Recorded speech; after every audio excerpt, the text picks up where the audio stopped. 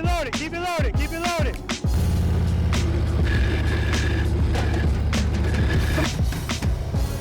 Very nice, I'm looking at the camera.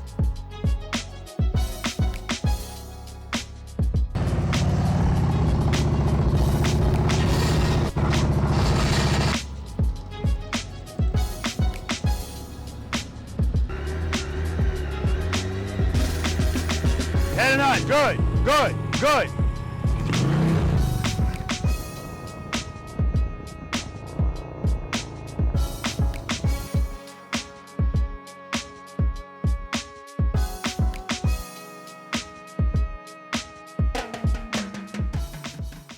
Preloaders, V.I.Preloaders, welcome back to the channel, guys. Always a pleasure to have you guys here with me, and you notice by now, or at least you should.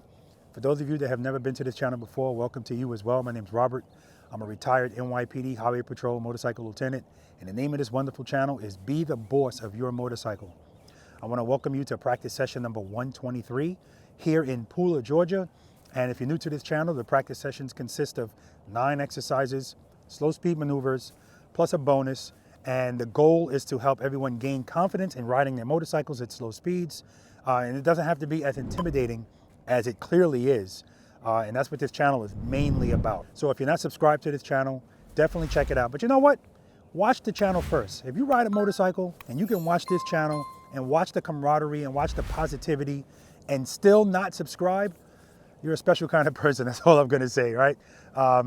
Anyway, that's a little levity there, but I know a lot of people that aren't subscribed. Some people just don't realize what subscribing is, how important it is, how it helps out the YouTuber, but it definitely helps out. So hit the subscribe button, hit the like button, and definitely leave a comment. Even to this day, I respond to every comment, not just on YouTube, but on Instagram, Facebook, emails. You know, it's a lot, but it's definitely worth it. I like to hear what you guys have to say. We come out here with that kind of vibe, right? There's no arrogance out here. There's no judgment. This is an each one, teach one environment. And I'm included in that. And in my opinion, that's the way it has to be, because people are already coming in nervous and worried about their motorcycle. I don't want them worrying about anything else, okay? So obviously this is a group thing, but I also offer private lessons here in Pooler, Georgia, and I travel to do them as well. All of that information is on my website. Just click on where it says private lessons. And I do traveling practice sessions as well. And if that's something you're interested in getting information on, or even maybe participating in, same thing, go to my website, click on where it says upcoming events, okay? Also, guys, this is on another subject, but if you didn't know, I have another YouTube channel. Now, it's not exclusively my YouTube channel, but it's a YouTube channel that I'm on. It's a podcast channel. Myself, Finesse the Challenger, and Riding and Wrenching, they also have YouTube channels. All three of us, we do like a podcast show, and the podcast show is, obviously it's about motorcycles, but it's about anything and everything, right? We have a great time. It's a great vibe, and I want you to check it out. It's called Splitting Lanes. I think we've done about 5 episodes now, 4 or 5, and we're just gonna keep chiming those out. It's just a fun thing to do. And so the practice sessions out here in Pooler, Georgia, if you are a V.I.Preloader, those practice sessions for you are free. You can come to as many as you want, and you don't have to worry about paying a dime. If you're interested in more information about becoming a V.I.Preloader, all right, you can check out this video right here. There's also a link in the description section. All right, guys, so when the V.I.Preloaders get here, we're gonna talk to them, find out where they're from, find their names, of course, how long they've been riding a motorcycle, more important to me, how long they've been practicing slow speed riding, and what they rate themselves on a scale of 1 to 10, 10 being the best in slow speed riding. Again, that number's for them and them only. At the end of the day, if they're still here, I'll ask them if there's any change in their number. And again, that's for them. There's no pressure. Well, at least there shouldn't be. It's not about me. It's not about telling me your number's higher because my ego or my teaching style. It's all for you guys, all right? All right, guys, love you. Let's do it. All right, what's your name? John Curtis. Where you from, John? Kernersville, North Carolina.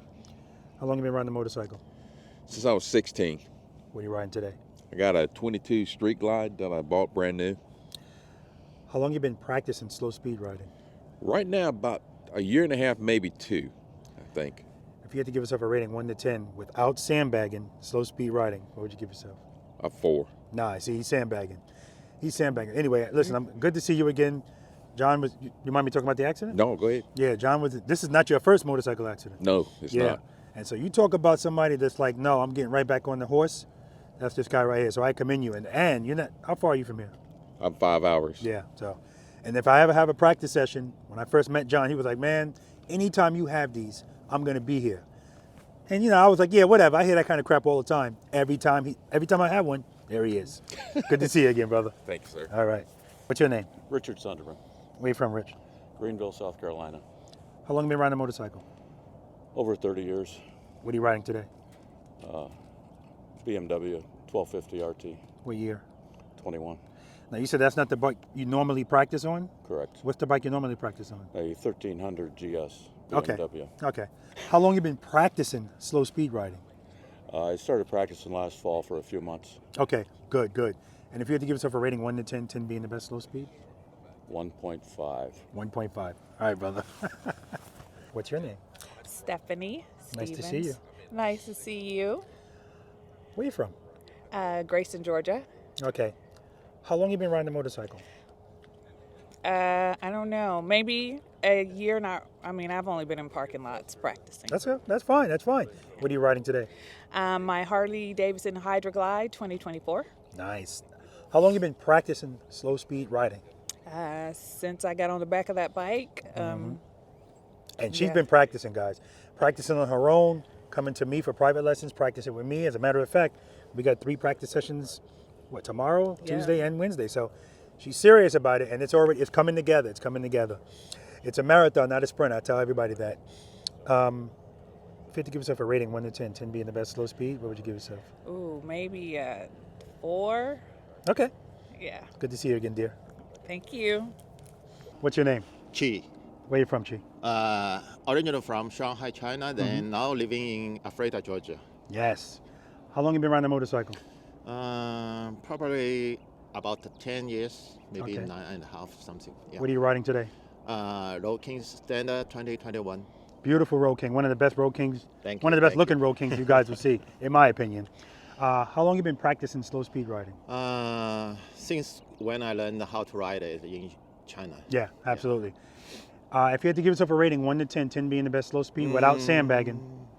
Maybe 6. Okay, okay. Good to see you again, brother. Yeah, me too. All right. What's your name? Mark, Where you from, Mark? South Carolina. How long have you been riding a motorcycle? Oh, since I was a teenager. What are you riding today? Today I have a 2019 Electric Glide. Ah, yes. Yes. Police. Yes. Yes, Electric Eye Police. So that's your new bike now. Yes. So guys, I don't know if you've been watching the practice sessions, and if you don't recognize Mark, your last bike was what? It's still a Kawasaki Voyager. Okay. Still have it. And he has a car tire on the back of that bike, and still killing it out here. So I'm looking forward to see how he does on this bike, because again, anything he couldn't do, I was telling him it was his bike, and even the stuff I told him he probably couldn't do, he went and he did that too. So sky's the limit, man. Sky's the limit. That's it. If you had to give yourself a rating 1 to 10, 10 being the best slow speed, what would you give yourself? I think I'm 8 now, 8.5. Okay, okay. I'm getting there. Yeah, man. I'm getting there. Getting Thank there. 8.5 is excellent. you. Thank you very much. Getting there. All right, guys, we're about to get started. 1 to 9, bonus. Let's do it. All right, good morning. Welcome to practice session number? 123. Yeah, you got to get that right. I sent it out to everybody. Anybody have a problem being on YouTube? Beautiful. Okay. All right, first and foremost, housekeeping. The bathrooms are in that building right over there, and they're immaculate. If you get thirsty, and even if you don't, stay hydrated. The cooler on the back of my pickup truck, there's water, and if you dig really deep, there's Gatorade. No orange, but there's another flavor you like. See, she's spoiled. She comes to my private lessons. I bring her Gatorade, and then one time I didn't have it. She was like, "Where's the Gatorade?" That's how, you know how they say don't feed a cat? So anyway, I want to shout out Jim, because I saw Jim changed into his Indy Ridge boots, and I was wearing sneakers. I was like, oh yeah, let me change. These are the only boots I've ever owned that I could just slide my foot in. This guy's a genius, man.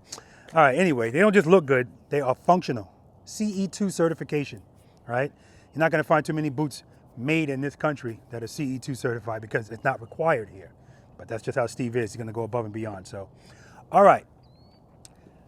Is anybody nervous? Okay, good. I expect that. And I want you, it's totally normal. I want you all to know, A, wherever your motorcycles are now, clearly they're going to be out here later. Leave your egos here, right? We don't do the ego thing here. This is not a competition. There's no pass.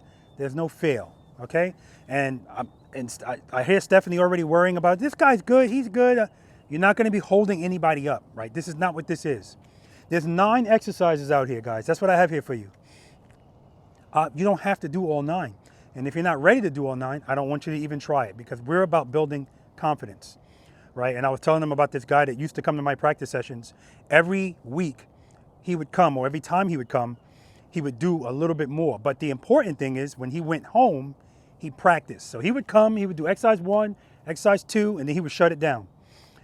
Then he would go home and practice those. Then when he came back, he was ready to go to 3, right? And that's how this has to be. These exercises build on one another. I put this together for a reason. And so for people that come to me for private lessons and say, Robert, just help me out with U-turns, I always go, okay. And we start with exercise number 1. Because trust me, the reason why they're having problems with the U-turns is, Sean, what's the main thing you're worried about? Slow speed. What are you concerned about the most? Dropping my bike. Dropping your bike. Everybody agree? That's everybody's main concern. That's why we have to start with 1. Because 1, 2, and 3, those 3 exercises alone are working on that. Working on whatever you feel, normalizing that feeling. And once it's normalized, it's not going to concern you as much. Once you get that, the sky's the limit after that, because now everything that you do, what you were always worried about, you're worried about less. I'm not saying it's just going to disappear, but you're worried about less. And the more you practice this, that's just the way it's going to be. All right? So are we all clear about that? Okay, good. So I know I can talk till I'm blue in the face. You're going to feel how you feel. But I want you to try your best to not feel like if somebody's doing better than you, that you're inferior. No. This is an each one, teach one environment. And what that means is, if you guys know something, I want you to share it. Don't second guess yourself. Share it. All right? Because this is not about right or wrong. Sometimes it's a better way of doing things, and we all learn differently. So the more heads we can put together, the better. That's what this is all about, guys. That's what it's all about. This is not about doing tight U-turns and dragging boards. It's not what this is about. Now, it could be about that for you, but it's about building confidence so that you can be a safer rider, enjoy riding more, and more importantly, share this information. Because when I say 98% of people really don't know how to ride a motorcycle, it's not an exaggeration. It's not going to be hard for you to find somebody that needs some help. But like I always say, you're going to get people that say, I've been riding this long, I'm good. Or, especially if you've been riding less time than them, they're not trying to hear what you have to say. Those are the people that I tell you, just ride around them. Not literally around them, but just watch, let them see you make a U-turn, come to a smooth stop. By the way, what's your name again? Ben. That's your gold bike, right? Yep. I was coming out of the bathroom, guys, out of the tennis center. I came to the top of the step, and I saw a front brake grab from that far away. It's amazing how distinctive it is. So speaking of front brake grabs, is everybody, let me do it the easy way. Who's not familiar with the push-up penalties? Everybody's familiar. Excellent. I want to be very clear. It's voluntary, right? It's just something it's an accountability thing. We're trying to break bad habits and instincts. If we do something, it doesn't have to be push-ups. It could be anything. But the point is, that's what we're trying to do. We're trying to break bad habits. So I'm still going to tell you 10. I'll be counting them 10, 20, 30. At a certain point, I stop because I can't keep up with that. But front brakes and putting our feet down. We don't want to do that. That's how we get hurt. Again, I expect you to put your feet down. This is a process, guys. This is a process. So I think, Rich, I think you've been riding the longest, right? 40 years, you said? Okay, and I think, Chi, no, how long have you been riding? About 16. Oh, shit. I'm 62. Okay, maybe I'm wrong. I don't know, but I think Chi is next. How long, 2 weeks, right? 2 weeks, okay. Sean, how long have you been riding? A year, okay. So I asked you guys all of that question at the beginning, but what do I always tell you guys? I really don't care how long you've been riding. I care about how long you've been practicing, right? Because this evens the playing ground.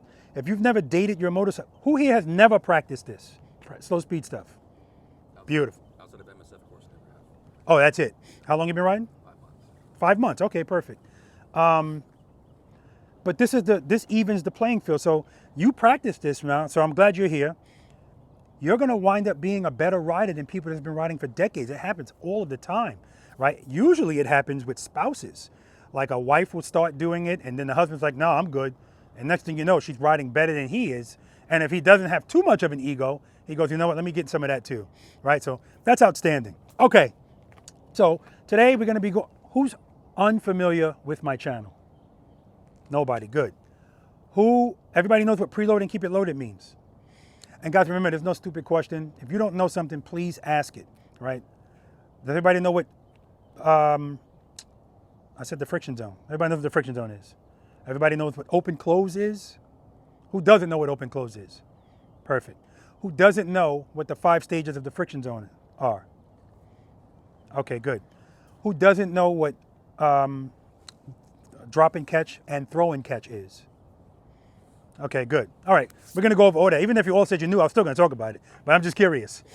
All right, so first things first, guys. What keeps the motorcycle, I'm coming to the person that's been riding the least amount of time, but a lot of the times, sometimes the person that's been riding the least amount of times, they can answer all of these questions because they're watching the videos, right? But we're gonna get deeper into it because it's one thing to be able to talk about it and know the answers, and there's another thing to do it. So I want you guys to all know this is not rocket science. It's not. You be the dumbest rock in the world, right? It's about repetition. Knowledge is important as well, of course, but the knowledge is easy. What keeps the motorcycle up at slow speeds? Power. Power to the rear wheel. Sufficient power. There we go. That's the word I'm looking for. Sufficient power to the rear wheel keeps these motorcycles up at slow speeds. Anybody disagree? No, okay. With sufficient power, what does it want to do, Sean? Keep you upright. That's right, it wants to stand up. Listen to these words. It wants to stand up and go straight. That's what it wants to do with sufficient power on that rear wheel, okay? With insufficient power to the rear wheel, what does it want to do, Steffany? That's right, it wants to fall. See how easy this is? So with sufficient power, it wants to stand up. I'm sorry, that's what keeps it up. Sufficient power to the rear wheel is what keeps it up. And with that power, it wants to stand up and go straight. And with insufficient power, it wants to fall. So if we wrap our heads around that, and it's not that much to do, this seems very simplistic, right? But I want you all to understand what we're dealing with today. We're fighting instincts, which have been with you as long as you've been living. We're fighting bad habits, which has been with you as long as you've been riding. So if you haven't been riding long, that's good. That was me. When I went to motorcycle school with the NYPD, never rode a motorcycle in my life. So I had no bad habits. But I still got my instincts, and that falling thing is always, And so because we all have differences as far as we're human beings, our fear levels are going to be different. And how you deal with fear is going to be different. The person that I don't know if almost like they got a death wish, like that, it's like it's a screw loose. They're not scared of anything. Of course, they'll pick this up a lot quicker because that's the only thing holding us back. Bad habits, instincts, and fear. Fear is the number one thing, okay? But keep that in mind. We're going to work on that. Let's talk about, now that we know what keeps the motorcycle up and all of that stuff, is everybody familiar? Who's unfamiliar with the first 5 steps before you move the motorcycle? Oh, this is beautiful. All right, so I'm just going to go through them. And I want you guys to do it all day. Step number 1, make sure the motorcycle's in first gear. Boop. Even if it has a nice big number, do it anyway. We're building muscle memory. Step number 2, cover the rear brake. Do we know why we cover the rear brake? What's covering the rear brake, Rich? Light pressure on the brake. No pressure on the brake. Just resting your foot on it. No pressure. That's covering the brake. And if you just rest your foot on your brake, it's not going to apply the brake. The thing is, when we get nervous, we do 2 things that on a motorcycle are, detrimental is a strong word, are counterproductive. How about that? We clench up, which is people pulling in their clutch, and we do this, which is people jamming that rear brake, all right? Rest your foot on it. Why is it important for us to do that? Because we are going to be slow dancing out here. I told you we're dating our motorcycles today. If you haven't yet, you haven't dated your bike yet, so you're gonna date it. You just got married. We're gonna be dating the bike, and on the first date, we wanna slow dance. Everything we do on the motorcycle, guys, fast or slow, quite frankly, has to be smooth. Everything that we do, the movements are small. And the only time the movements get big is when we wait too long to do something. And so what I'm referring to is, we said sufficient power keeps the bike up, right? And so if I'm on my motorcycle and my bike starts to fall, I feel it start to fall right here, and I correct it. That's the most it's gonna fall. So that means the most I'm gonna do with my hand is that. That's how small the movement is, unless I'm coming all the way from the grip. And so I wanna talk to you guys about that as well. When we're riding these motorcycles today, actually, we'll get to it. Step number 3, preload the throttle and keep it loaded, right? What's going to happen to your motorcycle if it's sitting still running and you just open the clutch with no throttle? It's going to stall. And so that's why we preload. Preloading is just raising your RPMs above idle. And guys, don't preload. All right, I get it now. I used to always tell people, stop. You're preloading like I'm charging you for it. Give me more, like preload. But I understand now. With some people, the sound of the preload scares them. And the higher it goes, they're like, oh, because it feels like something's going to happen. What reigns supreme, your throttle or your clutch, as it pertains to the bike moving? Clutch, that's right. So if your RPMs are at 8,000 and you open the clutch this much, it's just going to be a loud like this, right? So don't worry about that. I don't want you at 8,000, by the way, right? 2,000, it depends on your bike. If you're riding the Harley Davidson, it's about 2,000. The BMW, it might be about 1,800, 15 to 1,800. Because those BMWs, I mean, it's real, it's almost like, at least a Harley Davidson, they give you a little bit of a warning when it's about to stall. That bike will just go, that's it, you're done.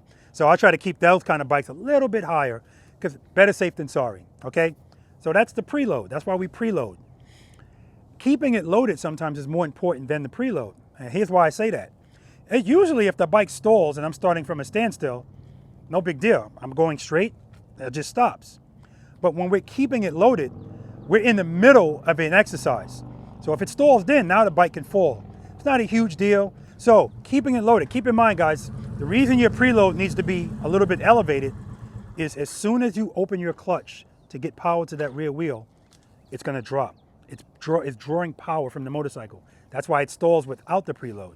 So that's why we preload and that's why we keep it loaded. So I want you guys to listen to the engine. Listen to it.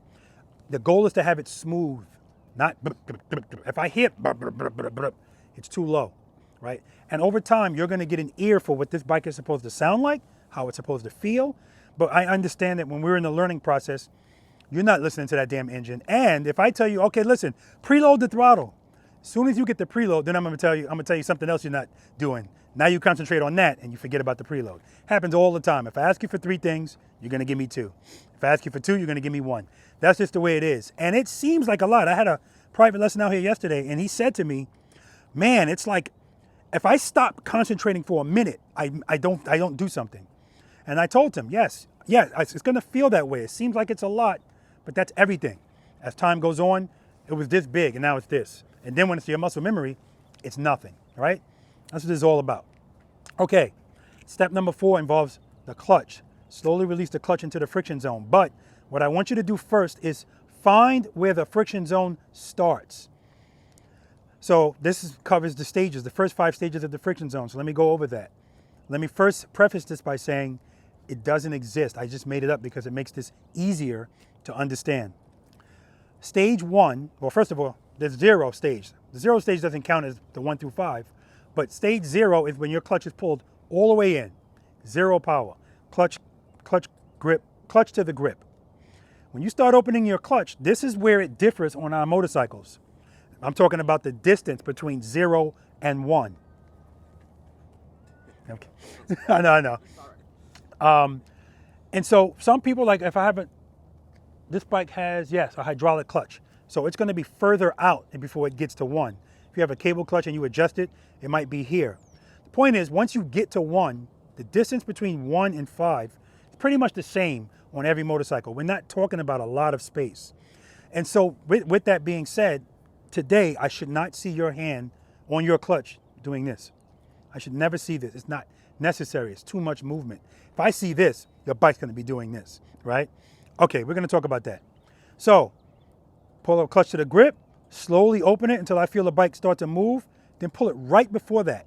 So instead of you riding your motorcycle at slow speeds, when you don't need power like this, your hand should be like this. Because we talked about the small movements. When you need power, all you're gonna have to do is this. And that's what this is all about. The thing that we all acknowledge that we're concerned about is dropping the bike. This small movement takes care of that, as long as we address it as soon as we feel it, right? Because what keeps the motorcycle up at slow speeds?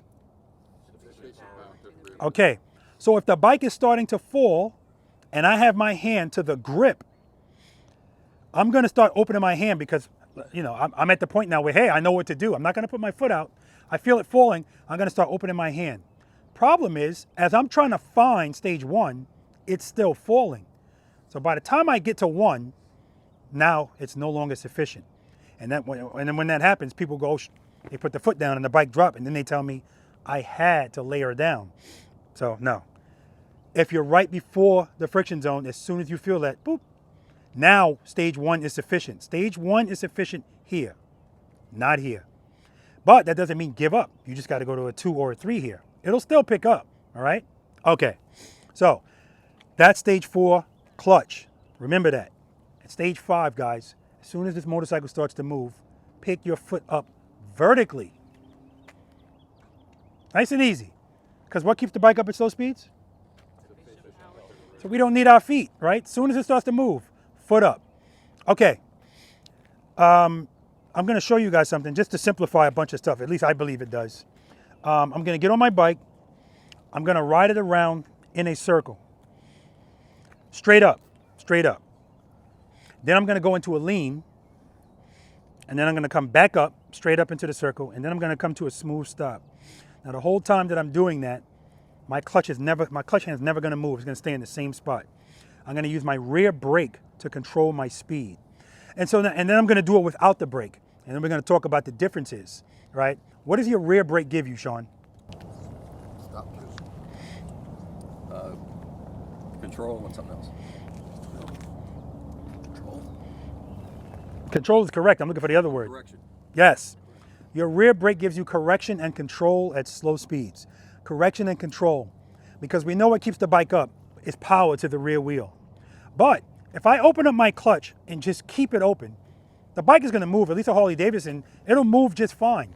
But it's going to move like this because that's just how it is. It's not smooth. BMW might be smoother, you know, because the idle's smoother. Where Harley idles like this. So that's the sound you're going to get. There's the movement you're going to get. So sometimes just opening the clutch alone, it's giving me the stand-up that I need, but I'm going too fast. Now, I can deal with that in 2 ways. One, open close, which we talked about, which is just me opening and closing the clutch. And literally what I'm doing there is giving power, taking it away, and this, using the momentum until I feel like I need it again, and then do it again. Little small movements, that's all I'm doing. I don't like that. Now, if I'm out here practicing and I want to practice my clutch control, yeah, I'll go through that. But in the real world, in situations where it's tight spaces or stuff is near me, I'm always going to be covering that rear brake and using it at the same time while I'm in the friction zone because the power is keeping me up, but the brake is keeping me slow. Okay, so when you're doing that, using the rear brake, dragging the rear brake, right? Again, I shouldn't see this on the brake. Of course, you could do that at times, but again, it should be nice and easy. Now, sometimes there's situations where you might have to do that. If you're already accustomed to this, that's not going to be a big deal. But listen, most motorcycle riders, when it's time to ride slow, they don't like it at all. And because they don't like it, they don't want any bumps in the road. They don't want cracks. They want it even. Even a little hill, people are worrying, oh, damn, how do I do this on a hill? The rules don't change, guys. It does not change. But again, the less you know, the more you worry. And that's the whole point of this. The point of this is to get tools in your tool belt. Because when you don't know what you're doing on these things and you're not really sure, everything's a big deal. Everything's a problem. And that's a dangerous way to ride. And that's what I don't want that to be you, okay? All right. So again, I'm gonna get on the bike, blah, blah, blah. I'm gonna follow the first 5 steps because I'm always gonna do that. Make sure I'm in first gear. Why is making sure I'm in first gear important? What do you think? If you're in neutral, you'll rev up and nothing will happen. Or if you're in second gear, you might not be preloaded enough to start going from second gear. Okay. I like the second answer that she said. Now, being in first gear is only important based on your skill because the options that I have when I'm on my motorcycle are going to be different than the options that somebody that doesn't know how to do this. And so the person that doesn't know how to do this, being in first gear is not a big deal because if my bike is right here, if any of your bikes are right here, and I ask you to move your bike over there, what are your realistic options? I'm not talking about what's possible. What are you going to do based on your skill? Most motorcycle riders are going to back the bike up or turn the handlebars and duck walk it. 1, that's 10, 20, 30, 40, right? because that makes sense. But what I'm going to do if I'm in that close proximity of something, I'm going to turn my handlebars and I'm going to do a drop catch. Actually, no, it's the right turn. It's a throw catch. And a throw catch is when we get to exercise 4, we'll talk about it more. But the problem that people have with that exercise is when they want to turn, the thing that makes motorcycle riders feel most comfortable is speed. Everything is speed. What does your bike want to do with power to the rear wheel? It wants to stand up and go straight. So if I give too much clutch, even though I want to go that way, it's going to straighten out. And that's why you see people go straight in this exercise instead of making the turn. Or if they started turning, it straightens up because they feel, oh crap, clutch. What I'm going to do is to make sure the bike goes that way and stays that way, the throw is this. It's so slight because it's on 2 wheels, guys. It always wants to fall at slow speeds. So it's not going to take much. Throw catch, and it has to be like that. Throw catch. Because if I just throw, catch, no, now it's going to fall over. The purpose of that exercise is to keep the bike straight up. And so if I want to keep the bike straight up, I have to catch it as soon as I throw it. Throw catch. Boom, that's it. That's what I'm going to do. If I'm in the wrong gear, the bike's probably going to fall. So, again, we'll talk about that. So again, I'm going to go in a circle. I'll talk to you while I'm doing it. All right. I want you to listen to my throttle while I'm doing this as well. I'm always listening to that preload because that's my lifeline. This bike's only going to drop for 2 reasons at slow speeds. I'm not talking about mechanical stuff. 1, pull the clutch all the way in, or preload's too low and it stalls. And so my preload, to me, super important. So when I preload the bike, that's always going to be higher than to keep it loaded. I don't need to keep my RPMs up really high while I'm doing something. Just high enough.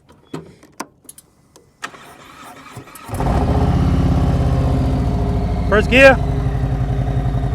covering the rear brake. That's a good preload. Okay, so I got to go this way. So, matter of fact, I got to do a drop catch. Now, a drop catch is I got to let the bike drop a little bit to the left and then catch it with the clutch. Don't worry about it, Jim. You ain't doing that. That's just what I got to do here. From a full lock.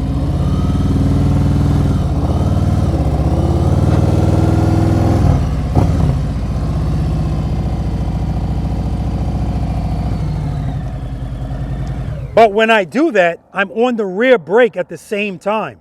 I'm dragging it. We'll talk about that too.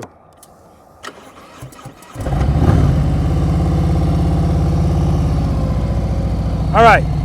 I like where my clutch is. I'm gonna keep it right here. I'm just pressure on the brake. That's it. Hold the turn. Pressure. Keeping it loaded. See, I don't need a lot of preload, just a little. Pressure. If I want to lean, what do I need? Speed. Keep the clutch where it is. Just come off the brake a little bit. I'm still dragging it. Still dragging it. Clutch, same spot. I take my foot off the brake. Now I got to move the clutch in and out, in and out.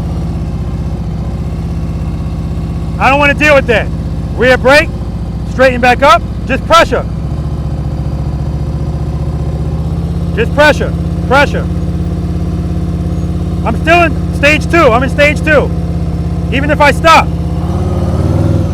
I'm still in the friction zone. When I come to a stop, friction brake, friction brake, friction brake, smooth stop. Does anyone not know what friction brake means? Okay, perfect. So everything that you saw me do, guys, my clutch stayed right there. This simplifies everything. I'm trying to give you less to worry about.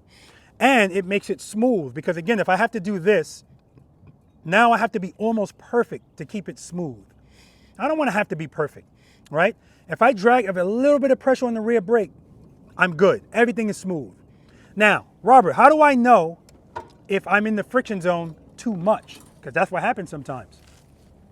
If you're in stage 1 or stage 2, you're fine. When you start going higher in the stages, that's when you're making this bike fight.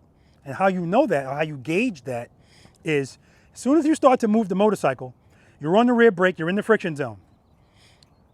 Take your foot off the brake. If your bike goes like this, too much clutch. You're in too high of a stage of the friction zone, the bike's fighting. We don't want it to fight. We're giving, remember, the clutch reigns supreme. So a lot of the times I tell people, take your foot off the brake anyway, just so you can gauge where to put your clutch. If you're going too fast, it's too much clutch. Pull it in a little bit, right? And once you find that, now you can just stay there. And it all depends on what you're doing. So if you want to stay in the stage 2 and make U-turns and do figure eights, or even make right turns and left turns from a stop, you can, right? But don't be too high. And I can hear it when it's too high, and I'll let you know. And at a certain point, you'll be able to hear it too. And if you keep doing it, you're going to be able to smell it, because that's how you burn clutches out, by making the bike fight. Okay? All right. Let's talk about stopping the motorcycle. All right. Everybody said they know what friction brake is, so that's beautiful. Everything you do today on this motorcycle, stopping it, well, I want everything to be smooth anyway. I don't always get what I want, but that's the goal. We want to be smooth, all of our inputs smooth. But I understand when you're trying to learn this, nothing's smooth. Everything is herky, you know. Like I say, if you like the slow dancing thing, you're going to have 2 left feet. That's just the way it is, right? When you stop your motorcycle, I really don't want any compression in this front suspension. That's how smooth I want it to be. Ding! Or heel toe. That's how I want you to stop. That's the goal. So when Chi came in today, and look at, I don't know if you can't see Chi's motorcycle, but he's parked right in a sand pit. And so when he came around the turn, and that's the difference, that's where this skill of stopping the motorcycle really shows, it shines. When you're coming out of a turn and you have to stop. That's why I added that to this. I didn't used to have people stop, but I realized, hey, we need that. And so speed is never gonna make you, speed is never gonna make it easy for you to stop smoothly. And a lot of times if I say speed, I know a lot of you are gonna think you're riding slow out here today, and I'm gonna tell you, now you're going too fast, right? This is my slow you need to go, right? If the slow that you're going, and if it makes you comfortable, most likely you're going too fast. So anyway, Chi came around that turn, he's going a little bit too fast, and he went to stop. He had his handlebars turned, and when he put his foot down, it slipped, and he almost dropped the bike, right? So I'm glad that, I like when stuff like that happens, because it reinforces what we do and why we do it. Oh, what's the big deal? I've heard people say that, just stop the bike, put both feet out. That's people that don't know how to really ride a motorcycle. The slowest this bike is ever going to go is the beginning of a start and the end of a stop, the very end of the stop. And that's why at the beginning of a start, you see people with feet out until the bike picks up speed, and then they pick their feet up. And when it's time to stop, that's when the landing gear come out, because that's when the bike is not working for you anymore and you're expected to take over. But those people go, no. I'm not ready for this. I'm not ready to be the boss, okay? So if you know what friction brake is, that's how we get a smooth stop. Now guys, all day today, I want you to need the friction zone at the end of your stop. Are you always gonna need that in the real world? No, but we're here to practice, so we have to practice that. I need you to put yourselves, well, I'm gonna purposely try to put you in uncomfortable positions. Now, not maliciously, but I understand that this is all uncomfortable for everybody. And if we never face it, we're never gonna get over it, all right? Now, that doesn't mean I'm gonna be asking you to do silly stuff. Just stuff that needs to be done, right? Okay, so, and that includes picking your feet up. Don't duck walk the bike, but be safe, obviously. Now, also, when we're doing the exercises, guys, and we're in between the exercises, we're practicing all day. I don't care what you're doing. If you go to the bathroom and you ride your bike over there, I want to stop smooth. I want a friction zone stop, right? If you're waiting in line and the line advances, that's exercise number 1. Don't duck walk there either. Follow the first 5 steps, slowly open the clutch, move that bike nice and easy, and stop it nice and easy. Because it really, that's how I want you stopping your bike all the time. And the beauty of it is, that's how you will stop all the time. Because once you do it, and you feel it, and you go back and watch this video, and you see it, you're gonna always want it. It just is what it is. Because now riding your motorcycle is not just sitting on it riding. You're always thinking about what you're doing, friction brake, you're saying it in your head. I hear these idiots, who uses Waze, the app on their motorcycle? Waze. Only you two? Guys, you got to get that app, especially if you're riding on the highway and stuff. In my opinion, that app can save your life on a motorcycle because it gives you a cheat code. That's what I call it. If I'm in my car and it pops up, object on road, I always slow down. My antennas go up even higher than they were. But if I'm in my car or my truck and there's an object in the road, one of those big tire treads that come off a truck or something, big piece of wood, not a big deal. But if I'm on this, I would like to know that something's up there. Pothole on road. But I'm more worried about the objects because objects can be projected. Like, I mean, listen, when I was working in New York, I responded to an accident where a tractor trailer ran. I still don't know how this happened. Crazy stuff happens out there. And that's why I tell people, you know, when you experience more stuff in your life, you're wiser to what can actually happen, so you're more cautious. Some way or another, it ran over a manhole cover. Now, I don't know if you guys know how heavy a manhole cover is. Ran over a manhole cover and lifted that thing up in the air, and it went through the windshield of not a car, another tractor trailer, and decapitated that driver. So if that can happen to a truck, imagine you on one of these little things. So if you don't use that app, I highly recommend you download it. And it's not just to use it, because it does tell you if the police are ahead of stuff, but it's not just for directions. I let it run all the time because it's still gonna talk to you and tell you what's going on. And if you get that, let me know and I'll send you, I have a voice on that app, right? And it's for the motorcycle. I'm telling you all kind of stuff, motorcycle related, right? Good stuff. All right, so starting smoothly and stopping smoothly, but particularly the stopping. If I'm coming to a stop, I pull my clutch all the way in because everybody does that. I don't need the power anymore. Problem is, as I'm braking and I'm braking, remember, it always wants to fall. It's on two wheels, and the slower it goes, the more it wants to fall. If I start feeling the handlebars starting to do this, most motorcycle riders go, oh, time to stop. Front brake, abrupt stop, 2 feet out. But no, what I'm gonna do is, what am I gonna do? Okay, what keeps the motorcycle up at slow speeds? Sufficient. Exactly.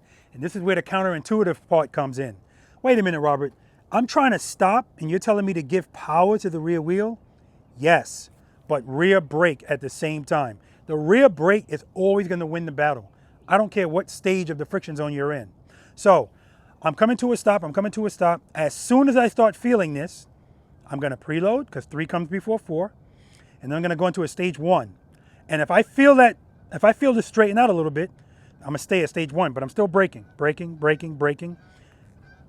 Bing! And when my foot touches the ground, then I pull my clutch in. And this is the mistake a lot of people make. They pull the clutch in. Even if you pull the clutch in a second too early, the bike is going to start falling, especially at the end of a stop. It's the slowest it's going. So the only thing keeping it up is that stage that you're in. You take it away, immediately it's going to start falling, unless the balance of the bike works out. Okay? Now, also keep this in mind. If I'm in stage 1 and it's working, the slower I go, the more it wants to fall. So stage 1 might not be sufficient anymore. If I feel that, go up to 2, but keep braking. The point is you have to keep braking. It's progressive. Don't wait, if I tell you to stop there, don't wait until you get here to start braking, because if you do, now your stop's gonna be like this, right? We're gonna be in our feelings today, guys. Everything we do is mainly based on what we feel physically, as far as fear, and what we feel on the motorcycle, what we feel, okay? We all clear about that? Now, when it comes to taking off smoothly, I want that as well. I don't want to see any movement in the suspension. Open the clutch, let the bike take off nice and easy. Now, let me ask you this question. Actually, I'll ask you, Jim. If you're getting ready to take off, this happens all the time in my private lessons. I remember it was happening to you. You start opening your clutch. The goal is to go straight, and the bike is starting to turn. What's happening there? That's right. So that's the start of a fall. Are we all clear about that? If your handlebars are turning, the bike is starting to fall. And what often happens is when people feel that, they panic and they pull the clutch in. Now it just falls over. Or they don't open the clutch enough and it just keeps turning. So remember, if we address it as soon as we feel it, we don't have to worry about that. Clutch open, because again, when is the slowest it's gonna go? The beginning of a start and the end of a stop. So it definitely wants to fall then. So that way, if you open up the clutch sometimes too slowly, yeah, it's gonna start falling right away. So how do we get past that? Because yes, you can always correct that by just going 2 to 1. And if I say 2 to 1, if you hear me saying 2 to 1 or 2 to 0, or 1, I'm talking about the stages in the friction zone, right? So 2 to 1 or 2 to 0, we're gonna talk about that. So if I wanna get past the bike starting to fall, for instance, a situation like when I'm in my driveway, I did a video about this. I'm trying to go between my 2 cars. my clutch lever gets pulled in because it touches the truck's back handle. And as soon as I felt that, I came to a stop. So now I'm stopped between my two cars. I don't have a lot of space. It's pretty much like this. So in that instance, when I'm now getting ready to proceed, matter of fact, Finesse was recording it. When I'm ready to proceed, this is not the time for my handlebars to do this. So how do I assure that my handlebars don't start turning when I open the clutch? I got to start at 2, not 1. 2 to 1, rear brake, boom. Just by doing that, your handlebars are going to be straight because it always wants to go straight, right? That's the only time I'm going to see your suspension move, but it should move like this. 2 to 1, not 2, because it's, you know, too much speed, okay? So I'm going to show you guys how I want you to start smoothly. I'm going to show you 2 to 1, then I'm going to show you stopping smoothly. First gear, cover the brake. I got to go around.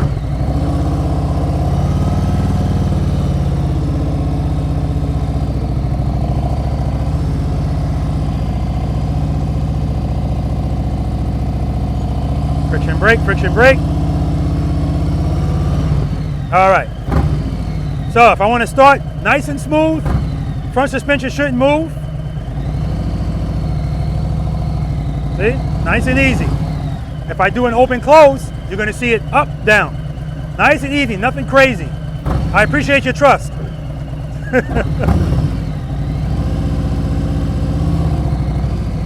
That's it. It's just very subtle. Open, close. That's it. Any questions about any of that? Outstanding. All right, guys. First exercise. Exercise number 1. Smooth, short starts and stops. Steffany's an expert at this. She really is. Who's unfamiliar with this exercise? Who's never practiced it? Okay, good. This exercise, guys, is forcing you. This is the bread and butter as far as I'm concerned. Forcing you to be in full control of your motorcycle. Full control.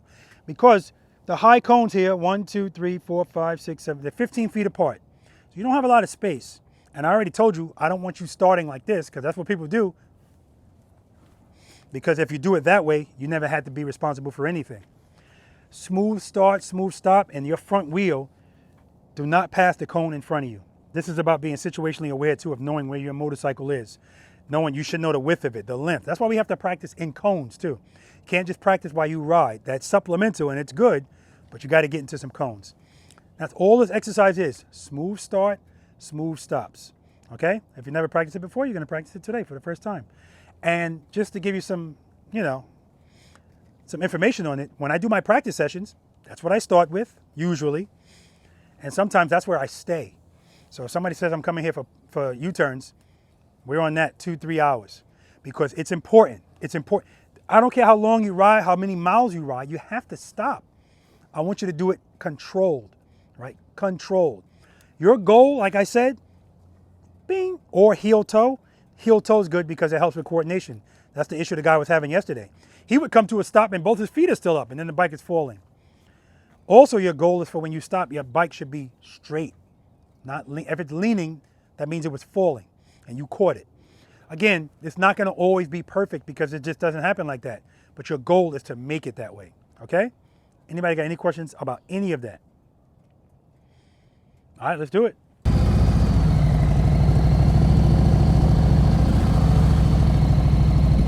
Friction brake, friction brake. Full stop. See me coming out of that turn, guys? Coming out of those turns. That's when this is most important. I passed the cone, damn it. Friction brake, friction brake. All right, let's do it. Got Steffany going here.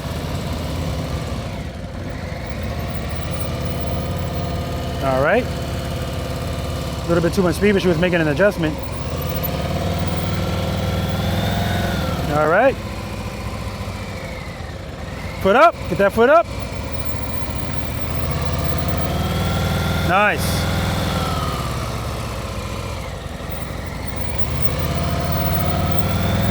Nice, Steph. Foot up. All right, believe it or not, you're going too fast. Okay. Yep, 2 to 1.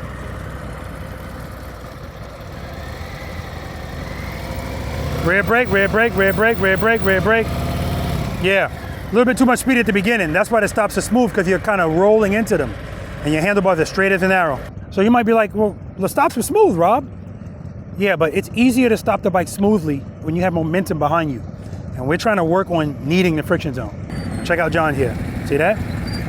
Brake, brake, brake, clutch, clutch, clutch, clutch, clutch, clutch, clutch. Beautiful.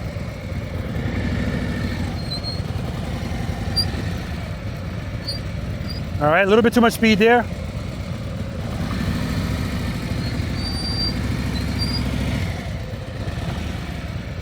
Nice.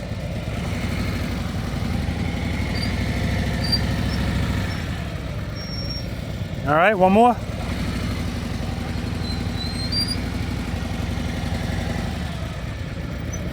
All right, so what you're doing is you start off nice and slow, and right before you stop, you speed up so that you can glide into the stop.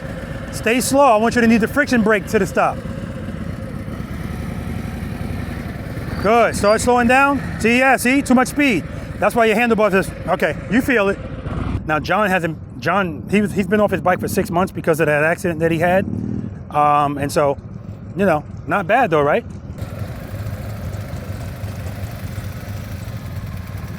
Too much speed, Rich. Too much speed. 2 to 1. Good. Start braking, braking, braking, braking, braking, braking. Yeah, it's too much speed, believe it or not. Good. All right, see how your foot's coming up behind you when you stop? So that's just a coordination thing, and you're passing the cone. Good. Start braking. Friction brake, friction brake, friction brake, friction brake. It's too much speed, too much speed. That's why the stops are so, it's difficult for you to stop smooth because of that extra speed. Get that foot up. Brake, brake, brake, brake, brake, brake, brake, brake, brake. Okay, one more. Good, start braking. Friction brake, friction brake, friction brake, friction brake. Much better, that one was nice. I told him from the beginning, I know you're gonna think you're going slow. I need you to go my slow out here. All right, Mark on his new police Electroglide. There you go, that's what I'm talking about.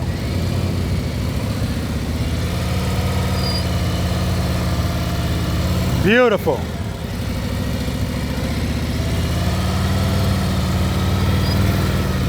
All right, one more.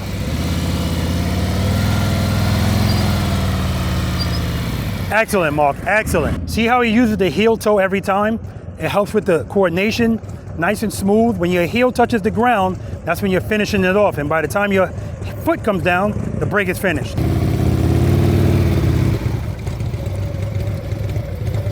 All right, too much speed. Open, close, don't keep it open the whole time at 2 to 1. Good, start braking. Brake, brake, brake, friction brake, friction brake. All right, so that time, not enough brake. As soon as you start moving, start braking.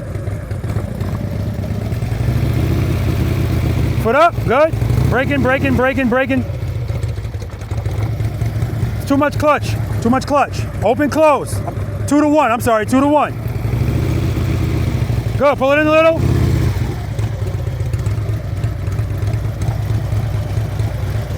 Back up, you're passing the cone too. So when you went to move right there, I said 2 to 1. You opened up your clutch and it stayed there the whole time. It should be this, 2 to 1. So your bike should go, all right, all right.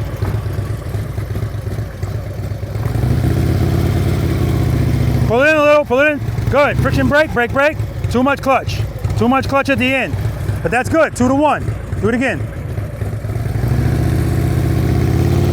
Good.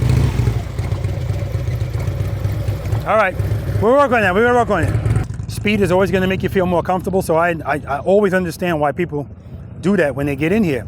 Too much clutch. You wanna speed to the next cone and jam the brake. No, that's not what we're doing here today.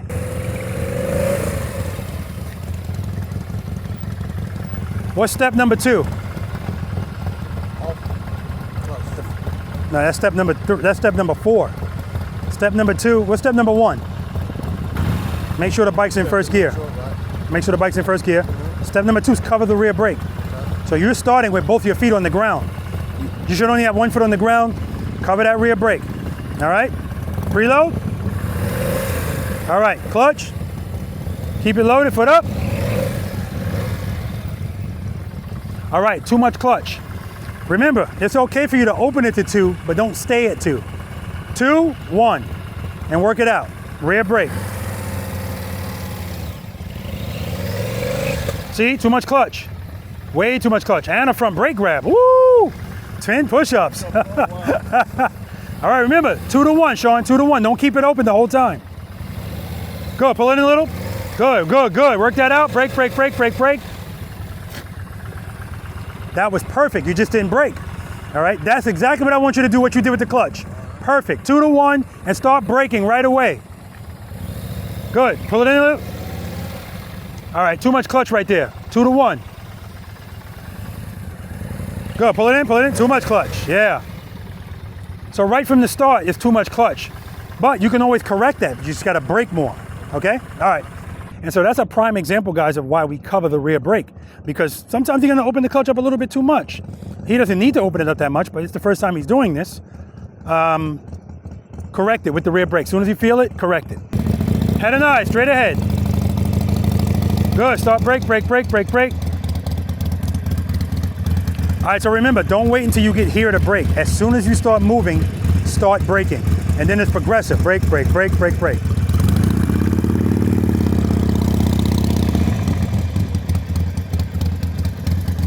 Too much speed.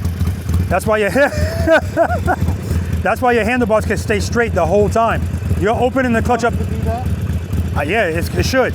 You're opening up the clutch to 2, then you're pulling it in and gliding into the stop. Okay. No, 2 to 1. Good, pull it in a little. Yeah, so same thing again. When you go to take off, you go into 2 and you're staying in 2 the whole time. That's why you're going too fast. When the bike picks up, pull the clutch in a little bit, back to 1. And braking at the same time. Good, pull it in a little. Brake, brake, brake, brake, brake. Remember, when you're coming to a stop, I should still hear you preload it because you're in the friction zone. Foot up. Foot up, that's 10. All right, not bad. You corrected it, it was too much, you used the brake. Foot up, clutch, clutch, clutch. Good, friction. All right, a little bit too much clutch there. We'll work on it. So yeah, he's been riding 2 weeks. Right? And so I commend him for being out here. I commend them all, really. But it's good to get this done right from the start. Brand new riders.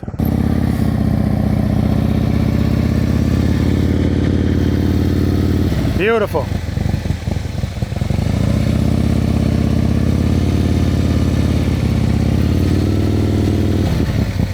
All right. See that little crack in the ground? That's what did that to him.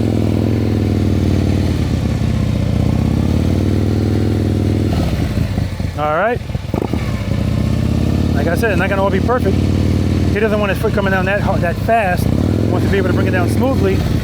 All right. We're going to keep going until we get one. Working it out, working it out. All right.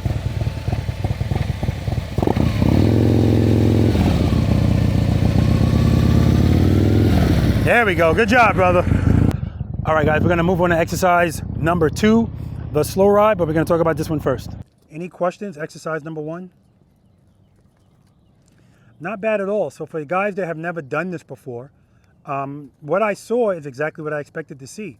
It's important that you all know it's very rare that it's nothing that you're going to do out here that I've never seen before, right? It's so common. Because again, speed, we're always going to resort to what makes us comfortable. That's why people don't want to ride like this, because it makes them uncomfortable, so they steer clear of it. Problem is, they don't say, I'm not going to ride a motorcycle. They just say, I'm not going to practice. So some of you guys, even if I said to you, 2 to 1, okay, Rob, 2. Because it doesn't matter, even if you know this is what I'm supposed to do, the comfort in you, or discomfort, I should say, is like, nah, I'm good right here. And if you do that, yes, that's what I mean when I say, and then John was doing the okie doke. As a matter of fact, Steffany was doing it too. Sometimes people open the clutch a lot at first, and then they pull it in, and coast into a smooth stop. Anybody could do that. Because if you coast into that stop, it didn't take anything from you to do that. I want you to need the friction zone. So if your handlebars are bone straight from cone to cone, you're going too fast. You should have a little bit of this. I need you to feel the struggle. It's not, I'm just using that word, it's not a struggle. But, well, it could be. I want you to feel a little bit of something. Because again, I know what you want to feel. Smoothness. No, I want you to feel this and I want you to work it out. Like if you saw Chi when Chi was going, Chi is trying to go as slow as possible. His handlebars are starting to turn, but he's dealing with it. He's not dealing with it enough, so it's still turning. So when he comes back, and he has to keep in his mind, I need to stop right there. So he's trying to work that out, and he winds up stopping, and it's like this. That's fine. Listen, the stops are not going to always be smooth, but the important thing is he didn't just give up, grab his front brake, and, do anything crazy. He's going through the motions, and that's the whole point. All right, guys? And quite frankly, I prefer, if you do something and it looks beautiful, and then the next guy does it, but he's all over the place, but he never puts a foot down and he gets through it. I like his better, because if everything is smooth, you'll never learn anything, and the fear that you're feeling will never be challenged. I need you to feel the pucker and deal with it, right? That's what this is. That's what this is, because again, the pucker won't come as much. Like I said, I'm never saying it's never gonna come, but the difference is when it comes, you're not gonna panic. You're gonna know, boom, this is all I have to do, and rear brake. And so some of you guys were waiting, like I thought, until you were almost ready to stop. Now you started stopping. That's why it's abrupt. When you have very limited space, like when I was right here and I made that turn, I'm starting, as soon as I start moving, I'm already on the brake. I want that control right away. And like for Sean, he opened the clutch and he opens it too fast. Sometimes that's gonna happen. That's why the rear brake, that's the correction part. I didn't mean to open the clutch like this, but as soon as I feel that, correction, boom. Now I could get right back to where I was, okay? All right, no questions. We're gonna move on to exercise number 2, slow ride. Now, when I do my private lessons, sometimes I have to skip that and start with 2 because that's too much for people, right? I had a brand new rider out here, brand new. And it's like, as difficult as that is to get, you have to go over it, because if I put her on my bike and I get her to start moving, great, she's moving. Shit, she's got to stop. And that's where the problem comes, because as soon as it's time to stop, oh crap, boom, and the bike falls, because that's where the panic comes in. Anywho, exercise number 2 is the slow ride, guys. Who has never practiced it? Okay, good. We're going to be at these same cones, but the cones are not relevant to this. I'm going to walk and you're going to ride. Don't pass me. You're not allowed to use your brakes. This is all clutch. No brake. So he's already giving me the look. Don't overthink this. This is open close, right? But I know I said address it as soon as you feel it. In this exercise, this is going against everything I say. A, you're not allowed to use the rear brake. B, don't address it as soon as you feel falling. Like, unless the bike really needs it. So this is where it differs, because all of our feelings are different. For me, I'm gonna open, close, and work it out. Just like on a bicycle, I'm gonna turn the handlebars. I'm trying to balance the bike. When I feel that that's running out and I absolutely need power, open, close. And I'm saying it that fast because that's how fast I want you to do it. Don't open, close, because if you do that, you're gonna pass me. Once you get too fast, you can't fix it because you don't have the brake, okay? Everybody clear about that? The purpose of this exercise is to get you to feel, oh crap, and just quickly adjust that. As soon as you do that, it's gonna go away. Now, if you're that guy that goes, or gal, no, guys, everybody's in this, under the umbrella. I feel it, I feel it, I feel it. If you keep opening and closing that much, you're still gonna pass me, right? Open, close, work it out. Let me show you what that looks like. All right, as soon as I start moving, open, close. I got no power here. Open, close. This is the skill that you're gonna use a lot of the times when we're doing stuff in small proximity. I want you guys to pay attention, because everything that we're doing right now, 1, 2, we're just gonna talk about those 2. You're gonna be using this skill all day. And every time you ride, you're gonna be using this skill. It's always relevant. Here, out there, everywhere, always relevant. Open, close is always relevant. Who's not familiar with trust and believe? You're not. Trust and that's the reaction I usually get. Trust and believe is always relevant. Always, always, always. And we're going to talk about it. Question. Go ahead. You said open and close on this, but this slow ride, you're basically staying in one though, aren't we? 1 to 0. 1 to 0. Yeah. Close it Yeah. completely. Because if you keep, yeah, I don't want you to stay in at all.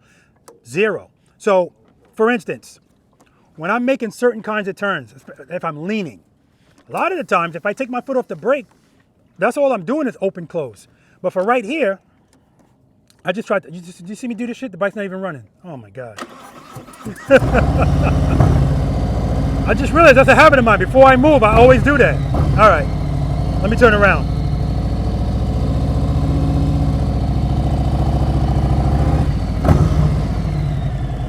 Right here, I got no clutch, no power. No power. No power. I don't need it. I don't need it. I got no power. No power. Right there, I need it. See what I mean? That's all we're doing.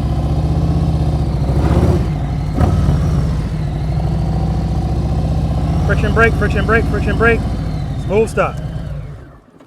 That's what this exercise is trying to help you to understand. Work it out a little bit. Don't feel a little bit of falling and go, oh crap. Work it out a little bit. And if you do it that way, I'm going to be way ahead of you. Because I'm going to be walking like this. A normal pace. You should be able to go that slow as long as you don't give too much power. We good? Questions? Let's do it.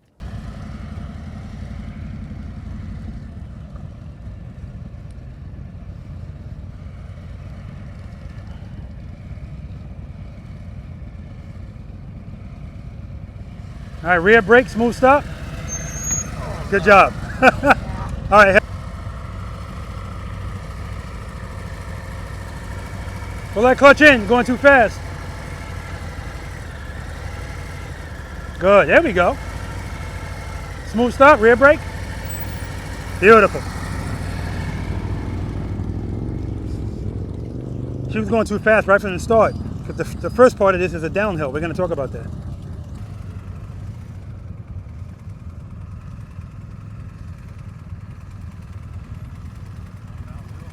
Pull the clutch in, you don't need it. All right, rear brake, smooth stop. Rear brake, smooth stop.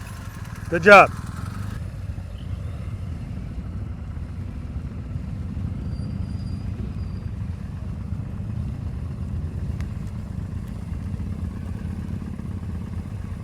Rear brake, smooth stop. Excellent, man, excellent. And what I liked about that the most is when I told him rear brake, he didn't just slam the brakes on. He made sure the bike was together, and that's why that stop was so smooth. Wow, that was nice.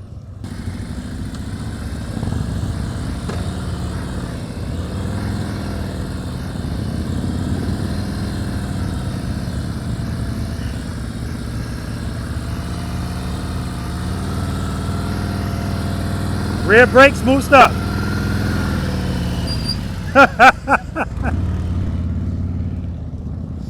I love that because Mark knows it's coming unless he forgot. We're going to talk about that. You ready, Chi? All right, let's do it.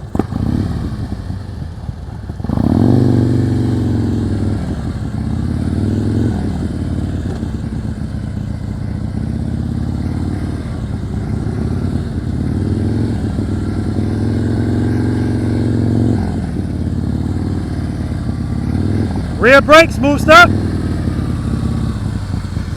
Did you just add this camera? Was that there before, the camera? Before I have. Okay. Oh, okay. I didn't even see it.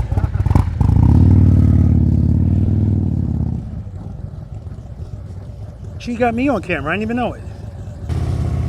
Pull it in, pull it in. Pull it all the way in. There we go. Just use it when you need it. Good, pull it back in. Rear brake, smooth stop, rear brake. Good job, man. Yeah, everybody wants to stay in the friction zone. And I understand why. But again, we gotta create the discomfort. All right, you ready? Don't use the rear brake, don't even cover it. 2 to 0. 2 to 0.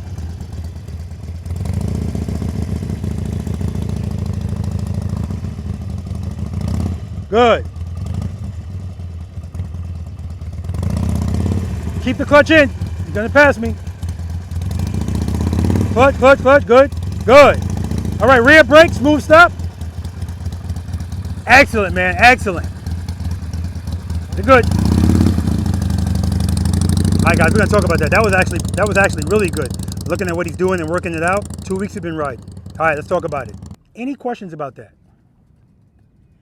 That wasn't bad at all. Like, it really wasn't. A couple of you guys had to tell you pull a clutch in.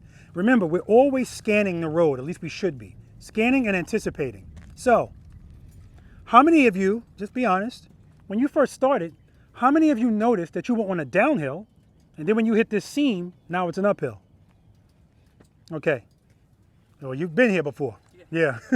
Right? But this is important. I need you to do that because even knowing that, you still had the clutch open unnecessarily. So that's why you passed me. If you do a 2 to 0 on a downgrade, you saw me right here. I'm barely moving. No power. I don't need it, right? And that's the difference. Because I know I don't need it, I'm feeling, let me make sure I word this correctly. I want to say I'm feeling the same thing you're feeling, but I'm not feeling the same thing you're feeling, right? In other words, gravity is gravity. I'm not panicking because I know, based on what I'm feeling, if I feel the bike falling this way and I turn the handlebars this way, that corrects it. I can do that for a good amount of time before I actually need the power. And so obviously I'm letting you guys know when we're doing anything else, I want you to address it as soon as you feel it. This exercise is to have you delay that because I need you to feel falling more and realize not a big deal. And when I really need it, boop. But of course, right now I need it. You're going to give a lot. That's okay. The more you practice that, the less you're going to see, I don't need this. I don't need all of this. Just give me a little bit. That's what that exercise is all about. So the first 2 exercises that we did, you could practice this every time you ride your motorcycle, right? You come into that stop, you see the lights red, don't rush to it. Do the slow ride. And my goal is always, especially on my group ride, so if you guys are going to be riding with me April 5th, yeah, when we ride as a group, it's nothing like it in the world as far as I'm concerned. The best group ride ever, riding with preloaders and V.I.Preloaders. Because when that light's coming up and we're just, listen, being in a motorcycle unit, I know what that sounds like for a bunch of motorcycles to be doing the slow ride. It gives me goosebumps just thinking about it. And when we're doing it, I wish I had somebody recording it so I can see it from that vantage point. I'm telling you, it's just impressive. And that's what we get in these rides. And the light turns green, nobody ever put a foot down. I slow down well in advance. I'm not trying to, but it's just really good. And then when we do our U-turns, everybody can make the damn U-turn. You're gonna see that on the group ride, I'm telling you that right now. So good. Now at the end of that stop, that's why I tell you not to cover the brake. Now Mark knows it's coming, and still the stop is not smooth. I do that on purpose because I want you, that's why I tell you don't cover it. I want you to see why we cover it. Because when you have to go to it, it's never smooth, right? Stop. What I like that Sean did is at the end of his stop, I said, okay, rear brake, smooth stop. A lot of times when I tell that to people, they just hear stop. No matter what's going on with the bike, brake. He worked it out, friction brake, smooth, boom, nice smooth stop. Excellent. It's coming together. All right. I forgot to ask you this question. How relevant is your balance to keep this bike up at slow speeds? 100's a lot, 50's in the middle, 0's none. For me, Yeah. so far it feels like a lot. I need a number, sir. Between over 50. Over 50? How relevant is your balance to keep the bike up at slow speeds? It's not a trick question, guys. I don't know, 1 to 10 to 3. 1 to 100. 1 to 100. 30. 30. 0. 0. 50. 0. Yeah, it's 0. What keeps the motorcycle up at slow speeds? Sufficient power to the rear wheel. So your balance is irrelevant. Now the bike's balance is different, but your balance is not. And that's what people always say, they're losing their balance. And I always tell them, I don't know what you're talking about. Unless you're losing your balance and you're gonna fall off the bike. But as far as keeping the bike up, that power is doing that, not your balance. Especially motorcycles that weigh this much, okay? All right, next exercise, trust and believe. Now this exercise is designed to get you to do just that. What keeps the motorcycle up at slow speeds? Yeah, you're gonna hear me saying the same thing over and over. Repetition equals retention. And I also want you guys to know, whether you've been doing this is your first time practicing slow speed maneuvers versus the guy that's doing competitions and winning them. The techniques that he's using are the same techniques that we're doing. It's not like you get to a certain point and they go, okay, congratulations, you're a motor officer now, or you're going to do competitions. Now we're going to introduce some new techniques to you. It doesn't exist. It's the same stuff all the time. So everything that we're doing here, that's what it is, okay? Just more extreme, that's all, taking more chances. Feeling more comfortable dropping the motorcycle and catching it. That's really what it's about. Trusting and believing that as long as there's power on that wheel, the bike won't fall. Period. So that's what trust and believe is all about. This exercise is to get you to actually trust it and believe it, that the bike won't fall with sufficient power. So let's go down the line. Do you trust and believe that as long as you have sufficient power on the rear wheel, the bike won't fall? Now, let me preface this by saying, so I can stop telling people they're FOS. I'm not asking you in theory. I know you understand it. Do you trust it and believe it? Most of the time. Most of the time. I don't know that I trust me, but I trust what you're telling me. Okay, exactly. Yes, I You do. If I execute it, I believe it'll work. Okay. Yes, sometimes. Hold up. That's not the question. I know if you execute it, it'll work. Do you trust it right now and believe it? Probably right now, no. Okay, good. Not really. Okay. Yes. Yes? Yes? Yes. Okay, good. How about you? You trust and believe? Yep. Good. All right, so that's what this is about. So I'm going to go through it. You said you're not familiar with this exercise, and you're not familiar as well? I know it. You know it. Okay. Everybody else knows it. You know it, Sean? Yeah, when refresh my memory. Okay, good. I'm going to refresh everybody's memory. Okay, first 5 steps, like we always follow, it doesn't change. Make sure the motorcycle's in first gear, cover the rear brake, preload the throttle, and keep it loaded. This is the exercise where that's important. But because people are so freaked out about the next thing's coming, they forget about the keep it loaded, and the bike stalls. Again, not a big deal. Step number 4, same thing, get that clutch, find out where stage 1 is, go right before it and stay there. And I'm gonna say, foot up. When I say foot up, pick up your left foot. I don't want the bike moving at all. We're not moving, pick it up. When you feel the bike start to fall, open the clutch and then come to a smooth stop. All right, so let me slow it down. What this exercise is not. The goal is not for you to see how long you can try to balance the bike after you pick your foot up. And that's what people were doing when I allowed them to do it when they were ready. They were just going like this. No, when I say foot up, don't think about it. That's automatic, because this is supposed to mimic an uh-oh moment. Foot up. Now, if you pick your foot up, sometimes you might pick your foot up and the bike is just sitting there. That's the balance of the motorcycle working out. But eventually you're going to feel falling. As soon as you feel it, address it. And you're good. Remember, we're covering the rear brake. So if you open the clutch more than you wanted to, don't worry about it. As quick as you open it, you can close it and rear brake. And when you come to that smooth stop, I want it the same way we stopped there. I told you, I want that all day. Friction brake, friction brake, friction brake. Okay? Now I know, because people are up here in this exercise, when it's time to stop, sometimes people lock the wheel up. You know, no. You don't have to stop right there on the dime. Work it out, friction brake, bing. Now here's what I'm expecting to see. I'm going to say foot up, and some of you guys are just going to be sitting there. That's okay, you're still trying to process it. Or I'm going to say foot up, and you're going to pick your foot up and put it right back down. All of that's normal. Or I'm going to say foot up, you're going to pick your foot up, you're going to feel full, and you're going to open the clutch. And your bike's just going to do that, because you're holding the bike back with the brake. Okay, these are all of the things that I've seen. Unless you do something different today, you know, we're good. Okay? I don't want the bike moving a millimeter, so I'm always going to be looking at the tread on your front tire. When you pick your foot up, I shouldn't see it move. Now, what I don't want you to do is foot up, and as soon as you pick your foot up, you open the clutch. You have to feel falling. It's the only way we're going to reprogram your brain to associate falling with this, not putting your feet out. Okay? So I'm going to give you guys 2 demonstrations. The first demonstration, I'll have Rich. He's going to yell foot up to me. When he says foot up, I'm going to pick my foot up. As soon as I feel it, I'm going to address it. If I address it as soon as I feel it, the most the bike should turn is like this, or like this. The most, if at all.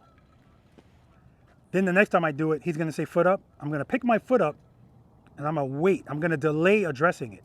Then when I address it, now the bike is going to turn more. So instead of me being right here, I'm going to end up right here. Again, not a big deal, but I'm only showing you that to show you the second way I'm doing it, I'm not going to be able to go to stage 1. I'm going to have to go to a stage 2 because 1's not going to be sufficient because I let it fall too long. I waited too long. That's why my movement is bigger. That's why everything is like this. And really, it doesn't have to be. Okay? again, all this is trusting and believing, open and closing. It's all going to be the same. You'll see. All right, let me turn around.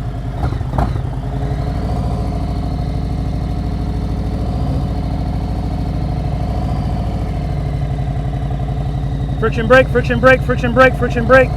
Smooth stop. All right, first gear.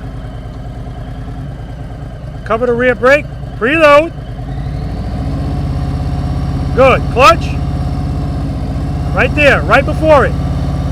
Head and eye straight ahead. Whenever you're ready, Rich. Smooth stop. See how the bike went this way a little bit? As soon as I felt it falling, I addressed it. So no big deal. Smooth stop. Now I'm going to delay it.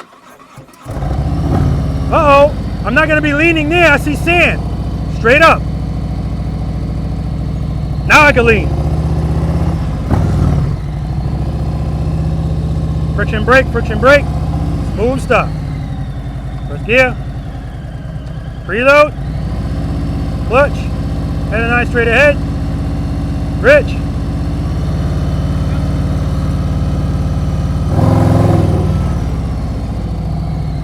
Smooth stop. Look at where I am versus where I was. Just because I waited too long to address it, but I'm not going to give up. I'm still going to address it. I'm always in control, right? I'm always in control because I have the throttle, but I got that rear brake too. Questions? Before the foot up, is the brake just covered or is there slight pressure? It's just covered. Now, it's slight pressure if the ground that you're sitting on is unlevel and the bike's moving. Then you have to give a little bit of pressure. Otherwise, no, you don't need any pressure. Okay? Any other questions? Good question. All right, you ready? In first gear? Yes. Okay. I'm in first gear. Covering that brake. Yes, I'm covering the rear brake. Preload. Preload. If this doesn't work, I'll just go ahead and let everybody else know. Oh, it'll work. Give me some more preload.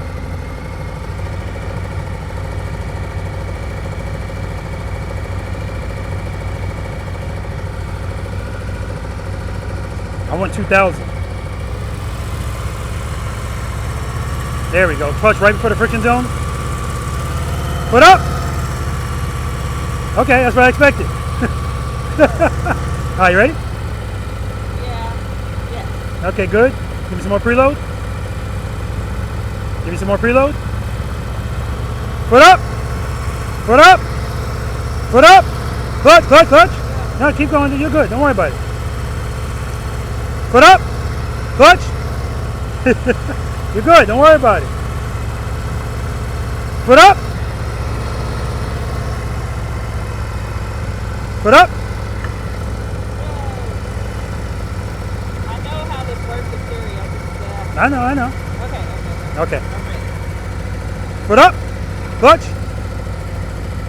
We got rigor mortis here. We got to work out that rigor mortis. Okay, I'll try one more time. All right. Foot up. Almost had it. Yeah. Make sure you keep that throttle loaded. Foot up. All right, we'll work on this together. Yeah, you can go over there. Foot up. Get it up. Get it up. That's 20. That's 30. That's 40.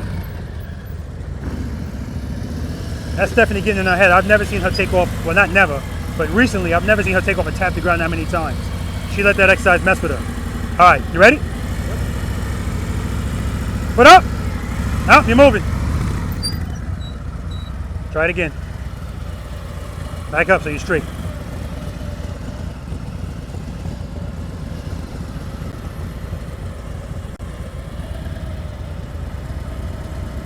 You ready? Foot up. Smooth stop. Smooth enough. Good job, man.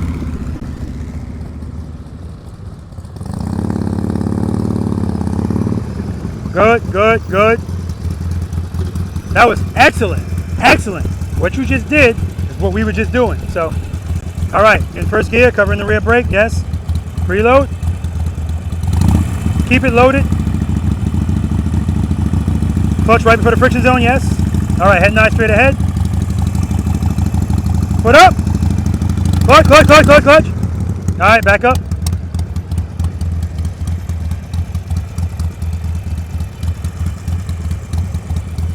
All right. Preload. Keep it loaded. Good. Foot up. Smooth stop.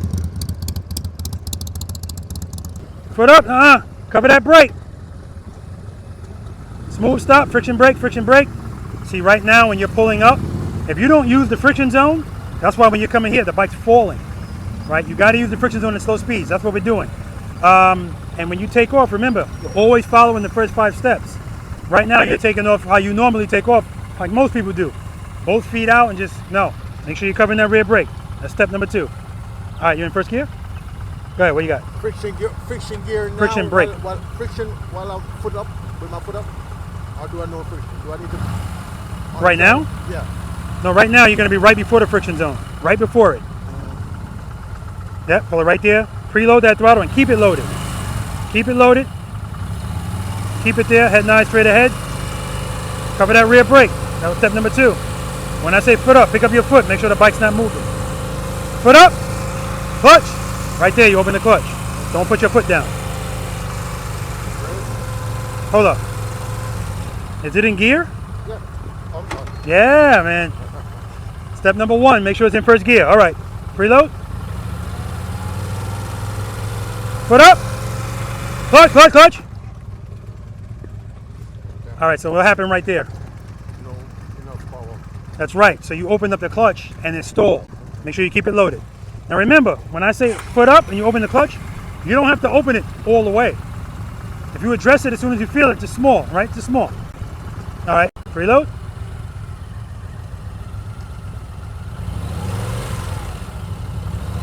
Good, keep it loaded, good, good. Foot up. Clutch, clutch, clutch, clutch, good. Smooth stop, smooth stop. That's what I'm talking about, Sean. Good, smooth stop, friction brake, friction brake, friction brake. See, still too much speed. This is the same as that, what we were doing. All right. You ready? Hope so. Yeah. Foot up. Clutch, clutch, clutch. All right, you're good. Listen, I love these bikes. This handle back here, I got you, man. Foot up. Clutch, clutch, clutch, clutch, clutch, clutch, clutch. Woo! All right, back it up. What happened there? Straighten out, straighten out. I'm not sure. You opened the clutch appropriately. But when you opened it, you didn't like the way that felt. And so then you let the preload go and the bike stalled. So that's all that happened. You did open the clutch. As it was falling, all you had to do was open it more. But you didn't like the way that felt, so you pulled the clutch in. All right. I don't like the way that felt, that's for sure. And so remember, I know you don't like the way that feels, but nothing's gonna happen, right? Because if anything, if you give it too much clutch, it's just gonna pick up, it's still going straight. It started turning because then you pull the clutch in. All right. Foot up. All right, try it again. Foot up. Now you're moving. And also, don't think about it. I'm saying foot up and you're like, give me a second, Rob. All right, try one more time. Allegedly. All right. Good. Head 9 straight ahead. Keeping it loaded. Good. Foot up. Clutch, clutch, clutch, clutch, clutch, clutch, clutch. Good. Smooth stop. There you go, Rick. Whoa, see? Smooth stop. That's why we got to stop smooth. His foot slid in the sand. Or the grit, whatever the hell that is. Good. Friction brake, friction brake, friction brake. Not bad at all. All right. First gear, yes. Covering the rear brake. Preload. Foot up. Clutch, clutch, clutch.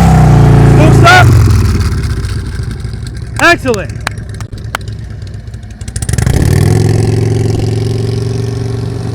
Friction brake, friction brake.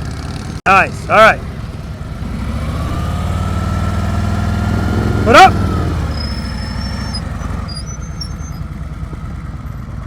Ain't gonna get no better than that. Look, if you do it right, that's what I mean. You don't have to move a whole bunch of space.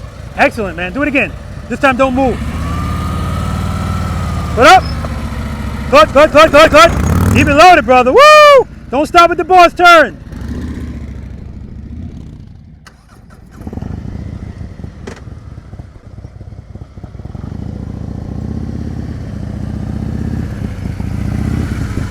Nice. All right. You ready? Foot up. Yeah, make sure you give me a preload. You didn't have a preload first. Foot up. Nice, G. So obviously what Chi is doing there, he's not preloading before. I guess what he's practicing is he wants to pick up his foot and preload and do the clutch at the same time. Now, of course, I advise you to do the preload first so you have one less thing to worry about.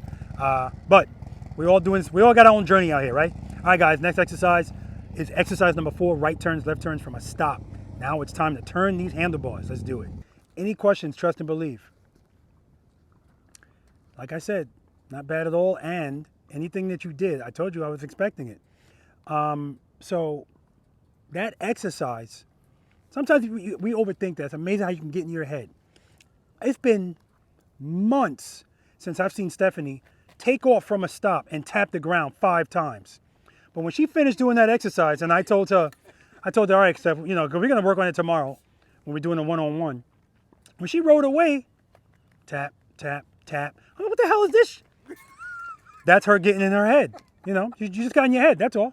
Don't get in your head, guys. Well, try not to get in your head. And what I'm referring to is don't forget the fundamentals. The first things that we talk about, the first 5 steps. Sean, where's Sean? Yeah, Sean. Make sure you follow those first 5 steps. Again, I'm not expecting you to get this shit right away, but it's important, right? Make sure you follow the first 5 steps. Remember the first exercise that we did. We're always doing that. That's how we're starting, okay? Step number 5, as soon as the bike starts to move, pick your foot up. And Steffany is good at this too. Really good at it. So don't worry about that. Rich, I'm sorry. So Rich, he opened up his clutch and it opened up faster than he wanted it to. And right away, he didn't like the way that felt. Clutch in. And so his bike stalled. Again, that's why I always ask people what happened there. Because if you don't know what happened, it's just like if somebody drops their bike. Every time you drop your motorcycle, your confidence takes a hit. That's normal. If it drops and you got hurt, it's a bigger hit. If you don't know what happened or why it dropped, it's not only a huge hit, but if you got hurt, now it's like a PTSD thing. So when you go back out and get on your motorcycle, when the same situation comes up, you're going to be all messed up. Because you still don't know what happened the first time. Remember, there's only 2 reasons this bike's going to drop. You pulled the clutch in, or you didn't keep that throttle loaded and it stalled. And that exercise is the main one for stalls because people not overthink it. They're so worried about that pick your foot up part, they forget about the preload. Okay? Forget about the brake too. Yeah, definitely have your foot on that brake because again, it's going to correct anything crazy. Because your bike did this. Again, that's not a big deal because like I said, what does it want to do with power? So the worst it's going to do is go straight. But as soon as you do that, you pull it back in, rear brake, everything's fine. And not only that, at the end of your stops, smooth, controlled. So you're good. That's my whole point. You're good. All right, no questions? Beautiful. Exercise number 4. Right turns, left turns from a stop. Who has never practiced this? Two? Not in cones. Okay, good. All right. So, but you're familiar with this exercise. Okay, and you're familiar? What we're doing is making right turns and left turns, but no leaning. No leaning. Matter of fact, it was Rich. When Rich made a stop over here, he waited till his bike got, the handlebars are true. And when he put his foot down, he was still going a little bit too fast. So when his foot hit the ground, it slid. And that's the main reason why we want to make sure we always stop smoothly. Because sometimes the ground is not going to have grip, right? And if you're trying to stop smoothly, speed is always going to be a hindrance to that. So we got to make sure we're going nice and slow. And we're going to practice that in this exercise because you have to be going slow in this exercise to make this turn straight up. There's no leaning in here. This is the gravel road. This is how you ride on gravel. Straight up in the friction zone, and then you make a turn. Straight up, 0 lean. 2 miles per hour is the fastest you should be going, okay? So, the first time we do this, we're just gonna ride straight through. Left, what's your strength, right turns or left turns? Probably left turns. Left turns is your strength. I never measured it. Okay. Right. Right. Left. Left. Right. Right. Left. Left. Left. Left. Okay. We're gonna start going left. Just straight through. This is the chute. So when you come in to shoot, if you want to come to the, if you want to favor the right to make the left, no problem at all. Do you want the ambassador treatment? Yeah, you rated yourself an 8. So when you come through here, you're going to be on the left side of this. You're going to be making lefts from the left. That's how you're going to do yours. As a matter of fact, your first turn is going to be brakeless. All right, you're brakeless. It doesn't have to be from the inside though, but you're brakeless. First time straight through. When I tell you to, then we're going to do it from a stop. You can stop anywhere in here, anywhere you want. You're going to realize that the more you get comfortable with this, if you were stopping over there or favoring the right, you're not going to do that anymore. You're going to wind up here. And at some point, guys, I need you to be here. Because when you're out there riding in the real world, sometimes you can't stop here to make the turn because you can't see around something here, parked car if you're in the city. So you're going to have to be up here to make this turn. Okay, we clear about that? And then last, we're going to stop, make the turn and stop, and then we're going to do the same thing going right. As you guys are approaching this to make the turn, remember exercise number 2, the slow ride. That's how slow I want you going, okay? But the difference is now you can use the rear brake. So if you want to go up to stage 2, but you want to drag the rear brake, that's fine. The point is, I don't want you going fast. And I know you're going to think you're going slow. It happens all the time. Now, here's the key, guys. What comes first? Head and eyes or handlebars? Head and eyes. So head and eyes comes first, guys. It is not necessary for you guys to have your head and eyes turned from here. I want you to look where you're going, right? Straight ahead. But before you turn your handlebars, head and eyes. Because you might say, oh shit, here's a car coming. Rear brake, I'm not going to turn. But if you got the all clear, head and eyes, handlebars. This is where it falls apart for people. Because motorcycle riders don't like turning. They don't, especially not like this.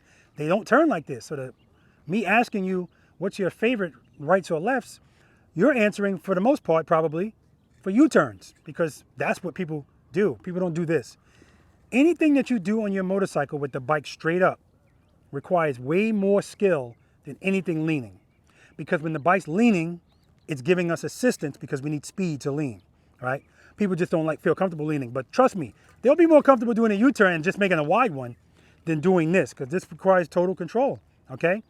So as you're approaching, remember that exercise number 2, stay slow, and right before you're going to turn, guys, don't change a whole bunch of stuff. That's what happens. Happens in U-turns too. Everything's fine. As soon as you turn, either you slow down too much or you speed up too much.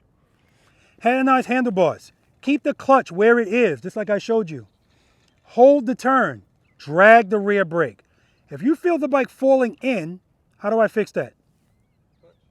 That's right. Or, remember, you don't have to. Just come off the brake a little bit. How about if the handlebars are starting to turn like this? How do I fix that? More clutch is just going to make it keep going that way. That's right. Because I have to correct the fact that I have too much power. What does it always want to do with power? And go straight. So that's what it's trying to do. And even if we're going very slowly, just a little bit too much power is going to make it start going this way. So if I feel it going this way, brake. And as soon as I brake, if it gets back to where I want it to be, now I come off the brake. Because if I stay on the brake too long, now it's going to start going this way. It's almost the equivalent of us being on a rope like this, right? And if it starts going this way, I got to do something to make it go back this way. But I want to stay here. I don't want it to start going this way because I don't want to be doing this, right? That's what this is, but shit, it's a lot easier on the motorcycle than that, right? Any questions? Demo. You want me to demo it? I want you to get on the back. Oh. Yeah, I know you. I brought my other Road King to a private lesson, and Steffany was pissed. I want the bike with the back seat. So I'm going to do over her on the back of the bike just because the rules don't change. All right. Rear brake. Keeping my clutch where it is. Head nice. Hold the turn. Hold this turn, guys. Hold it. Right in the middle. That's where I want you. Then we're going to do it from a stop. We're stopping, friction brake all the time. Friction brake, friction brake, friction brake. Smooth stop. Head nice. Foot up, rear brake, clutch right here. Keeping the clutch right here. Now I'm exaggerating this, of course. You don't have to go that slow. Then we're going to stop, make the turn, and stop. Friction brake, smooth stop. Head nice. Clutch, rear brake, keep the clutch where it is. Hold the turn, hold the turn.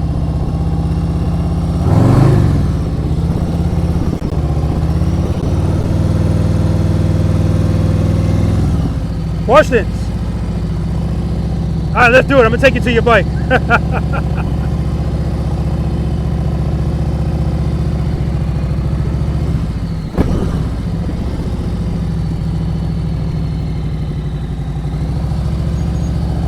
Smooth stuff. And nice.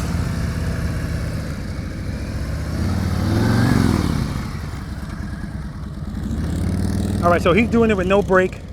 And right there, when he turned the handlebars, as soon as he felt it starting to fall, all he had to do was open the clutch to make sure it doesn't keep going. He didn't address it, and it's still going. He's not addressing it, and he addresses it at the end. Now it's a bigger move, and the bike is leaned all the way over. But clearly he addressed it enough so the bike doesn't fall. That's the important thing. But if that's gravel, he's on his ass.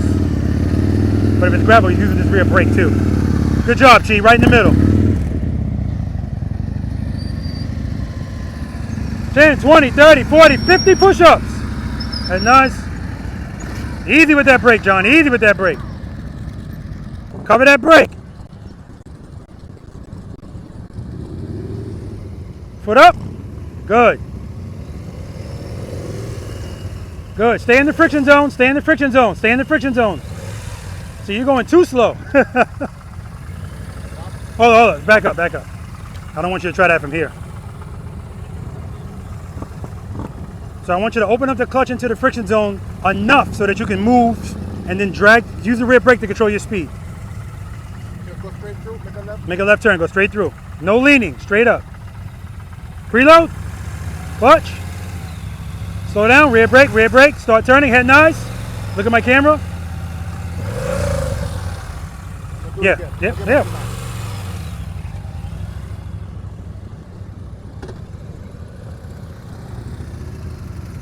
No, straight through. No stop. Straight through. Good. Head nice on my camera. Rear brake. Yeah, don't stab at the brake. Just drag it, okay? Just drag it. Straight through.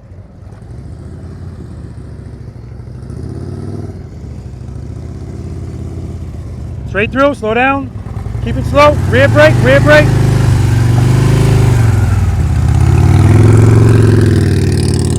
So he's not turning his head and his eyes at all, and he's anticipating that turn before he even gets to it, because I can tell by his body language.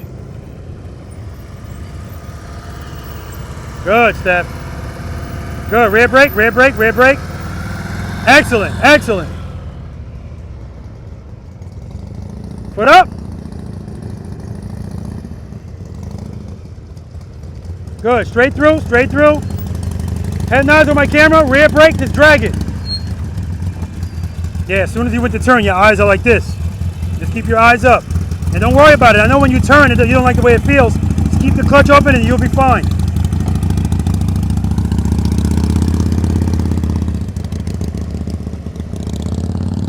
Straight through again.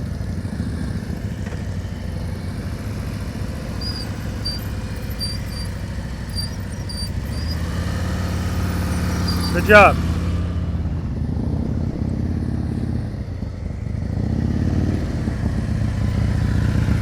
Good head and eyes. Hold that turn, Chi. Chi's kind of heavy with the rear brakes too. And sometimes it throws the balance of the bike off, but he's good. Clutch. All right, you're leaning, John, you're leaning. Because he's speeding up right before the turn. Good, keep it going. Head nice, start turning, rear brake. Clutch. Yeah, right there, just have to open the clutch.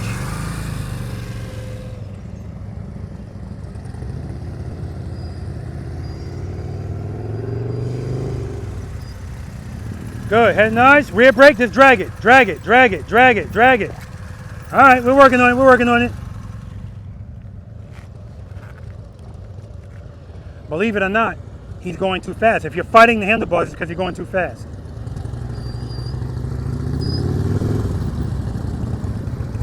Smooth stop. We're stopping the same way all the time. All right, when we go to make this turn, however you are with that clutch, just keep it there. Keep pressure on the brake. Don't stab at it. Just drag it, drag it. Turn your head in your eyes and hold that turn. Keep that where it is. If you feel falling, come off the brake a little bit. All right, let's do it. Put up. Pull it in a little, pull it in a little. All right, start turning. Rear brake, clutch, clutch, clutch. Yeah, as soon as you get right here, you'll go, I don't like that. You pull the clutch in. All right.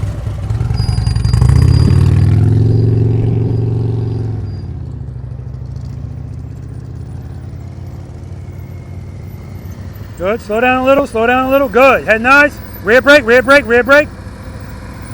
Nice, Steph, nice.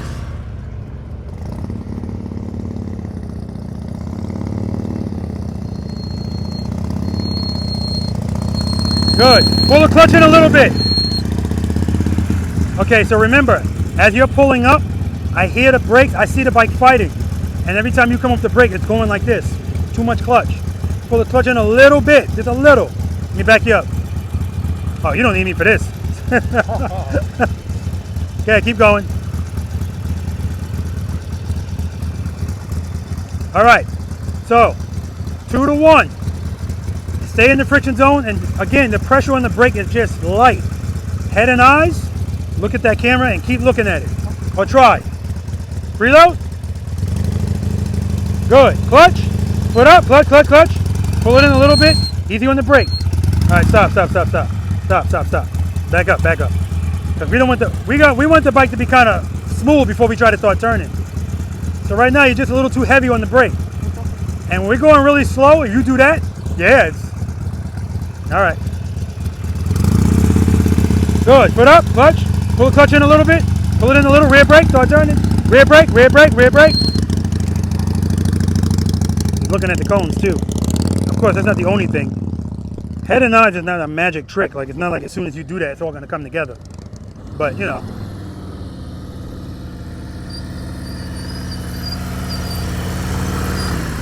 All right. Straight through. We got Mark on the inside lane. Going the wrong way.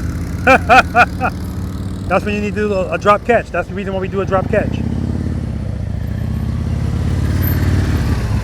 All right, left turn.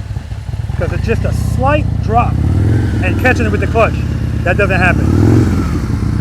Straight through, straight through.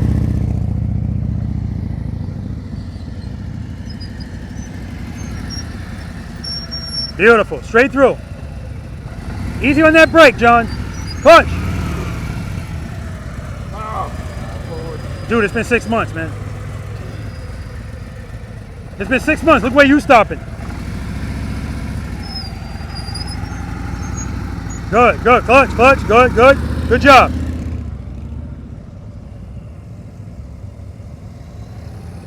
Smooth stop. Friction brake, friction brake. Yeah, you got to use the friction zone to stop. Don't just use momentum. That's why it's falling. All right. Left turn.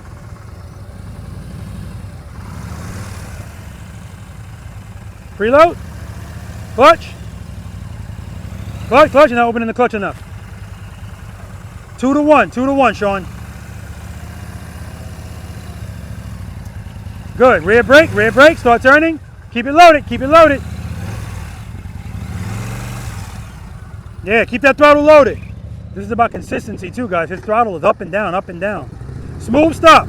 Smooth stop. Too much speed. That's why it's diving. So right here, believe it or not, the last turn you made, too much speed. If you're trying to turn the bars and it's like, what the hell? Trust me. Or if you just tap the brake, the handlebars are going to go like that. All right? A little less speed. 2 to 1 here. Rear brake. 2 to 1 rear brake. Good. Pull it in a little, clutch, rear brake. Hold that turn, hold that turn. Look at that. Beautiful. Beautiful. His foot started to come out. Straight through, straight through. Good, good. Slow down. Keep it loaded. Your whole engine's shaking. Too much speed. Yeah, too much speed.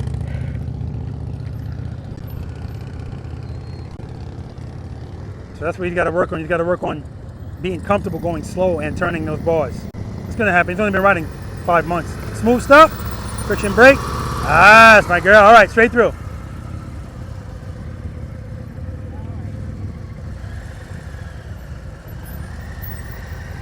Rear brake, rear brake, rear brake, rear brake. Hold that turn. Good job. Good job. Straight through. Straight through. Straight through. Slow down. Slow down. Keep it slow. Keep it slow. All right, let's back up. And you got to keep your head and your eyes up the whole time. You're riding like this. And then when it's time for you to turn, you're looking at those cones. Yeah, keep going. Yeah. I'll work on it. I can't hear what you're saying, but I'm going to work on it. yeah, absolutely. What we need to work on first is when we did exercise number 2, Yes, sir. you weren't riding like this. Just because you're anticipating that turn. Don't overthink this. Just like exercise number 2. Open the clutch, 2, close it a little bit, ride slowly, drag the rear brake. Don't wait until you get to the turn to brake. Start, just drag it. Find a good spot where you can ride slowly and stay there. Head and eyes, handlebars. Good, pull it in a little bit. Nice and easy, nice and easy. Too much brake? Yeah, too heavy on the brake.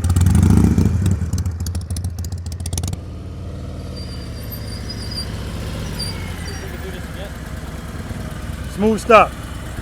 Hold up. Come up. Come up. Come up a little bit more. All right. Smooth stop. Yes. If you need to. You really don't need to.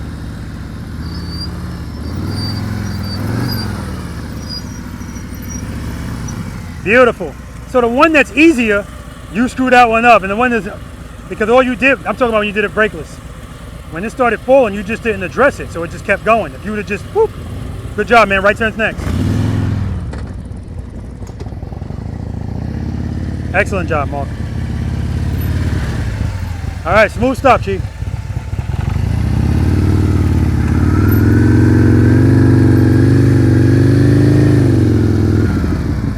Nice, Chi.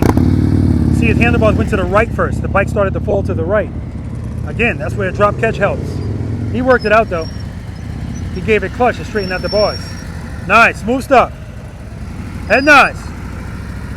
Head nice. Load it, keep it loaded. Yeah, that whole engine is shaking. Make sure you keep that throttle loaded. Right turn's next. Straight through, straight through. Good, keep it slow, slow down.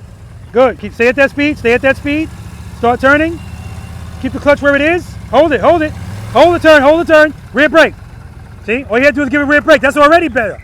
Already better, Sean. Wow. Smooth stop. Damn it, that last bit. That last turn was your best turn. All right, keep the speed down. And I saw your foot go, but you never put it down. You felt it, but clutch, good. Keep that clutch where it is. Smooth stop over here. Good, foot up, start turning. Rear brake, hold that turn, straighten out. That's what I'm talking about, man. Good job, right turn's next. Straight through.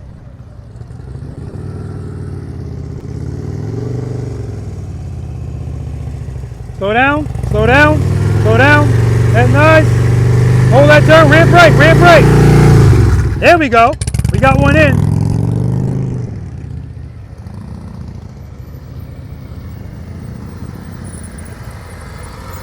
All right, too much speed at the end there. Smooth stop over here.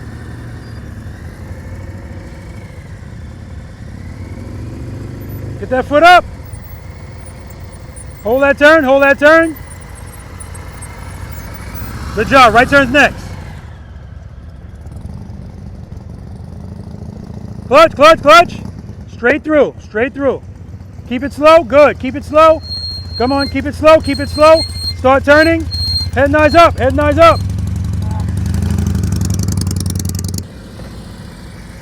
All right, we got Mark here doing the brakeless. Head and eyes. Good, there you go. Did you guys see that? Did you guys see that? He's going very slow. The bike started to fall left.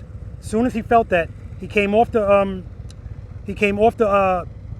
throttle, or the clutch, I should say, and he let it fall a little bit to the right, and then he opened the clutch back up. Just outstanding. Again, that's what we're trying to get to, muscle memory. What he did was based on what he felt. Good, hold that turn, Chi. Good job. Straight through, head nice. Hold that turn, don't speed up, you're leaning, John.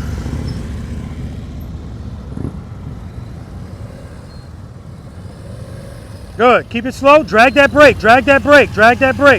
Hold that turn, hold the turn, hold the turn. There you go. You like rights better. Yep. So Sean didn't know if he liked rights or left better, now we know. Good, head nice, on the camera. You're going too fast, that's why. You're good. That bike has radar cruise control. That's awesome, that's an awesome feature to have. Slow down, slow down, slow down. Keep it loaded, your whole engine is shaking. He was perfectly fine. He sped up at the end, but he clearly likes rights better than lefts. And I believe his answer was he likes left better. I'm telling you, talking about U-turns.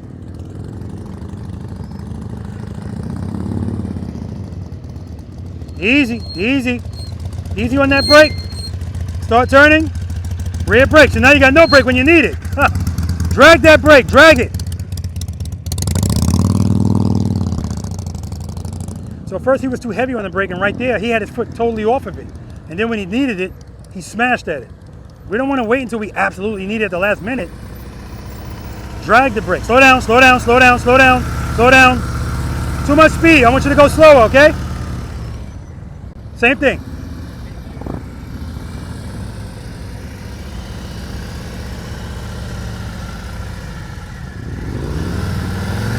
Excellent, man. Excellent, Mark. Yeah, man. He's got it, man. He's got this. He's got the feel for it. Slow down, John. Slow down. Good. Head nice. Keep it slow. Don't speed up. See how you speed up? Keep it slow, John. You speed up if you're going to make a U-turn. We're straight up, so we don't need to speed up. In fact, speeding up is detrimental. Well, not detrimental. It's counterproductive. Right there, Chi is trying that brakeless. He came off the brake right there and throttled the bike, and that's why it went to the left. Otherwise, he would have been right in the middle. Good. Keep it slow. Head nice.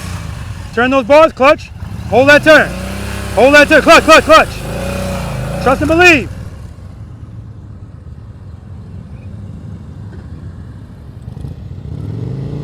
Good. Good. Good speed. That's a good speed. Keep the clutch where it is. Start turning. Drag that rear brake. Drag that brake. Hold that turn. Excellent. Excellent, Rich.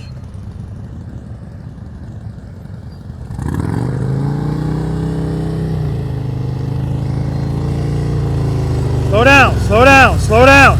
Still going too fast. Okay, good. Hold that turn. You had it right there. Just hold that turn. Keep the clutch where it is.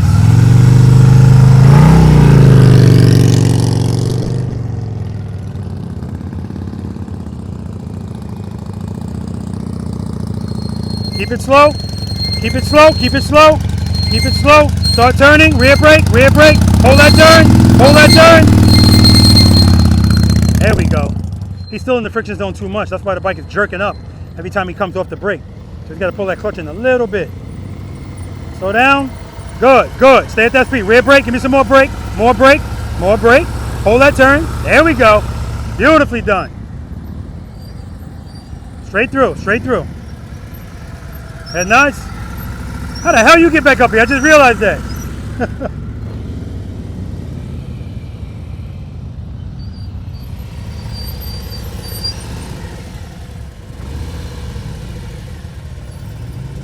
All right. Yes, you can lean.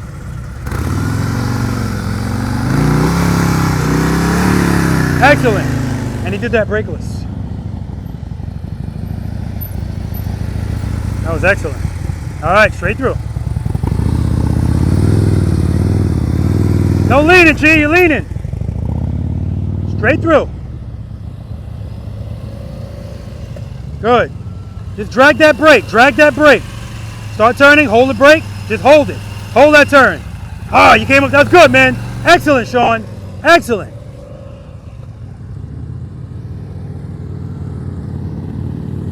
Straight through.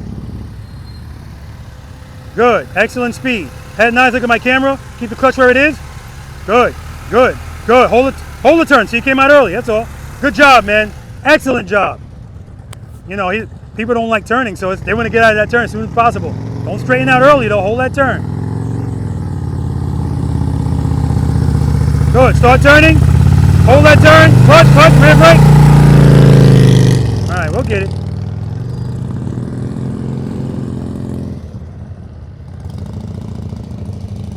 Slow down. Good. Start turning. Rear brake, rear brake, rear brake, rear brake, rear brake. Good job, man.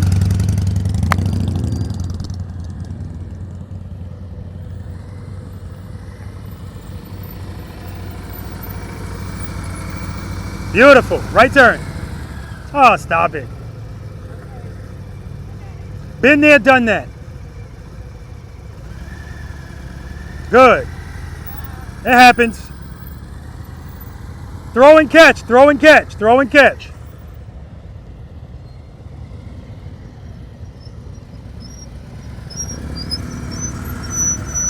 All right, smooth. No, I'm sorry. Straight through. Head nice. Good job.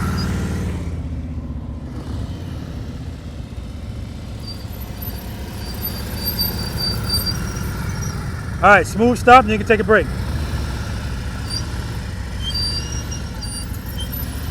Good. Dude, outstanding, man. I mean, outstanding. Man, he's been practicing his butt off, man, and it shows. Just outstanding. So proud of him. Smooth stop. I mean, he was so good, I wanted to keep punching him. Just good. Excellent. Good. All right, no big deal. Take a break, man. Smooth stop. Smooth stop. Friction brake, friction brake, friction brake, friction brake. All right. We're going to do it from a stop. Back up a little bit. I don't want you to be that close. Do your right turns. Beautiful, man. All right, right there, right there. Up here. Come on, come on. All right. Right turn, smooth stop at the end. Okay, just go right turn, don't stop it. No, stop over here. Preload. Good. Head nice. Clutch, clutch, clutch. Smooth stop. 10 push-ups. Take a break. All right. Smooth stop. Slow down. Friction brake. Friction brake. Friction brake. Brake. Brake. Brake. Brake. All right. It's falling. A little bit more clutch. Make up for it. Smooth stop over here. Good. Good. Hold that turn. Turn it. Turn it. Rear brake. Rear brake. Friction brake. Friction brake. Friction brake. That's what I'm talking about, brother. Take a break. Straight through.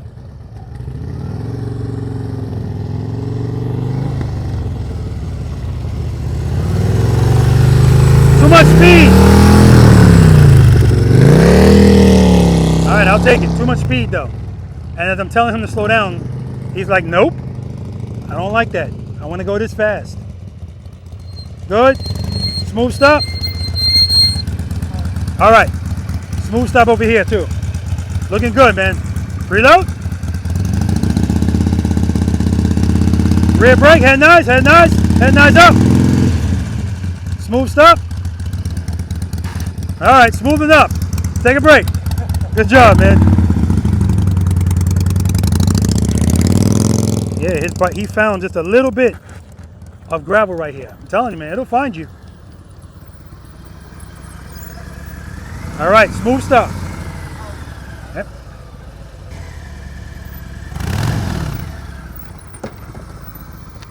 Okay. She said, I think I did a pretty good stop. And I'm glad she recognized that. Because even if you don't make the turn, smooth stop. Friction brake, friction brake. All right, smooth stop over here. Start turning. Keep the clutch where it is. Clutch, clutch. Come try that again.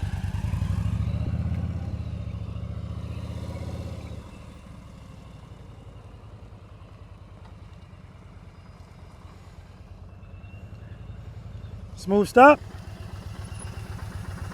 Nice stop. So what you're doing, Sean, is when you start, you're starting like this. You're doing it like we're doing exercise number 3. Remember, step number 4 is as soon as the bike starts to move, pick up your foot. You're picking up your foot before the bike's moving. That's why it's falling. Okay? Preload. Clutch. When it starts to move, pick your foot up. All right, pull it in. Hold that turn. Keep it loaded. Good catch, man. Good catch. All right, take a break, man. All right, guys, we're going to move on to exercise number 5. Single serpentine. Because we started turning, now we're going to turn. We're going to lean. We're going to transition. We're going to show this bike who the boss is. Let's do it. All right, any questions from the last exercise? Exercise number 4. Not that you remember. Okay, so listen. Tell me your name again, Jim. Yes, sir. So what Jim was doing is, as he's approaching, right now he's just fighting with his bike a little bit, right? It's bucking like this. Remember I told you, how do you know if you have too much clutch? How do you know if you're in too high of a stage of the friction zone? When you take your foot off the brake, if the bike is lurching forward, it's too much clutch. And so I told you, pull the clutch in a little bit. When you slow down, boom. Rich was the same thing on the left turns. Now, pretty much all of you said your favorite was left. I told you, it's always the opposite in here. Because you're answering for this exercise, U-turns. When it comes to that, for some reason, I don't know what the answer is to this. It's it's usually the opposite. I don't know why. Sean came in, left turn, struggling. Right turn, boom. Rich, struggling. Right turn. I mean, Rich, you like a damn motor officer making that right turn. He was like, it was beautiful. But sometimes what he was doing, a lot of people do the same thing. Motorcycle riders hate to turn. So if they have to turn, they want to get out of the turn as soon as possible. Your goal was to be in the middle of that lane. So if you heard me saying, hold that turn, I want you to hold it until you get to the middle, then straighten out. That's what Rich did after I told him to hold it. But the first time, I'm like, oh, this is going to be great. And then all of a sudden, he just came out of it. That's what pushed him to the left. A lot of you were speeding up when you were making the turn. That's what John was doing too. You don't need to speed up. And tell me your name again? Ben. Ben said, screw you. As he was approaching, I was going, slow down, slow down. He was like, no. I'm comfortable right here, Rob. Right? Now, if you stay at that speed, you're going to have to lean to make the turn. Remember, that's the gravel road. So if you do that, you're on your ass. Trust me, if you stay slow, that's why on the approach speed, that's why I want you to get to the speed. Work it out. Mess with your clutch and your rear brake so you can be where you need to be before you get to the turn. Okay? And Mark, this guy is a beast, man. I mean, just a beast. He was doing a couple of things brakeless that I didn't even ask him to do brakeless. You know, it's just the benefits of practicing. And Steffany, beautiful, beautiful. Whenever you made a turn, Jim was like, that's what happens, man. What do I tell you all the time? You know, girls have girl power for other girls and check egos of guys when they get on these motorcycles. It's just the way it is, right? But if you look at the private lessons that Steffany and I have done, trust me, didn't start like that. And it started on a Rebel, right? I told her, sell that damn Rebel. You ain't riding that anymore. All right. No questions? Great. That brings us to exercise number 5. This is the single serpentine. This is the exercise where now we've already started turning. Now we're going to continue to turn, but we're going to add lean now. So now I want lean. And we're going to be transitioning, right? These cones are 15 feet apart. I'm only telling you that for informational purposes. And I heard a couple of you saying, what the hell is this? I've never seen this before. So, start wide, stay wide. I say this all the time. Start wide, stay wide. What is holding turns by you? Sean, what is holding turns by you? Space and time. That's right. Space and time. Now, that was relevant here, but that was just relevant for you to hold a turn so you can get into the middle. From this exercise on, 5 through 9, holding turns is going to be essential to you being successful. And what am I talking about? So the reason I put these cones is because I want people to start wide, and they just don't do it. Even if I tell them to start from out here, what they'll do is just start turning earlier.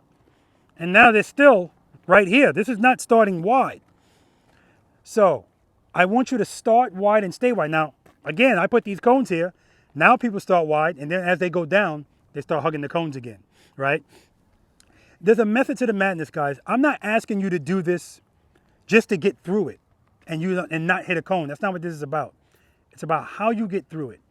If you start wide and stay wide, staying wide is going to force you to lean. And that's what I want. I don't want you doing this straight up. So in this exercise, number 4, I need you to go slow because I don't want any lean. This exercise, not only do I want lean, but we're not doing slight turns. That's what going wide is going to do also. Force you to turn the handlebars. So you need to pick a speed where you can still lean, but turn. Because like I told Rich when he was making his left turns, I'm watching his face. He's like, ah.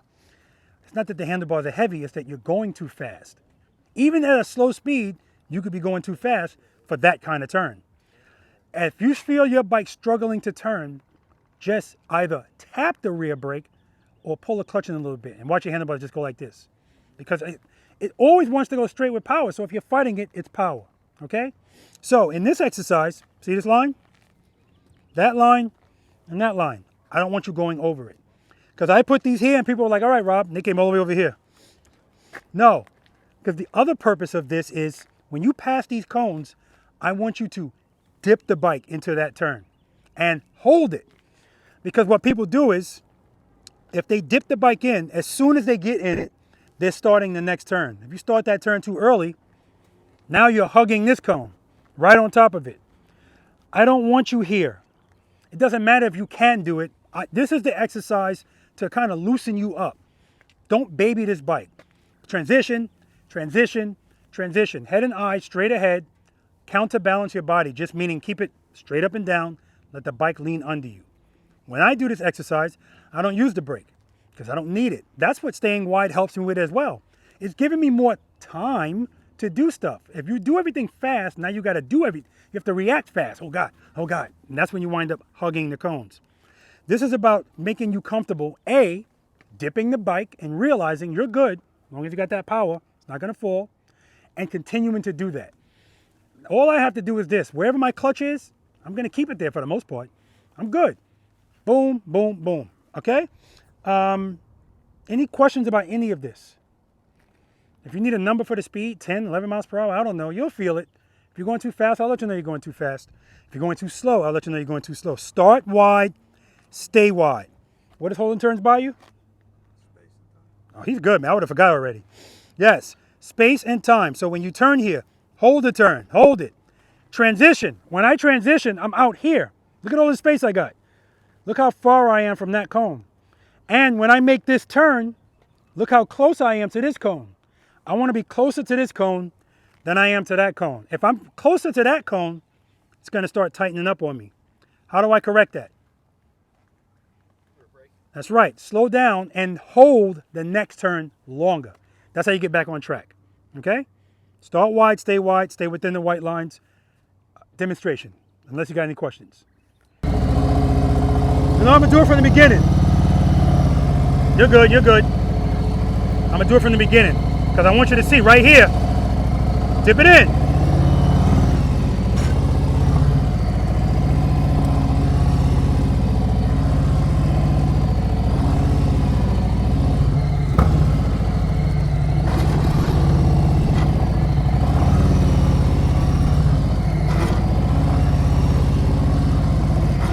Head and eyes straight ahead the whole time.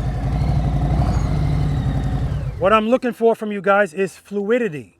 Now, the first time you go through, I'm probably not going to see that, and that's fine. For some reason, with this exercise, you go through the first time, you're a little rigid. By the second or third time, I see it starting to smooth out because you're just working through it, working through the motions. Don't stab at that brake. Again, that's why we're covering it. If you need it, just a tad of pressure. That's all you should need. Don't be too much clutch. You're going to be going too fast. Start wide, stay wide, lean this bike, show it who the boss is. When you transition, don't transition slow because you're losing space. Head and eyes, transition. Head and eyes straight ahead, I'm sorry, transition. Transition, that's just how it is. Nice and easy. Okay? All right. All right, mark first. Brakeless. Nice and fluid. Beautiful.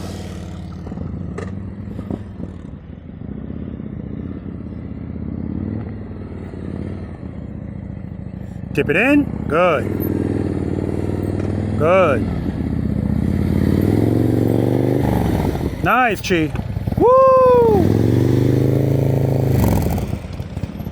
That was a nice one.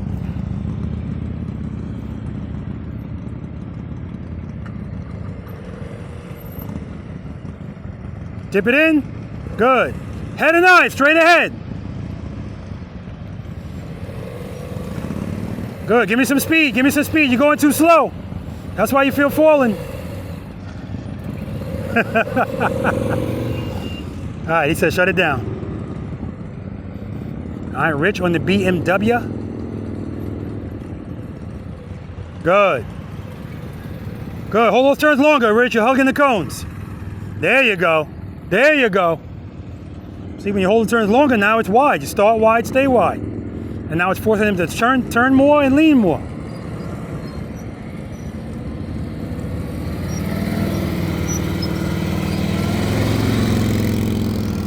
Nice, John.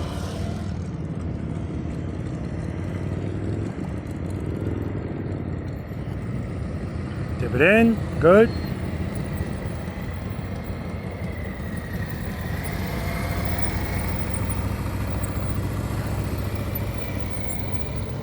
Okay. First time around. Watch the second time. Dip it in.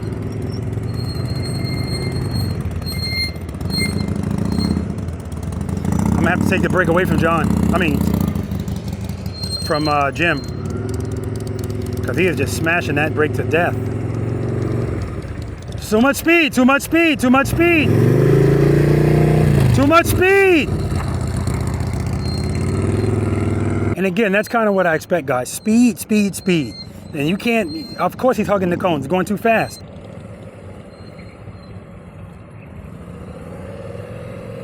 Good, head and eye, straight ahead. Head and eye, straight ahead. Keep that throttle loaded, the throttle's too low. Keep your head and your eye, straight ahead.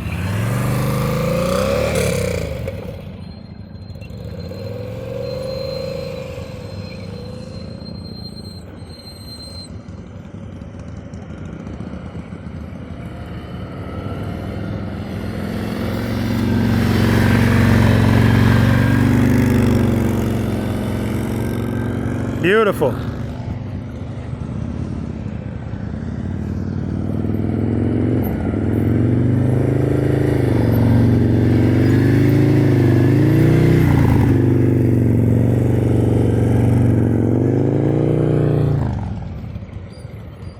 All right, come on, Steph. Dip it in. Transition. Hold that turn, hold that turn. Yeah, make sure you stay wide, stay wide. Good. There you go. There you go. What'd I tell you guys? Just gotta warm up. Dip it in. Good. Good. Stay wide. Good. Good. Hold those turns. There we go. Nice, Rich. There we go. Lean it in. Lean it in there. There we go. Dip it in there. There you go.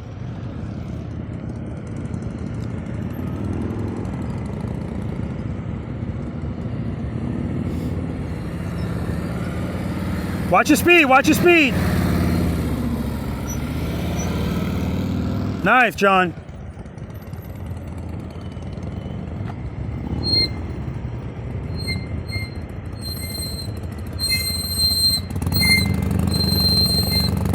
Get off that brake, get off that brake. Get off that brake.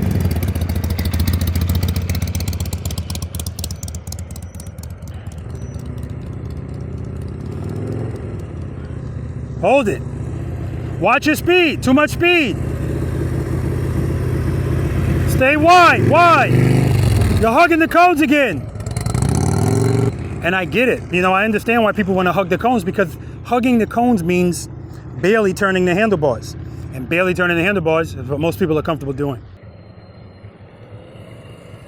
Good, good, good. Hold that turn. Transition.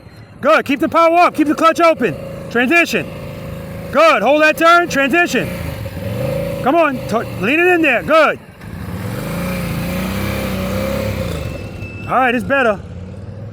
All right, guys, we're going to move on to exercise number 6, the infamous U-turn. Well, we're going to talk about this one first, of course. Let's do it. Questions? So I swear to God, I'm recording you guys going down. Steffany comes down, misses a few cones. And I said in the camera, watch when she comes back. Condition corrected. I'm telling you, it happens all the time. You realize, oh, okay, it's not that bad. Let me kind of, especially if we got, if I'm doing like a one-on-one with somebody, when we got more time to keep doing it, please. Next thing you know, Sean, same thing. That last one, that was already better. But at times you're going too slow. You're going too slow and still trying to lean. That's why you keep putting your foot down. This is one of those things where we got to find a happy median. We can't go too slow because we still want to lean. We can't go too fast because we need to turn. And that's why, tell me your name, I'm sorry. Ben. And Ben's trying to do it brakeless too. And he's barely turning. He's hugging every cone. And I understand because most people, when they first start this, that's how they want to do it. Because then I don't have to turn. I could just do this. Now, if we're doing a 40-mile-per-hour serpentine, yeah, that's a different story because the cones are much further apart. And all you're doing is kind of doing like this. Those are fun too, by the way. All right, if there's no questions, hold up. Chi, good. Rich, excellent. First time, yeah, he was hugging the cones. I told him, hold those turns. And that's what he did. Started holding the turns. Automatically, if you start holding the turns, it's going to make you lean more. That's what I'm looking for. And it's going to make you turn the handlebars more. So that's what that's all about, guys. And that exercise is more important than you might think because when we're riding out in the real world, if something comes up, something happens, right, and you're going at a speed that's appropriate to be able to do that, you are going to have the presence of mind to do it if it's in your muscle memory. You're fooling yourself if you think, even if you know what to do, if you don't practice in a stressful situation, you're going to resort to your instincts because you don't have any muscle memory built up because you don't practice. So that's why you have to practice this stuff. So at a certain point, you see it, you're going to know. If I'm going too fast, emergency braking. I'm going to have to slow the bike down, front brake, rear brake, downshift, and then boom, swerve. Okay? All right. Moving on, this is exercise number, that's the guy I had a private lesson with yesterday. Him and his wife. This is exercise number 6. This is the infamous U-turn. Now, all you guys that said left turns are your strength, this is what you were talking about. I'm certain of it. So there's a method to the madness, guys. The reason I put those cones there to get you to stay wide, and I tell you to dip that first turn. Now, some of you continued to dip. Some of you said, screw you, Rob. I'm just going to go to, That is to get you comfortable, feeling comfortable dipping. Because that's all the U-turn is. That's the thing that people have the most problem with. That initial dip. They don't like the way it feels. And that's why when I say, initially when you're making the U-turn, I want you to commit to the turn and the lean right away. Commit to it. But when people go to make a turn, head and eyes, handlebars, slight turn, slight lean. And they wait till they get about right here to do more turning and more leaning. And by doing that, now that it's wide. And you have to lean more and turn the handlebars more. Whereas if you did it right from the start, you don't have to do it as much. So, head and eyes, handlebars. The same way I wanted you to dip the bike there when she was coming in there, boom. Like it's an exclamation point behind it. That's what I want. It's not extreme, but show her who the boss is. And once you do that, hold the turn. Hold it. If the clutch is working, keep it there. Rear brake, hold it there if you need it. And then when you straighten out, now if you want to come off the clutch, you could, but don't do it too early. Because I find that people are on a path to make a great U-turn. I'm looking at them, oh, this is wonderful. This is going to be 24 feet easy. And when they get right here, they don't like it anymore. Clutch out. Now the bike's all the way out here. All right, so that's the method, guys. We got 27 feet here. Line to line. This is Mark's box. This is 18 feet. This is where Mark's going to be. This is unnecessary. You don't ever have to do this. Okay? You never have to do this. Jim, I think I'm going to have you do this brakeless. I have a policy out here. If you abuse the brake, I just take it away. And I'm only doing that because it's going to give you a better idea of where you need to be in the friction zone. So I don't care how wide your well, don't hit the tree. But I don't care how wide your turn is. I just want you to kind of work that out. If you feel something you don't like, just open a little bit. You don't have to do it a lot. But that's, over time, that'll get worked out. 24 feet is what I really want from you guys. Okay? If you get less than 24 feet, that's beautiful. 24 feet's easy as long as you commit right away and hold the turn. easy. Again, we don't want to be going too fast. I don't want a momentum U-turn in here, meaning you go so fast that you can pretty much pull a clutch in and just coast through the U-turn. Again, not teaching you a thing. I want the friction zone pulling you through this U-turn, okay? Pulling you through it. So on the approach, just like I told you guys for that exercise, number 4, but this time we're going a little bit faster. On the approach, that's when you want to get everything together. Preload, I like the way it sounds. Keep it there. Clutch, this is a good speed. So wherever I am in the friction zone, it's working. If it's working going straight, why wouldn't it? Well, that's not always true, so disregard the last transmission. Clutch, keep it there as I'm approaching. Head and eyes handlebars. Now this is where people change something, because as soon as the bike dips, I don't like it. So it's either clutch in or clutch out, or too much brake. Just keep everything the way it is. Give me light pressure on the rear brake and hold that pressure in the whole turn. Just hold it. Hold it. Hold it. Hold it. Hold it. And when you come out of the turn, guys, I want your bike facing straight. Everybody clear about that? So if your bike comes out like this or facing this way, in that moment, you are not in control of that motorcycle. Again, not a big deal, but this is the place to make these mistakes. And your head and your eyes. I want you to turn your head and your eyes and try to look at my camera if you have the dexterity to do that. If you don't, look over there somewhere, because as you progress into the turn, however far you can look, eventually you're going to be looking where you should be looking, which is where you want to go. Turn your head and your eyes and keep looking there. Don't look at the ground. Don't look over there. We clear? We're going to do this about 6 times. 3 times on each side. The first time, we're going to do the turns you guys allegedly love. Left turns. We're just going to go straight through. Straight through. Of course, Mark's going to do it brakeless, and he's going to be in here. Then I'm going to have you come to a stop. It's going to be right here. Smooth stop. Again, I want you to need the friction zone, so don't coast up to it. Slow the bike down enough so that you're going to need the friction zone. Bing! Or heel toe. And then just make the turn from a stop. Again, it doesn't have to be right from here. You can go straight first and make the turn, unless you're Mark. Mark's going to do it from right here, and I'm going to be standing right in front of him. Mark's going to do it. He's going to do a drop and catch. Right? Drop and catch right from a stop. And so that right there shows you don't need to be worrying too much about your speed when you make this turn. Because how is it that he can turn his handlebars and fall into a U-turn without dropping the bike? You don't need a whole bunch of speed. You just need sufficient, well, you need, an appropriate amount of speed, but you need sufficient power. If you have that, you're good.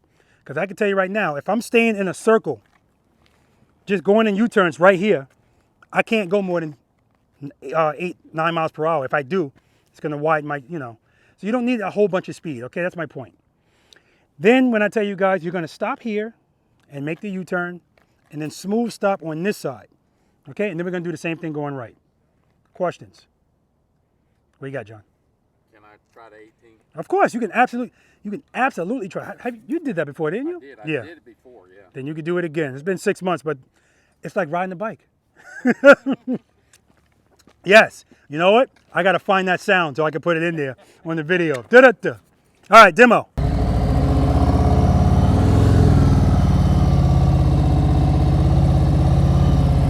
All right, I like this speed. Clutch, handlebars, hold.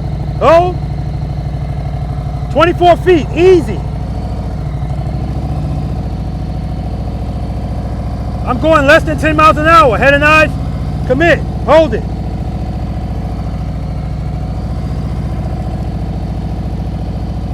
This elbow, tuck it in, hold it, easy.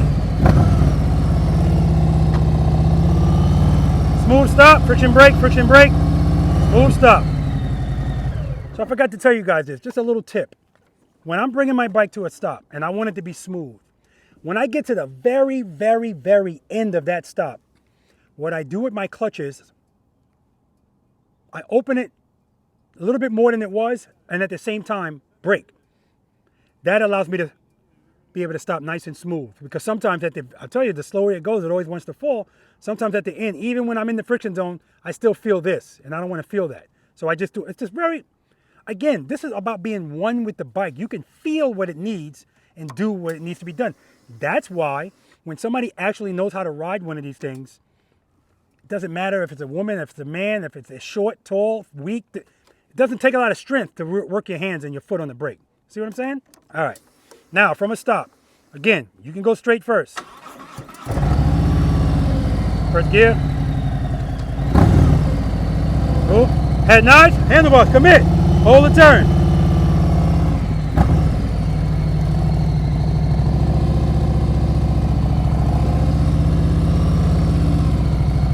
Smooth stop.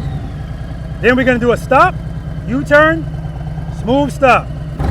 Now I'm making a right turn, so I'm going to do a throw and catch. Actually, sorry for the handlebars turn. See that? As soon as I turn the handlebars, it starts to fall. All right.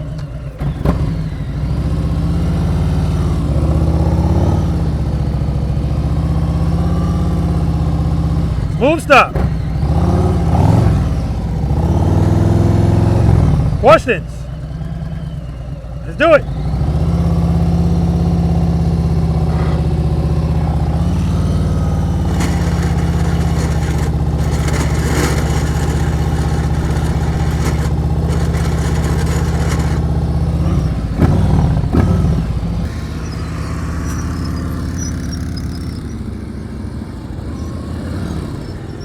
That's 10.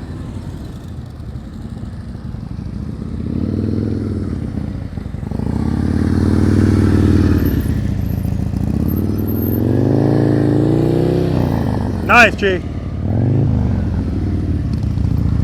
All right, no brakes. No brake. Whoa, come out straight, come out straight. Good job. How the hell you get back over here? Come on, come on, come on. 10, 20, 30, 40, 50, 60. Baby steps, John, baby steps.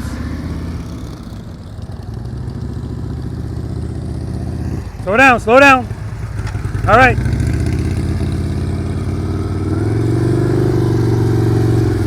Too much speed and his head is like this the whole time.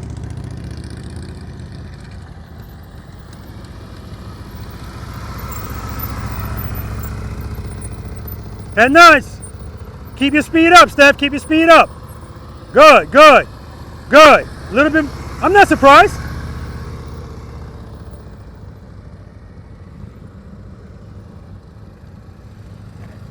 Good. Keep that speed. Keep that speed. Keep that speed. Head and eyes, handlebars. Drag the brake. Drag the brake. Nice.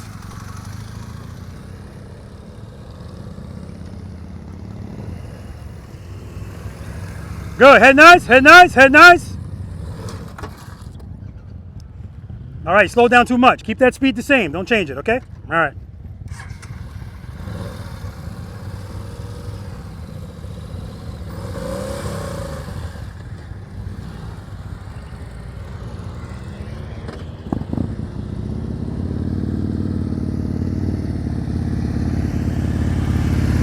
Straight through, G, straight through. Nice.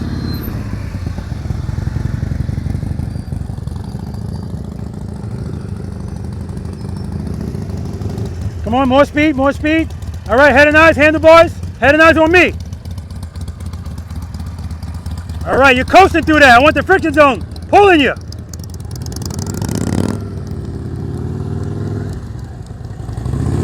Too much speed, too much speed.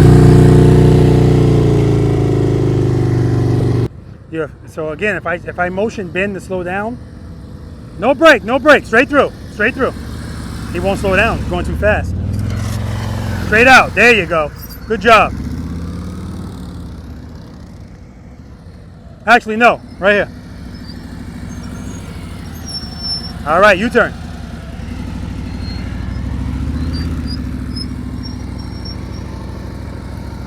It'll come, it'll come. Straight through. Good, keep your speed up, keep your speed up. Head and eyes. Good, hold that turn, rear brake. Good, good. You had it, don't look at the ground, Steph.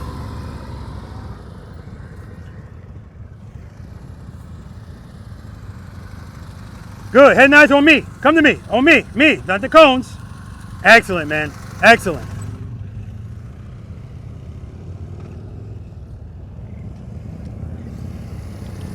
Good, head and eyes, rear brake, rear brake. You gotta turn those bars, yeah.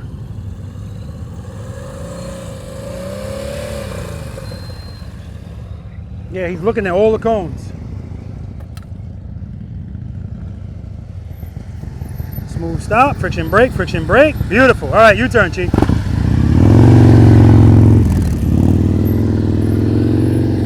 Very nice. Straight through. And his turn will be tighter than that. He's only coming out of the turn because of these cones down here for the 18 feet. Straight through. Good. Keep the clutch open. Head and eyes on me. Turn those bars, rear brake. Yeah, you're looking at those cones, don't look at them. Straight through, slow. Good. Slow down. Head and eyes. Much better. All right, so in case you guys don't know, Ben's rear brake is sticking. So to deal with that, he's choosing to do this without the brake. And so because he's not using the brake, he's even more, look at my queen, always coming to check on me. She's so sweet. He's going too fast. And if you're not using the brake, if you're going too fast, you can't correct it. Pulling the clutch in alone, not gonna help that.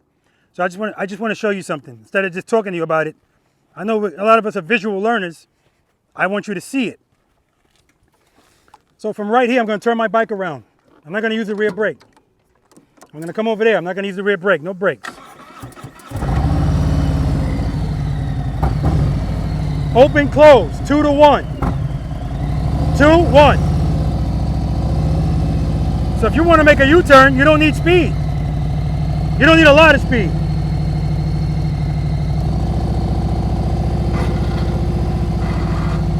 All right? So if you come in here like this, you can't turn the bars. It's gonna be wide. All right? All right, let's do it. All right, U-turn, you can use the brake.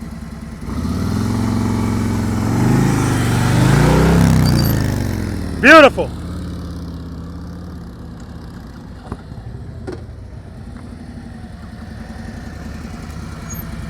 Nice.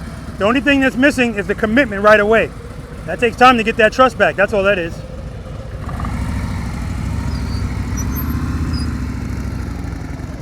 Keep it loaded.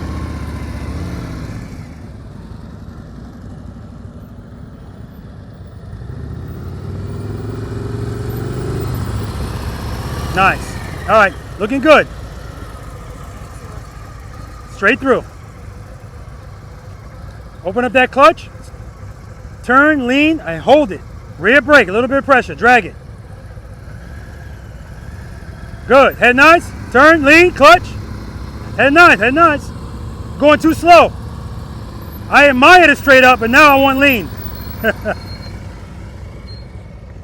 Straight through.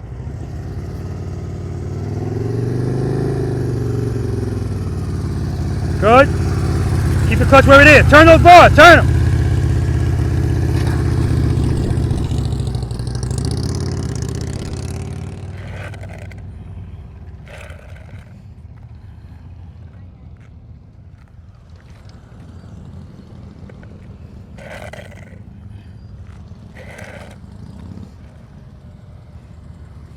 So I forgot to tell them you have to turn the bars. All right, see, too much speed. Come in nice and slow so you can use the friction zone. All right, straight through. Okay to go straight through a little bit. Yep.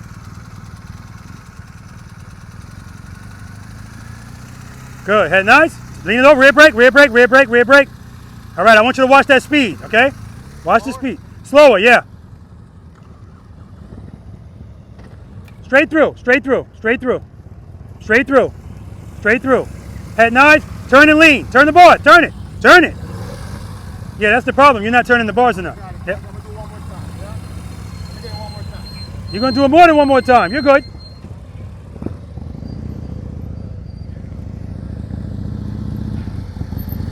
Smooth stop. All right, smooth stop over here, Chief.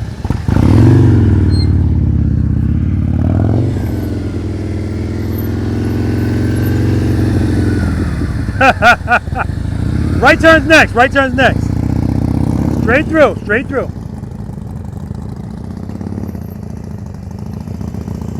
Good. Keep the clutch where it is. Head nice. Off that brake. Rear brake. Woo! I'll take it.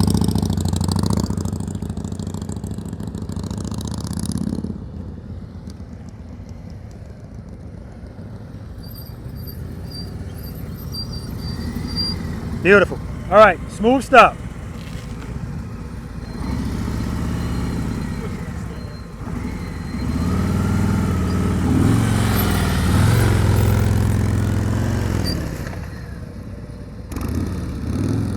First world problems, first world problems.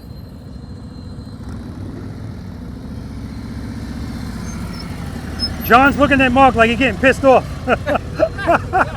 Smooth stop, John.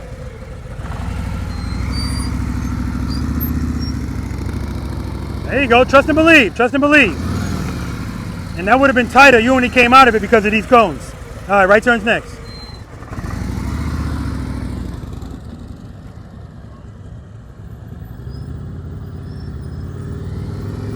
Smooth stop, friction brake, friction brake. Yeah, so don't overthink this. You can open up that clutch a little bit more so that you can speed up and stay at that speed so that you can lean. If you're going that slow, you can't lean. All right, smooth stop on this side. Good, keep the clutch where it is. Lean it, turn it. Hold that turn, lean it, come on, lean it, lean it, lean it, lean it, lean it. There we go, smooth stop. Woo! That's what I'm talking about. Right turn's next. Straight through. Good, good, good, good. Handlebar, turn it, turn it, turn it, turn it, turn it. That's what I'm talking about, baby.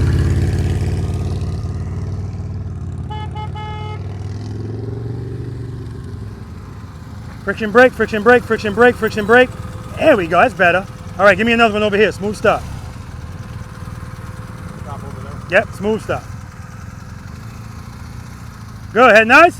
Watch the speed, rear brake, rear brake, rear brake, rear brake. Beautiful. See, too much speed coming in here, but that U-turn, that's your best U-turn because you slowed down. Now it's tighter, you look like you're on rails. Beautiful, right turn's next. Straight through.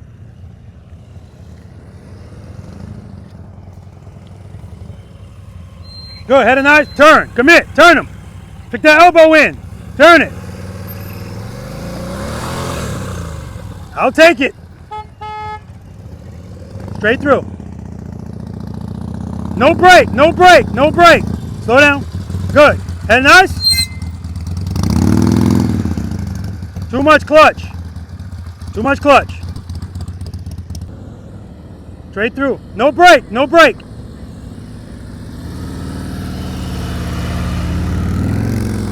Beautifully done.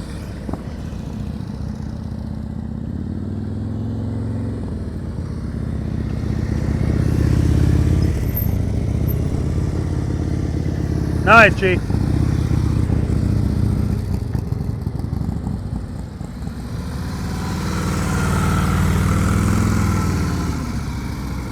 You like rights better than lefts.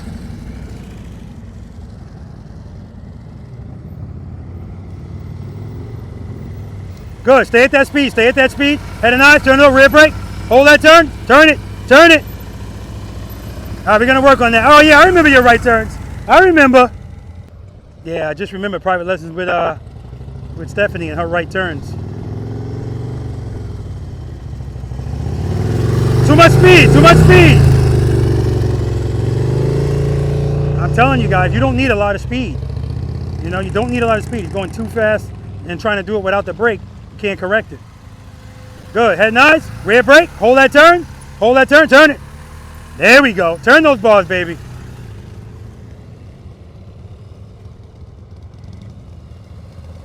Good, stay at that speed, stop slowing down, turn those bars, turn them, keep the power, keep the clutch where it is.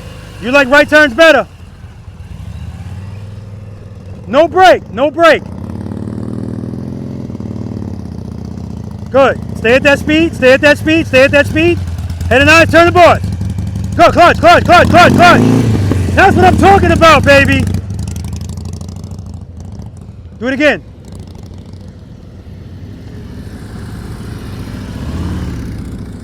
No brake. See, I took his brake away. Jim, way better. It's the first time he made a successful turn. Nice, Chi, because he doesn't have to fight against coming in here. He doesn't have to fight against. John's going for it. Head nice, commit, commit. Yeah, baby.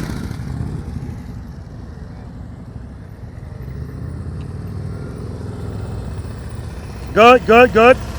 Turn, commit, rear brake, rear brake, rear brake. Yeah, we got to work on those right turns, okay.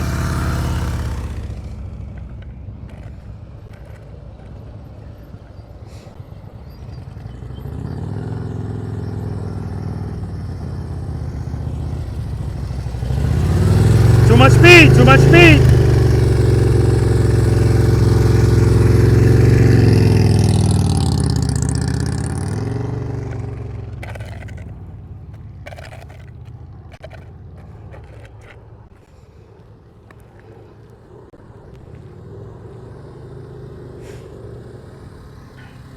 Good, good speed, good speed. Head and eyes, commit, turn those bars, rear brake, rear brake. Turn them, there we go. So he's line the line, he doesn't have to be line the line, he's passive with the lean and the turn right away. Keep the speed up, head and eyes, handlebars, turn those bars, turn it, good, hold that turn. That's what I'm talking about, Sean. You finally turn those bars, pull it into your body. Good, good, good. Head and eyes, handlebars. Head and eyes up, head and eyes up. Beautiful, man, beautiful. Celebratory horn blowing.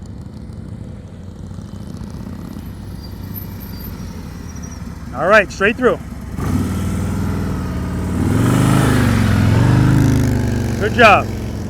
Excellent job. I can't put good before that. It's excellent.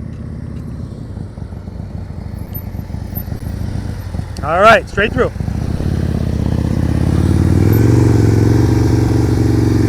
Nice, G.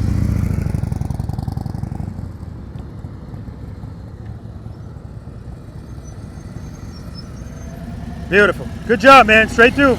You like rights better than lefts. Clutch. Keep it loaded. Excellent. Come out straight, though. Come out straight.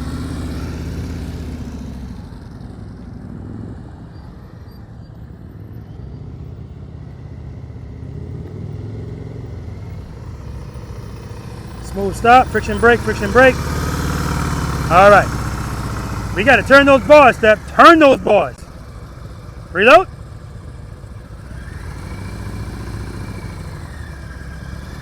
Good. Clutch. Open the clutch. I'm going to stay right next to you. Good. Head and eye. Turn them. Good. Turn. Come on.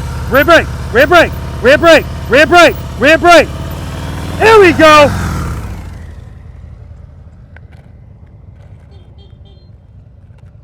And we all learn differently. Some people might not be able to deal with me right next to them, but that helps her out. Because me saying turn them and turn them, I saw them turning more and more and more. Too much speed. Too much speed.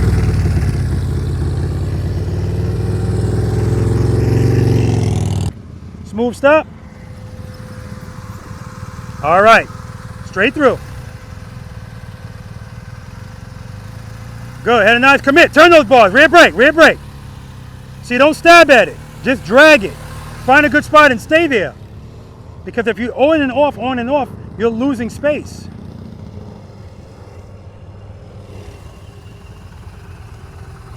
Beautiful. Straight through. Reload. Good. Head and eyes. Rear brake. Rear brake. Head and eyes up. Head and eyes up. That's right. Look where you want to go. You're looking at the ground. Good job.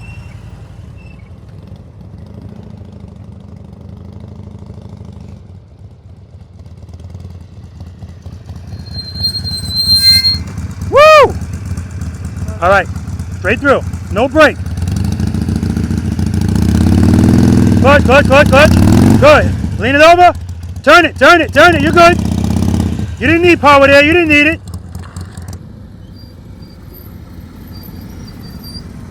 All right. Smooth stop. You can take a break.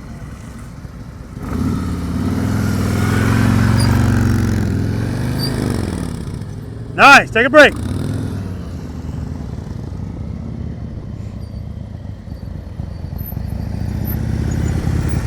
All right. Smooth stop, Chief.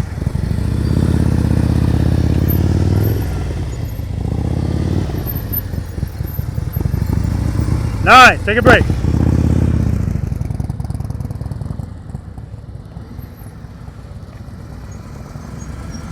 right, smooth stop. Clutch, clutch, clutch, clutch, clutch. You okay? Oh, I ain't worried about that, man. Watch your foot. That's 10 push-ups. Hey, Joe, I told everybody you would do the push-ups for them.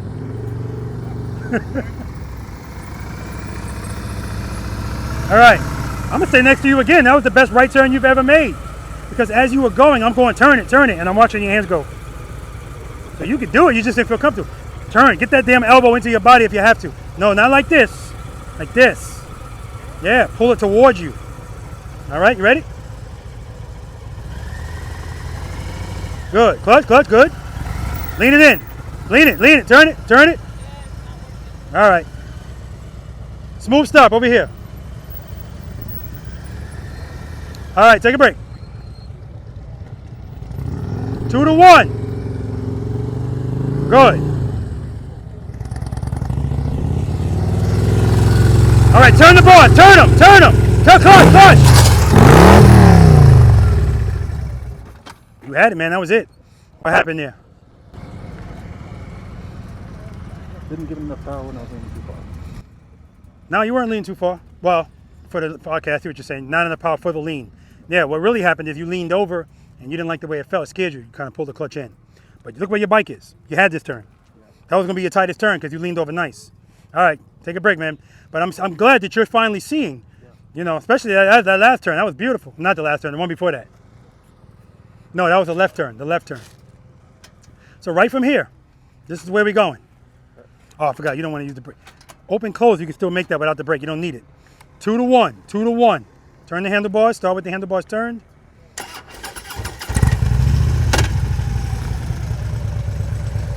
And all you're going to do is 2 to 1.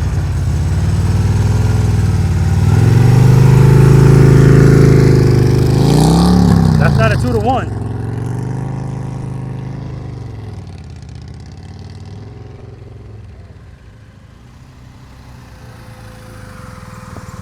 Beautiful. Come to a smooth stop over here.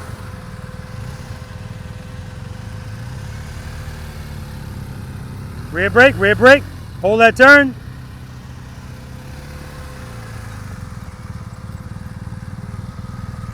So it's funny, at the end of the stop, I'm looking at your foot on your brake, and it's just steady, as it should be.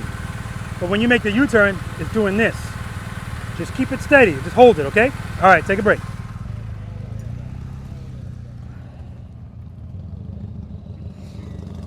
Straight through. Good. Keep the clutch open, rear brake, turn those bars, hold it. Beautiful, man. Take a break. No brake.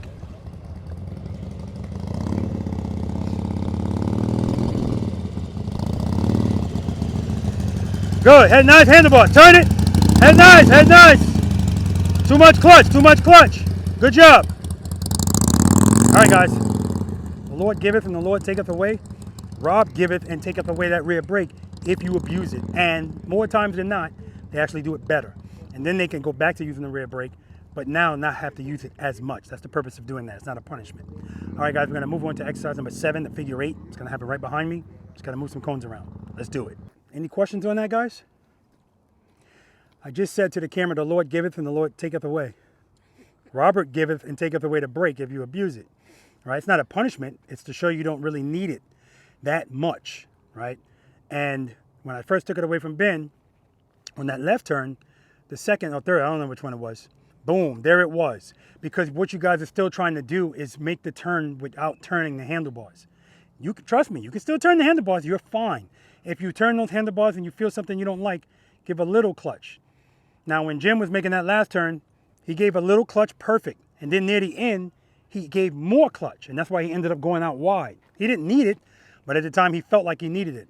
But at the end of the day, he's doing it brakeless, so that's good. If he had his brake, he could have just corrected that, right? Either way, so it's coming together in the right turns too. And Steph, listen, I say all the time, we all learn differently. Sometimes I do a private lesson, and somebody says to me, it was a female, and a guy told me this, do me a favor, walk over there. He told me to walk away and just let him do it. So I walked away and let him and her do it.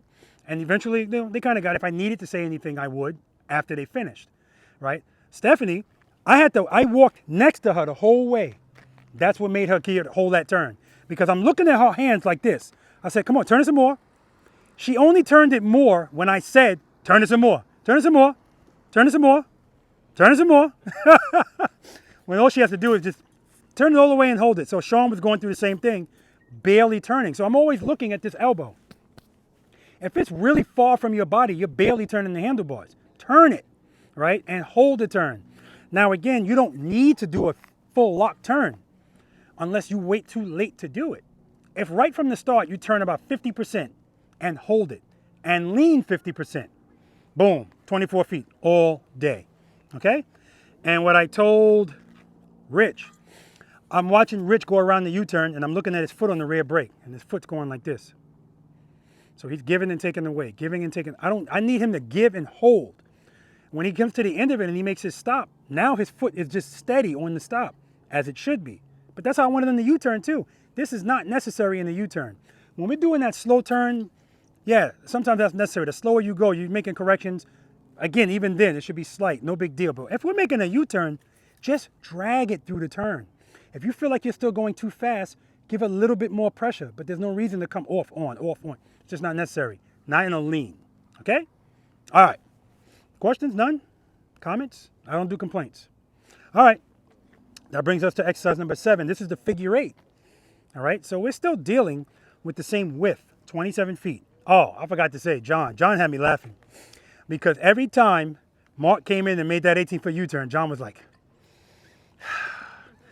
because he wanted bad, man. And listen, I mean, 6 months off the bike, first time back on, and he wants to get right back where he picked up. I don't blame him, but his rights are better than his lefts. Your rights are better than your lefts. Your rights are better than your lefts, Sean. So everybody that said my lefts are the best, now you know, okay? For your U-turns and that's best for you guys. Okay, figure 8. Between those 2 cones, actually 3 cones, between that's the entrance. This is the exit. Who is unfamiliar with a ka-ching? Okay, good. If you do this exercise successfully, when you exit, you're going to hear a cash register sound. Cha-ching! I'm not making the sound. You're going to hear it in the video. All right, I got to make that clear. Because when I was in Ohio, they said, what happened to my sound? I said, dude, I'm not doing it here. It's going to be in the video. That's the exit, guys. I've had people do this successfully and go out the wrong way. No ka-ching. Successfully means not putting your foot down, not hitting the cone or even the line. You know what? You can hit the line, but don't go beyond the line. I'm talking about the outside lines. Mark is going to be in 4 parking spaces. And Mark is also going to be in 40 feet. The rest of you have 46 feet. But he's going to stay within these 4 parking spaces when he does his. And he's going to do it brakeless. John too? Yeah, I'll try. Let's let him try it the first time with the brake. Just regularly. So, keys to success, guys. Don't overthink this. Nothing changes. When you come in here, this is where you're headed. Hold on. We got any road glides? Yeah. Okay, so if you ride a road glide or anything with a fixed fairing, so that includes the BMW, you have no clue where that front wheel is. This is all part of the dating process. You need to be able to judge where it is based upon what you see, what you can see. And that's why we need cones.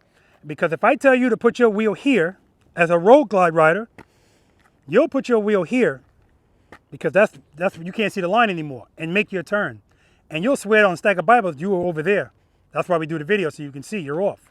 Again, if you don't need all of this space, it's not a big deal. But if you need it, use it. Head and eyes. I want you to look at that green cone. And I want you to go for it. What is holding turns by you? That's right. This is where it's paramount. Hold this turn. Come all the way to the top. Because if you're way off of this, you're going to have to make it up down there. Just like if you're way off that line, you're going to have to make it up over here.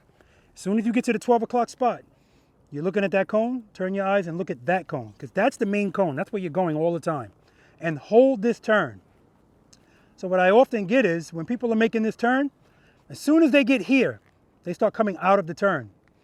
You're losing a ton of space. Hold the turn. When you transition, I want your bike facing that way, not this way.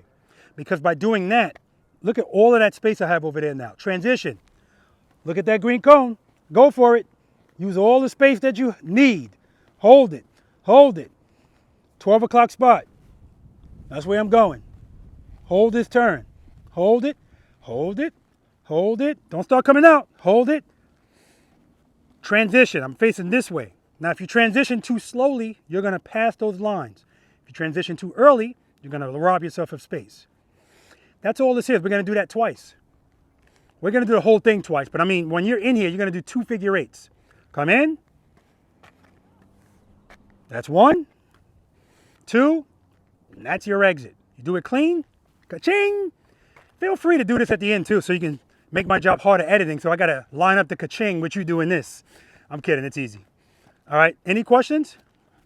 I'm going to demonstrate it. First time I come in, I'm going to use all of the space. And then the second figure eight, I'm going to break it down to 4 parking spaces. Rich, what do I need to change if I'm going to, between using all of it and just this? Lean angle, yes. What else? More speed. Less speed. Right. Same speed. Handlebars. The only thing I'm going to change is I'm going to lean more. I'm going to turn the handlebars more. My speed, I'm keeping it exactly the same.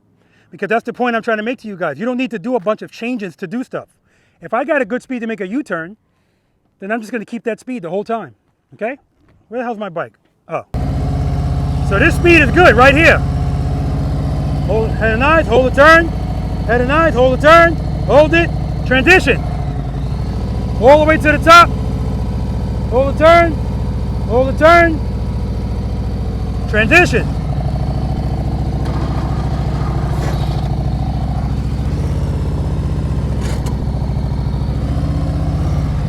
Boom.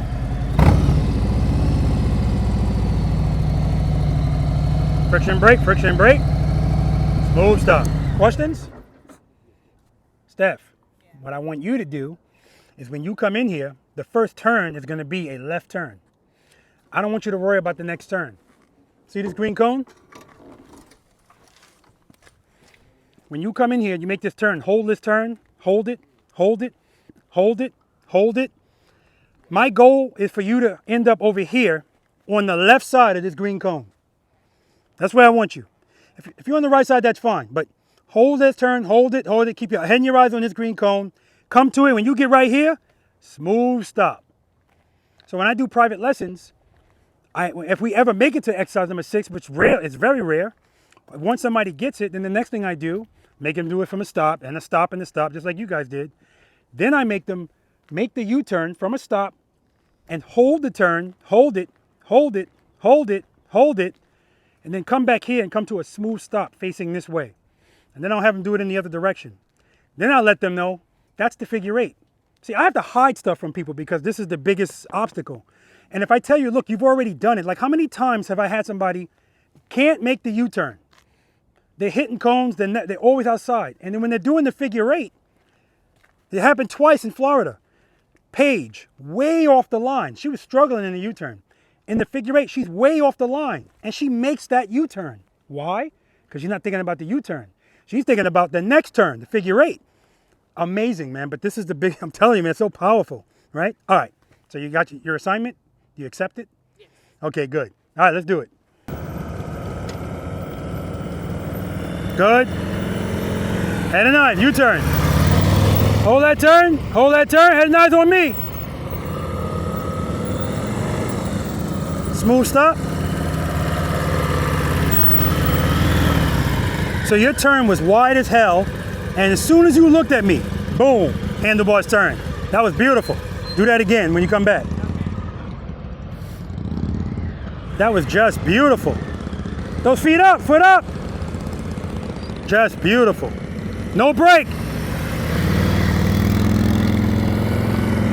All right, I gotta watch the lines for Mark. Oh, he's over that line. No ka-ching. He wanted the ambassador treatment. He's over the line there. He wanted the ambassador treatment, so he's getting it. Good job, man. You're over the outside line. You're over the outside line. All right, John.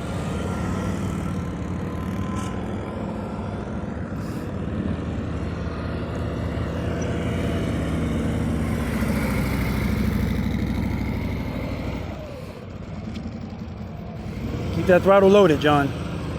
All I heard his throttle go down. Keep it loaded, John.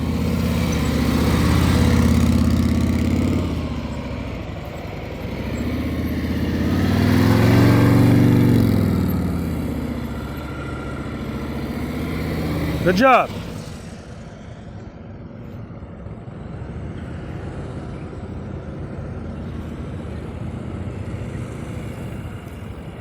Good. Keep the speed up. Keep the speed up.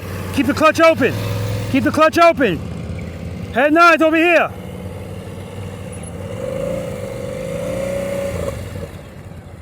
All right, shut it down. Shut it down.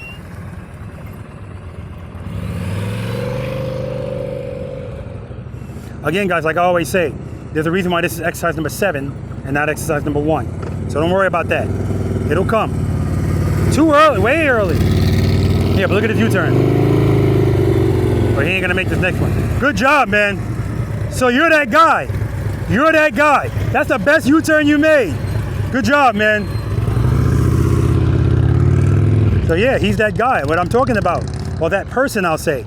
That on the U-turn, you're struggling. You come in here to do a figure 8, and now it's a tight U-turn.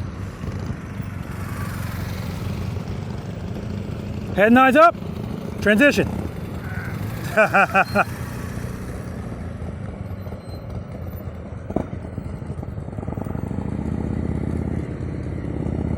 Nice dip, Chi.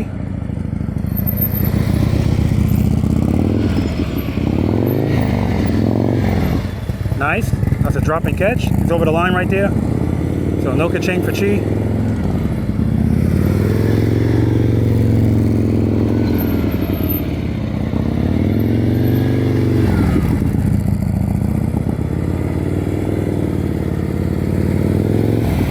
Good job, Chi. Now we got Jim here. Easy on that brake, easy on that brake.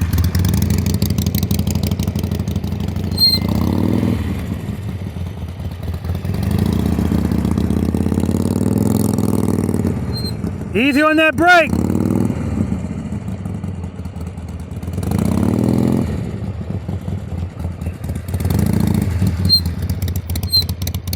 Keep that clutch open, keep that clutch open.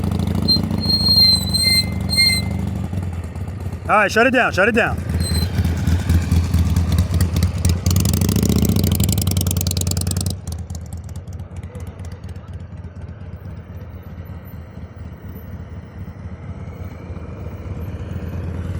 All the way to the top, good, good.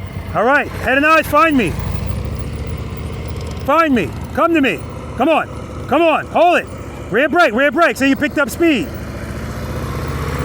Good job. Yeah, she was doing good, and then when she got to almost the end of that turn, speed. Makes us feel better. We don't need it. Hold that turn. Yeah, we need more clutch.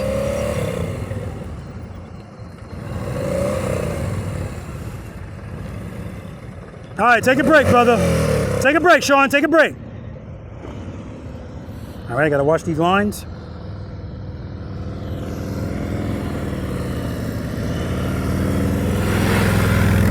Good. Good. Excellent. That's what I'm talking about, baby. Woo! Take a break. Now I know John's gonna go for it. 4 parking space. No, he's not. Really early. So you gotta lean it right here. Keep it loaded.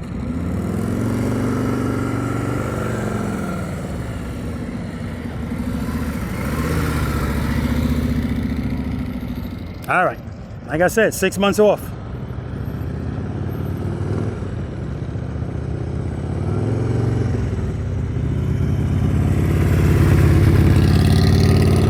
Too much speed, too much speed.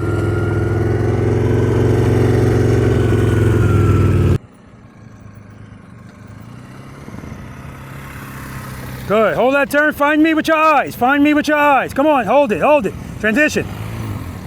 Yeah, you just gotta get out of that turn, that's all that was. All right, take a break, Rich.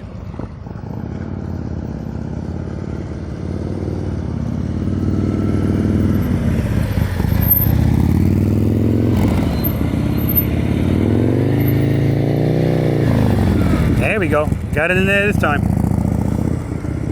She just doesn't address it soon enough. So those transitions, sometimes they go a little bit longer than he wants them to. And he goes right over that line. Right here, see, that's a good transition. Very nice. Nice, Chi. Take a break.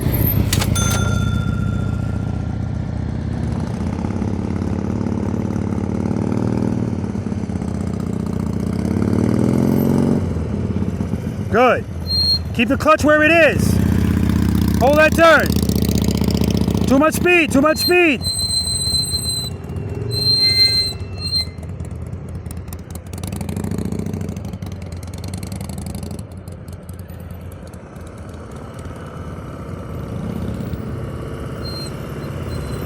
Good. Turn those bars, commit.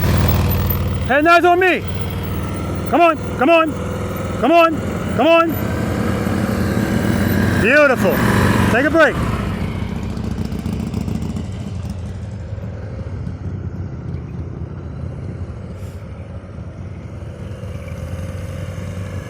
Good. Keep your speed up, Sean. Keep the speed up. You're going too slow.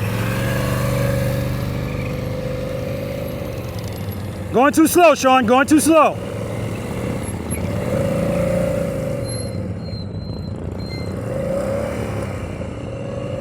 All right, shut it down, Sean. Shut it down.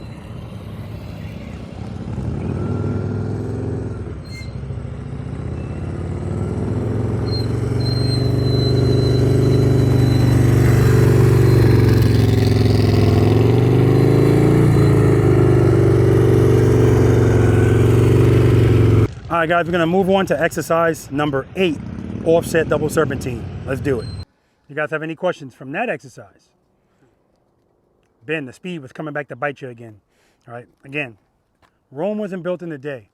I also want you guys to understand that these practice sessions, I said it at the beginning, you know, it's not a competition, there's no pass, there's no fail.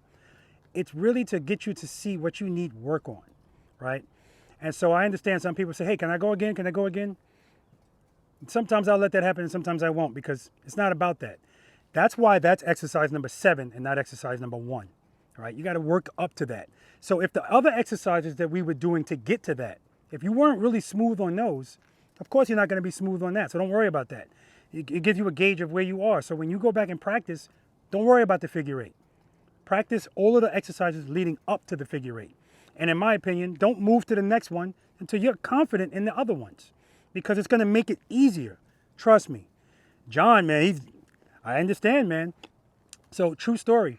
When I got promoted to sergeant, I was out of the highway patrol, and I said as soon as I got a chance I was going to go back into the highway patrol, but I got a gig that was so good for a rookie sergeant, I couldn't give it up.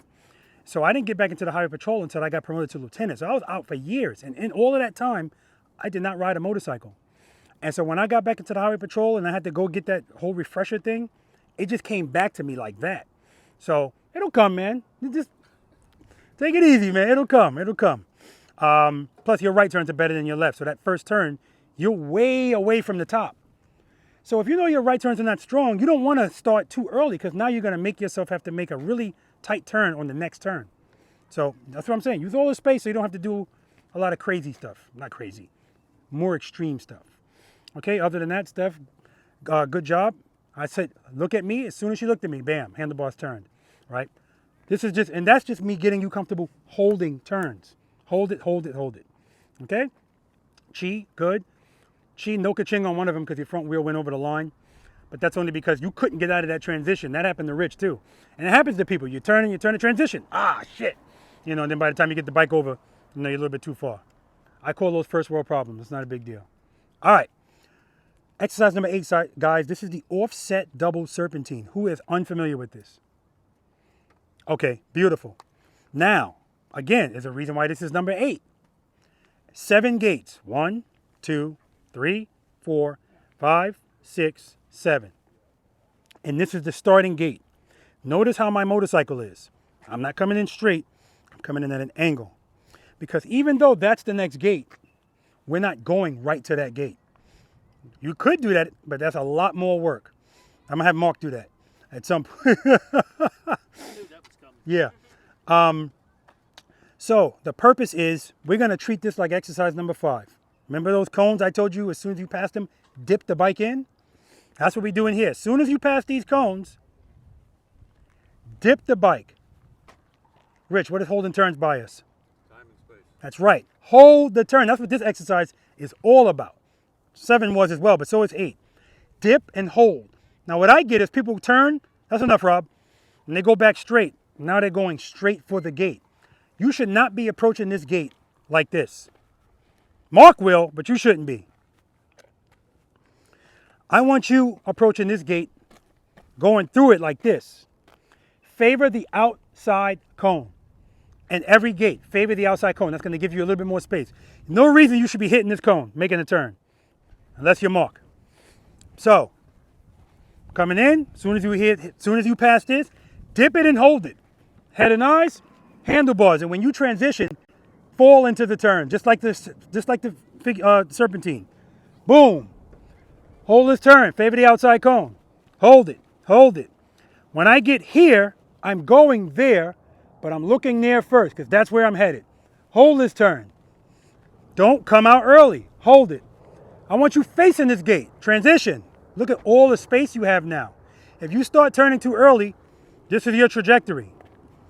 And what's going to happen is you're going to wind up making the next turn so wide, you're going to be past this gate. So if you pass this gate and then come over here and squeeze around it, like I said, I don't care about, hey, I made it through the cones. It's not about that. It's how you made it through the cones. So I want you to pretend there's a wall right there. If you go past that, you're going to hit a wall. Hold the turn, hold the transition. Now, if that happens to you, you wind up wrong. How do you get more space on the next turn? Hold the turn longer on the next turn. But that's going to require you to have to turn and lean, dip. Head and eyes, boom. Head and eyes, boom. That's what we're doing here.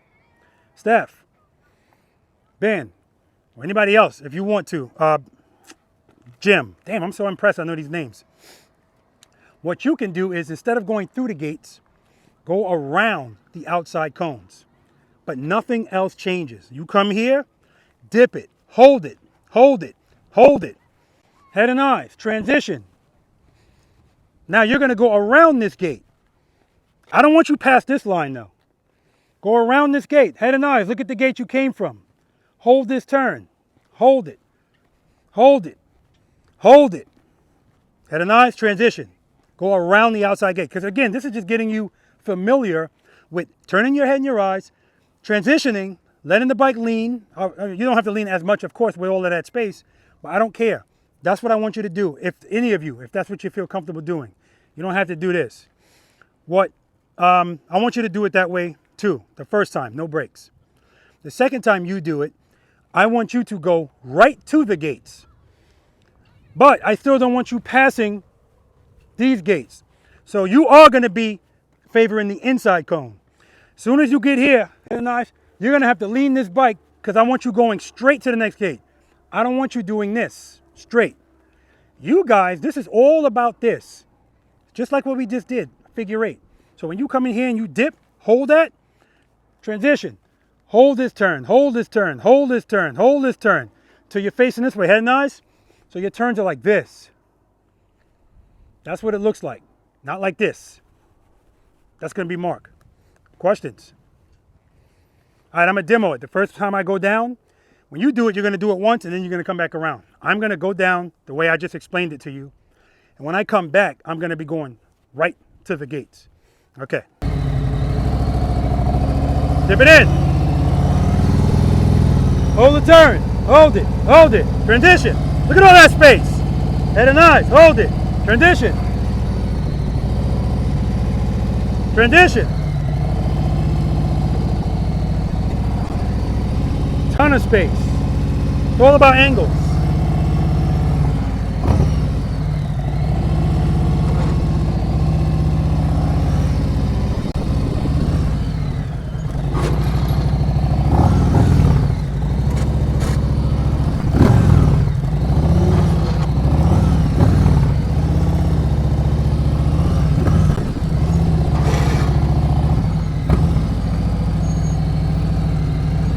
stuff. Questions? All right, who's going first? All right, let's do it. Dip it in. Good. Hold that turn, transition. Good. There we go.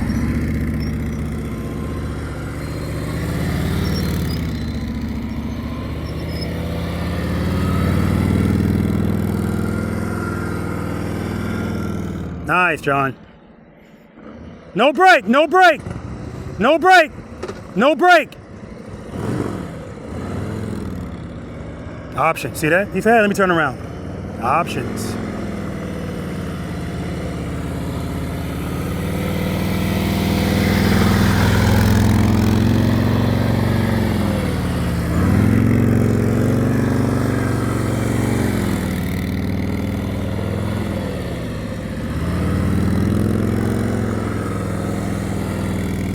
Beautiful.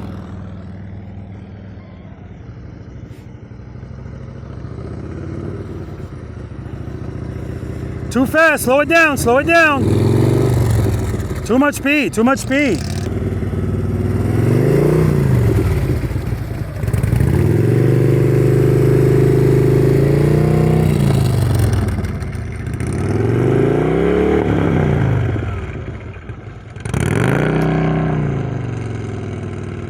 So he should be trying to go around the cones instead of through the gates. He's not using it. Cover that brake, cover that brake. Good. Hold that turn longer next time, see? All right, come on, hold that turn. Too wide, see, you passed the next gate. Nice turn, Rich. Very nice turn. Yeah, this is one of those exercises where when you start wrong, it's a domino effect. You can always correct it, but you got to be able to hold the next turn. All right.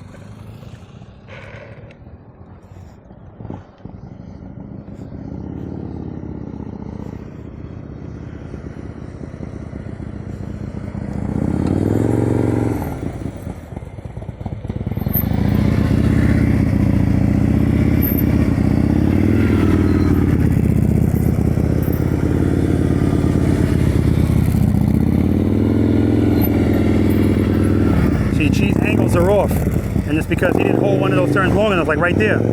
So he's coming in sideways. He's still good, but all right, Steph, let's do it.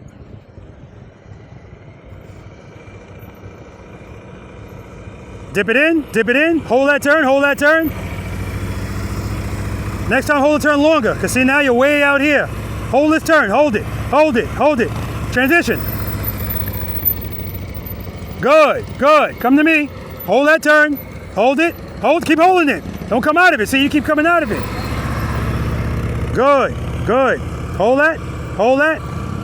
Keep holding it. Transition. There we go. Now hold this turn, Steph. Come to me. Come on. Transition. There, look at all that room you got now. Woo! Hold that turn. Go through the gate. If you could. Nah, never mind. Good job. The transitions look good. Dip it.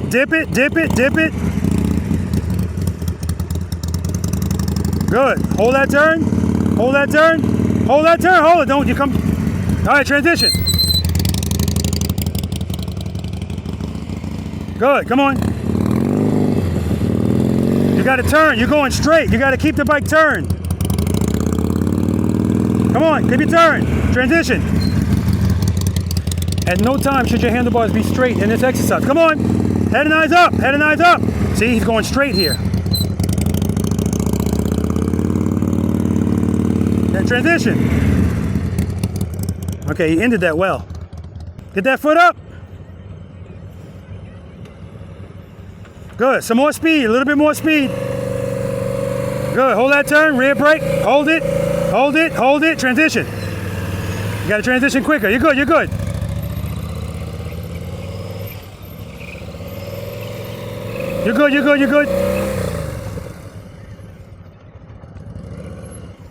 Keep it loaded.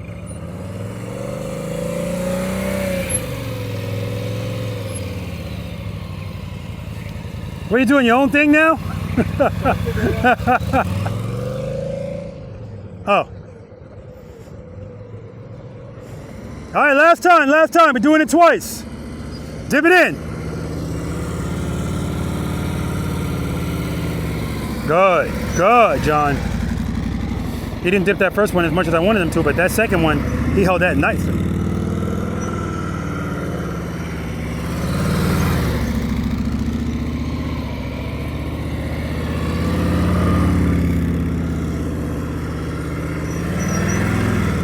Nice, John. All right, straight to the gates.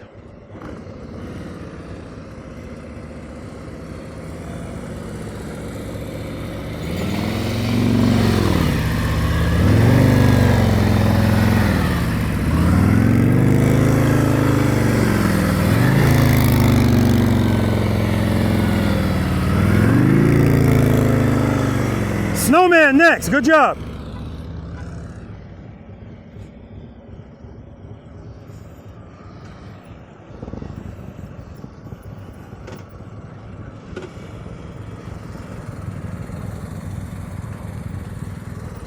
All right, Rich, come here.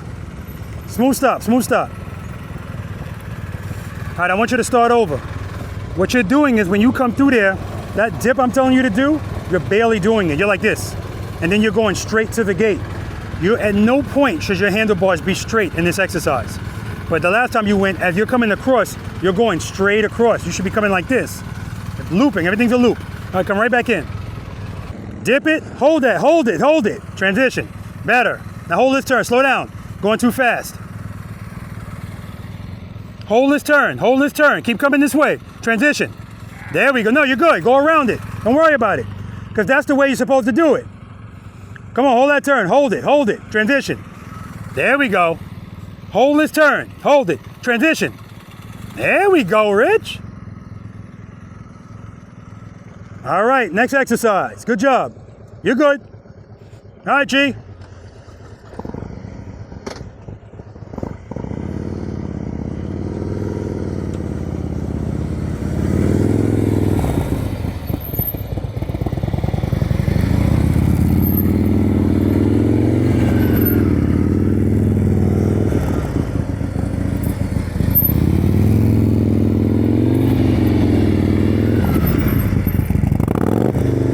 Nice pickup, nice correction. Nice, that was really nice. Because he was gonna go past that last gate if he didn't correct it. There you go. Hold that turn. Transition. Hold it. Too early.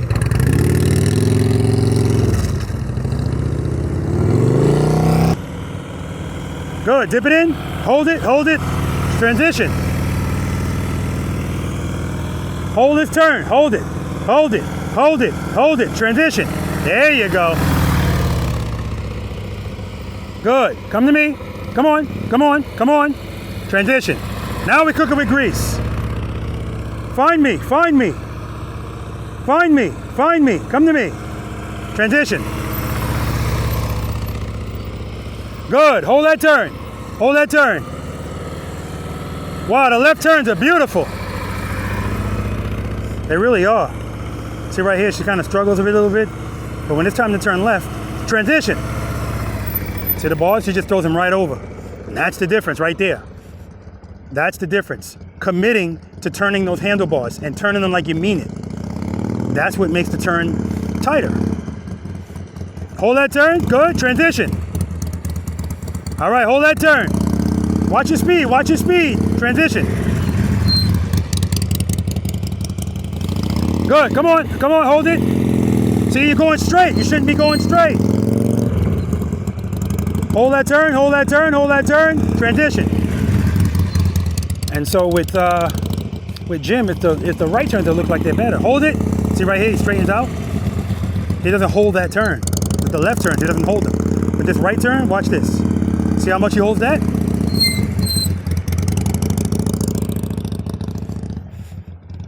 So clearly, he's more comfortable going one way than the other. because he doesn't hold those turns. That's why it's, you know. Keep that throttle loaded. Keep it loaded.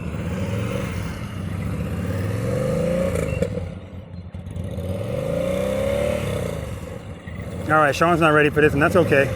And he's still trying to go through the cones instead of going around them. You know, baby steps, guys, baby steps.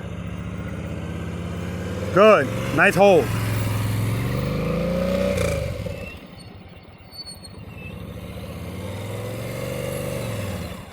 Keep it loaded.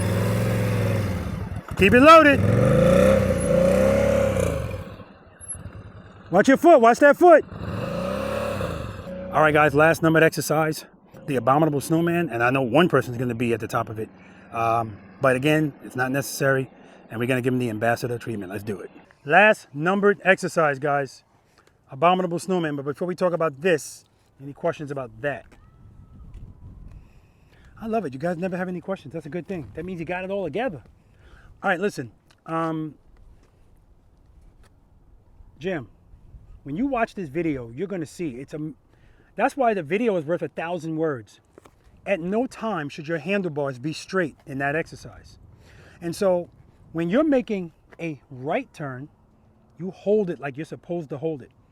Then you come around in the left turn, that's enough. And you wind up going straight across. Should never be going straight. You should be turning, transition, and then you're turning in the other direction. So clearly you're more comfortable doing this than you are doing this. Hold on, let me think about that. It's one of the two. You'll see in the video. And that's fine.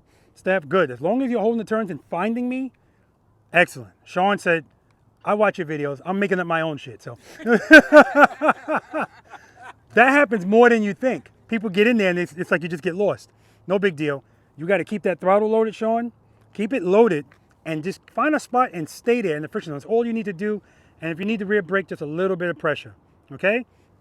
Chi, good. You're still trying to do it brakeless. So isn't it amazing how his bike forced him to do this today? That's awesome. And of course, Mark, awesome. Okay, you too, same thing. That's why I made him do it over, because this is one of these exercises where it's like a domino effect. If you start wrong, it can, it's just like the single serpentine, but you can always correct it by holding the next turn. So same thing. Rich held the turn really nice. A right turn, it was like, woo! And then it was left turn time. Woo! Steph, same thing. Left turns, beautiful. Right? We're going to work on that, because that was me too. My right turns were so much worse than my left turns. I had just told myself, that's just the way it's going to be. And I said, the good thing about it, I'm always looking for the good side. The good thing is, I will never be complacent making a right turn. That's what Then I changed the handlebars on this bike. It changed everything for me. That, and I started counterbalancing a little bit more. Right now, Jim, you're leaning with the bike. Of course, how tall are you? 6'2". Yeah, of course it looks awkward. Your knees are touching your earlobes on that bike. You want to counterbalance your body, right? Just try it out. See if it feels any better. It doesn't change anything with the turn, but it usually makes it a little bit easier to deal with. We lean with the bike at speed. We counterbalance at slow speeds. Okay? All right. That brings us to exercise number 9. This is the Abominable Snowman. Who is unfamiliar? Sean? Oh, he psyched me out. He went. Okay. This is nothing new to anything we've been doing. Holding turns buys you what? Yeah, and I'm just trying to get you guys to hold turns. That's all this is. So I'm going to let you know right now. In that figure 8, when I told you I just want you to hold the turn and come around, that's this. All right? I'm in the 27-foot circle. The green cones just separate the circles. That's all I want you to do. That's all I want you to do. Sean, that's all I want you to do. Because this is the last exercise, as far as I'm concerned, I want clean runs in here, right? It's not about going all the way to the top. If this is where you live, this is where you live. Don't go into other neighborhoods. Just stay right here. Go around, and if you want, hold it, go around again. This is your entrance and your exit. So come in. The first time we do it, we're going to come this way. And then the second time, we're going to go the other way. You see how my motorcycle is? This is where I want your motorcycle to be, the vicinity of your front wheel. When you come in, should be right here. That's placement. Now, whether you need this space or not, like I know for a fact, Mark doesn't need this space. I still want him here because we're always practicing placement. Placement. Hug him. Commit. That's the 3 words I use in this exercise. Placement, hug 'em, commit. Placement, wheel, hug 'em means hug these 2 cones all the way to the top. And when you get here, now commit to your turn, commit to your lean. Because people that come in here and commit early and leave all that space, we're in a circle. That's where you're going to have to make it up. Now, because Mark's going to come over here, whoever else, he doesn't need all the space. So when he placement and goes all the way to the top, when he commits, it's going to be a ton of space on the other side, and that's fine. But if you need that, use it. If you plan to keep going up, go through the green cones, and then when you get up there, same thing. Placement, hug them. We're always hugging all the way to the top. Walk it with me, just in case you need. I don't want you to first time see it while you're in it. If you're coming up this high, so if I'm going to come here, placement going to be about right here. You shouldn't be here turning, giving up all of that space. Whatever you lose here, you're going to have to make it up there, and it's going to cause you to lean more, and you don't need to lean that much. Placement, hug them all the way to the top. If this is where you're going to stay, hold the turn. If you want to go around twice, fine. Go back into the other circle. Placement, hug them all the way to the top. Commit, hold it, and then go back out. And if this is not your last circle, then obviously you're coming around, then you're going to go over here. Placement, hug it to the top, commit, hold it, hold it, hold it. And if you're going up into the neighborhood you shouldn't be in, same thing. Placement, hug it to the top, commit, hold it. Mark, what you're going to do is, when you get up there, you're going to 3 revolutions. Get to the top, 3 revolutions. And when you come out, you're going to turn around and go back in the opposite direction. So if you go in this way, when you come out and you come around here, instead of going to the left, you're going to go to the right. And then go back in. I'm going to demo it. Yeah, I haven't even done an 18-foot. Bullshit. You did it on... Exactly. I practiced this on that. Well, I asked you earlier, do you want the ambassador treatment? You said yes. So you're getting it. The ambassador treatment is not half of it. You get it all or none. Listen to my throttle while I'm in here. Steady. That's my goal. If I hear it drop a little bit, I'm going to raise it a little bit. But I'm always listening to it. I don't need a ton of brake, but if I use it, nice and easy. So I already got the placement. I'm going to pick it up from there. Hug 'em, commit. Placement. Hug 'em, commit. Throttle steady, holding the turn, holding the turn. Placement, hug it to the top, commit. Hold it.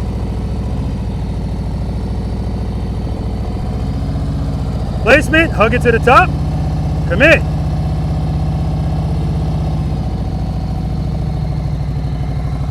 Placement, hug it to the top, commit. Hold the turn. One more time, Mark.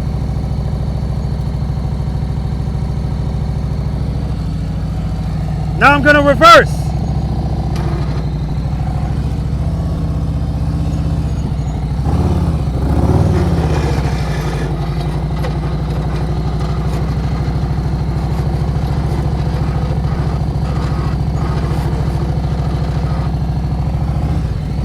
And then you do the rest. Questions? All right, let's do it. Who wants to go first? I think you should go first.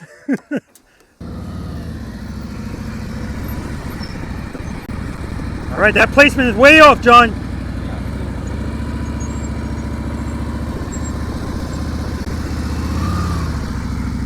So you see his bike like jumping forward? Keep it loaded, keep it loaded. All right, the placement. So John's causing himself to have to lean excessively because he's turning too early.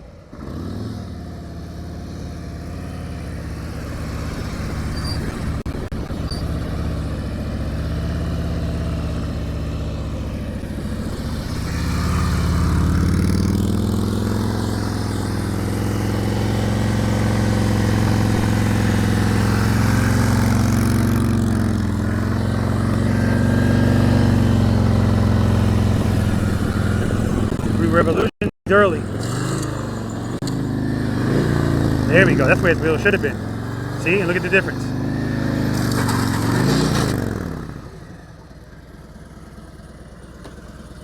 Not bad at all, man.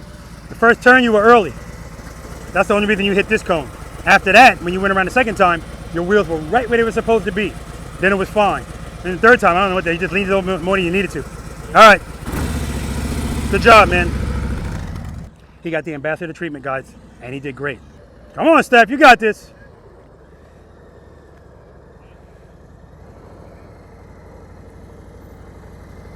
All the way over, all the way over.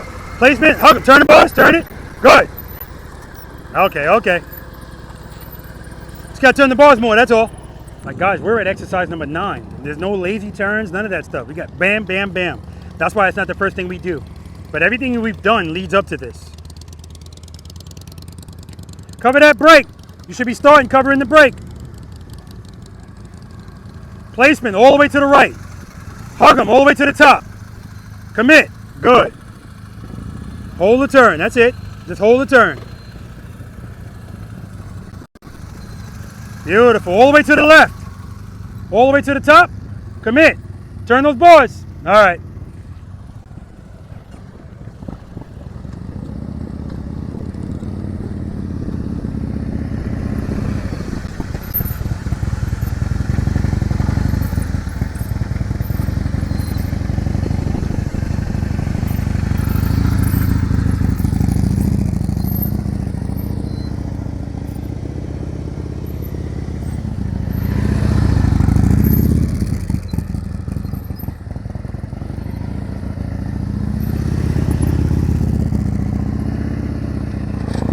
You're good, you're good. Good correction, G. Ah. Good job, man.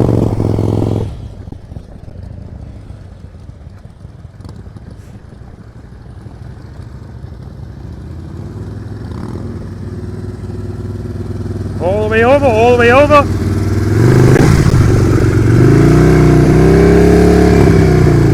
Yeah, he's good. Good job, good job. Get that foot up, foot up. Cover the rear brake, cover the rear brake. So you turn it too early, way too early.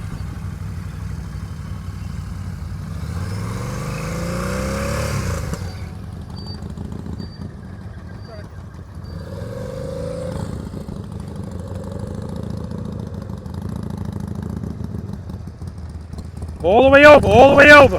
All the way to the top. All right, hold that turn. Easy on that brake. Good job.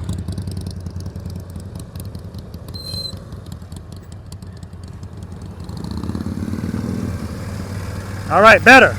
But yeah, then you're stopping.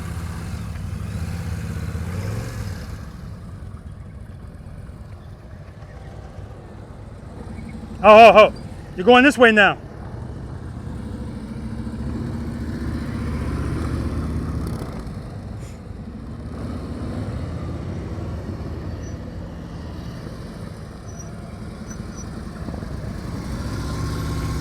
All right, you're still early.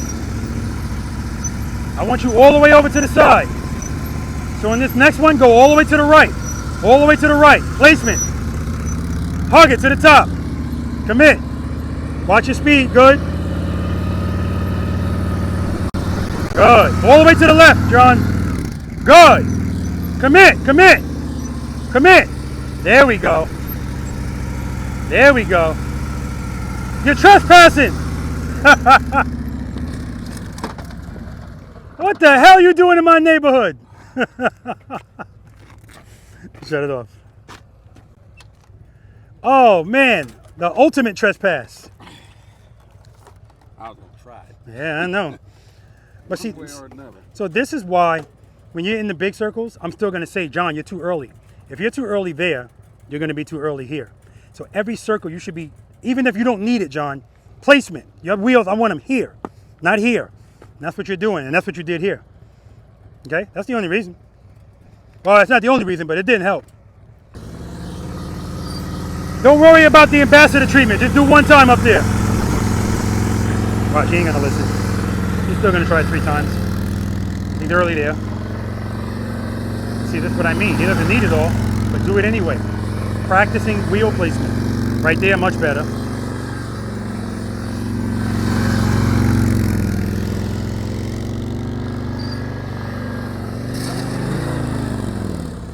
Good job, man. Good job.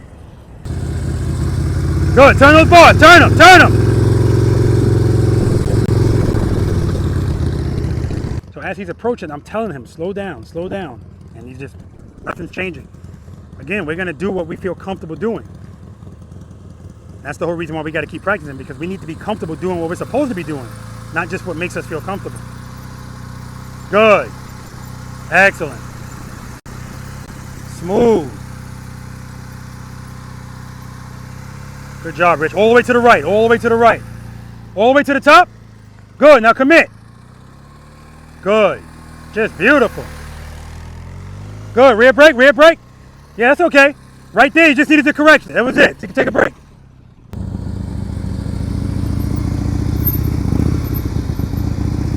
Good wheel placement, Chief. Good wheel placement. And he doesn't need it all, but practicing it. All the way to the right, Chief. Good.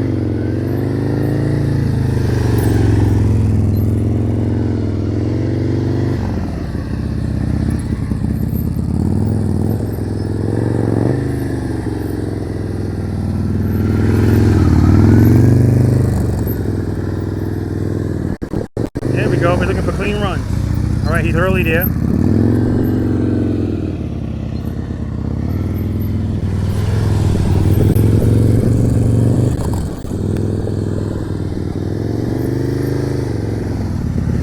Here he uses all of the space.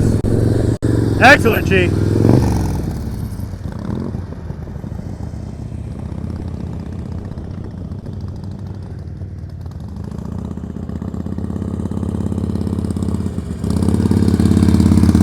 Good. Yeah, right turns are so much tighter. Good, you're good, you're good, clutch. You're good, you're good, you're good, you're good. Easy with that brake. All right, take a break. Yeah, when he hits the brake, he's hitting it so hard. As soon as he hits it, boom. That's what the bike does.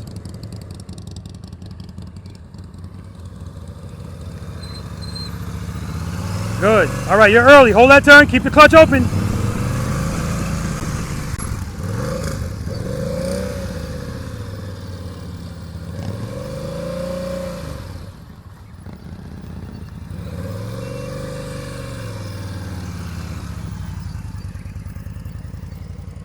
All right, guys, it's bonus time to lean or not to lean. I got my money on somebody. I'm not going to say who. Let's do it. Any questions on the Abominable Snowman? A couple of trespassers going up in neighborhoods you don't belong in. But that's okay. It's okay. He said I'm going for it. So listen, guys. With Chi and with Mark one time too.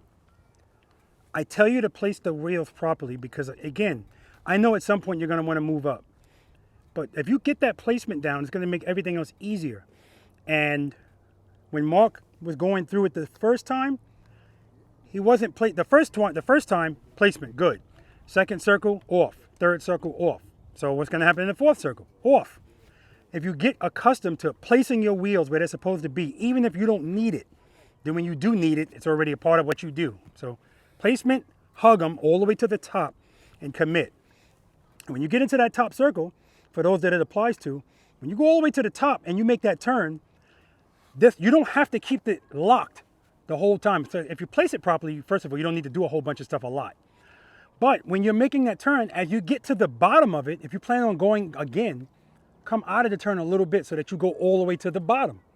Then when you come back, turn it a little bit. So you have to make modifications. I shouldn't be. I usually don't tell people this stuff because follow the leader. Then that's how I get people out of there. But that's the whole goal there. It's not like a train on tracks. You got to make a little slight modifications depending on your speed and all this other stuff. All right. But all that is holding the turn. That's all it is. So Sean, you got to work on throttle control and clutch. You got to be able to just keep stuff where it is. Because when you went in there to do it going right, you look smoother, right? But then the issue was clutch, right? All right. And again, too much speed, but you don't have a brake to slow you down. So, all right. And with you, Yeah, if I say, all right, rear brake, right? And the whole bike goes like this. I'm looking at your big ass feet on that little tiny brake on that bike. It's kind, you know, it's kind of tough to be smooth, but yeah, that's what you need to do. Be nice and smooth. And you're like this the whole time. Got to get your head up and looking where you want to go. That's going to come too, because there is a connection between not feeling comfortable and looking down. And that's why if I tell you to look like this, it feels so odd. But like I said, we got to step outside of our comfort zone a little bit. All right, to lean or not to lean, this is the exercise. Best of 3. Again, this is not a competition, but somebody's going to win, right? Now, it's called to lean or not to lean because you have to decide whether you're going to do this straight up or leaning or both, all right? Totally up to you. Sometimes you might be doing it straight up and you see you're not going to make that last cone. And the only way you're going to make it, you got to do a drop catch to lean the bike to get it in there. If that's what you need to do, that's what you need to do, because there's 7 cones, but you can only get 6. And I'm giving you the first one. And I've had people hit it. That's why I had to come up with 0 cones, right? As you're going down, I'm going to be behind you with my camera, counting the cones. 1 cone, 2 cone. If I say that's it, just shut it down. Don't keep, so I got this and knocking all the cones down. That's it. It's the best of 3. So if Steffany gets 6 cones the first time, and everybody else gets 5 cones the first time, if the next time she comes and she gets 6 cones, nobody else has to go. It's over, because 11 is less than 12. We good? All right. I'm going to demo it. First time I go down, straight up. Second time, I'm going to do it leaning. If we happen to end in a draw, then I throw something else in there that these 2 or 3 people have to do. We're going to get you eliminated one way or another. All right. Oh, I don't give advice in this exercise because I always tell people everything we've done today, apply it here. But what I will, the only advice I will give you is fold in your highway pegs.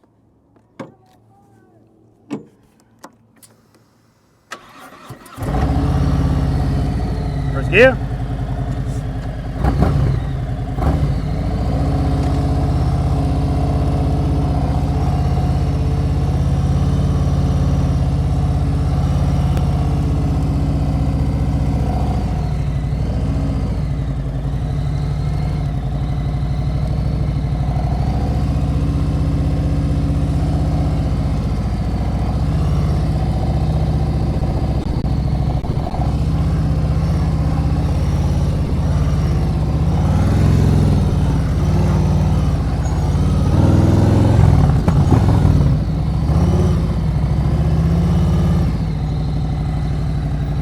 Smooth stop. I don't care what you do or how good you do it. If the stop is trash, I'm a, whatever. Any questions? All right, let's do it. Let's do it.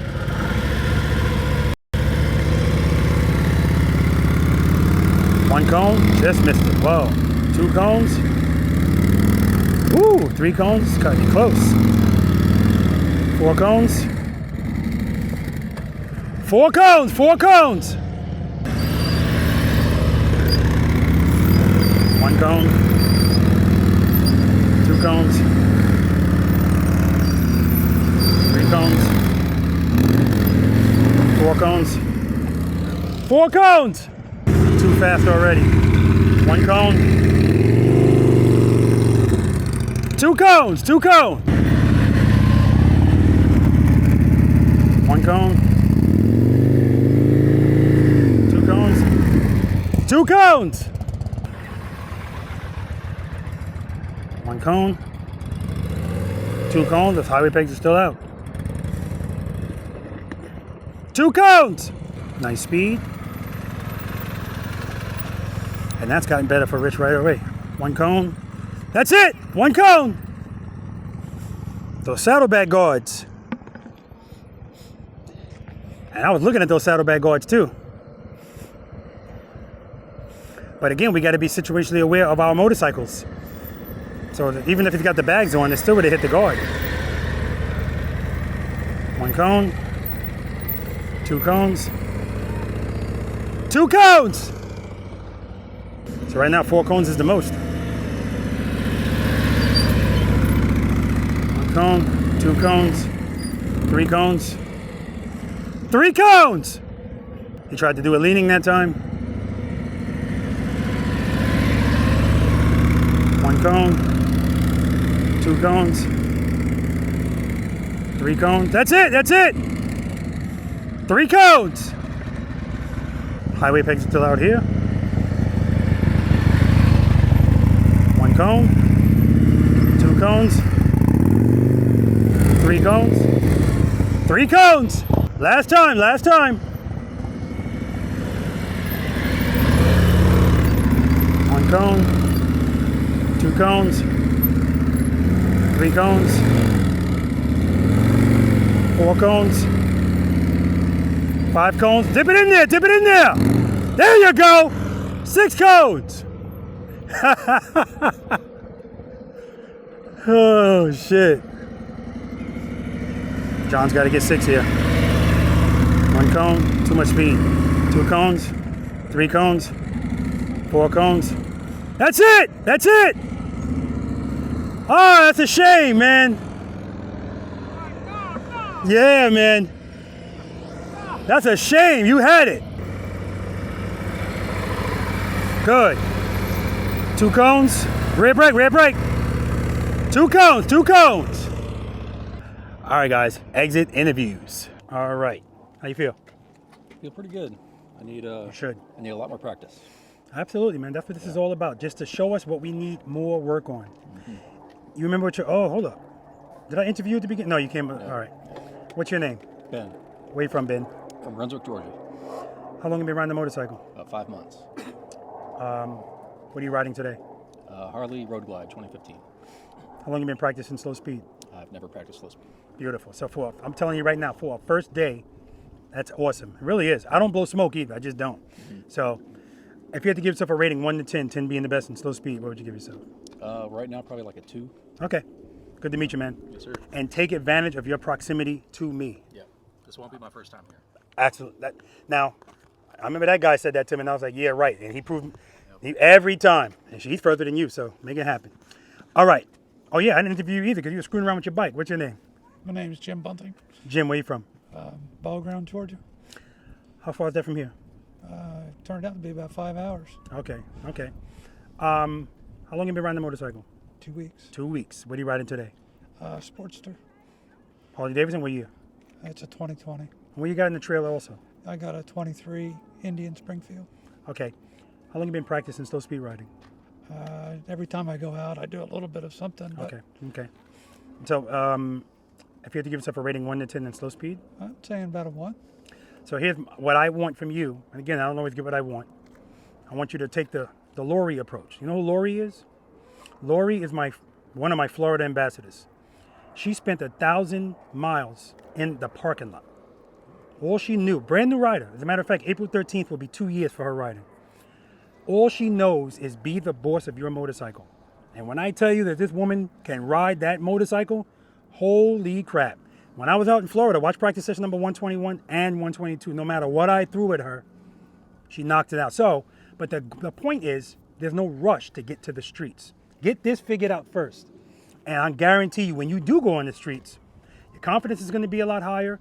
And you're going to feel a little, when you get around other motorcycle riders, you're going to feel it because you're going to see how they ride. You know that red car? Let's just say a Ford Explorer. I never noticed a Ford Explorer until my brother bought one. Now I see them all the time. That's going to be duck walkers and people that struggle on their bike. You never noticed it. Now you're going to be like, damn. And that's what I mean when I say, when we learn how to ride these motorcycles properly, a lot of the stuff that we worried about, we don't worry about it anymore. And some of the stuff we never thought about, now it's on our radar. Group rides. People that don't know how to ride don't have a problem with group rides because everybody around them are riding the same way. But we see that and go, oh, hell no. I'll be in the back, right? And hopefully we don't have to make a U-turn. Actually, that's a lie. You're going to hope a U-turn needs to be made so that you can see how many people can't do it.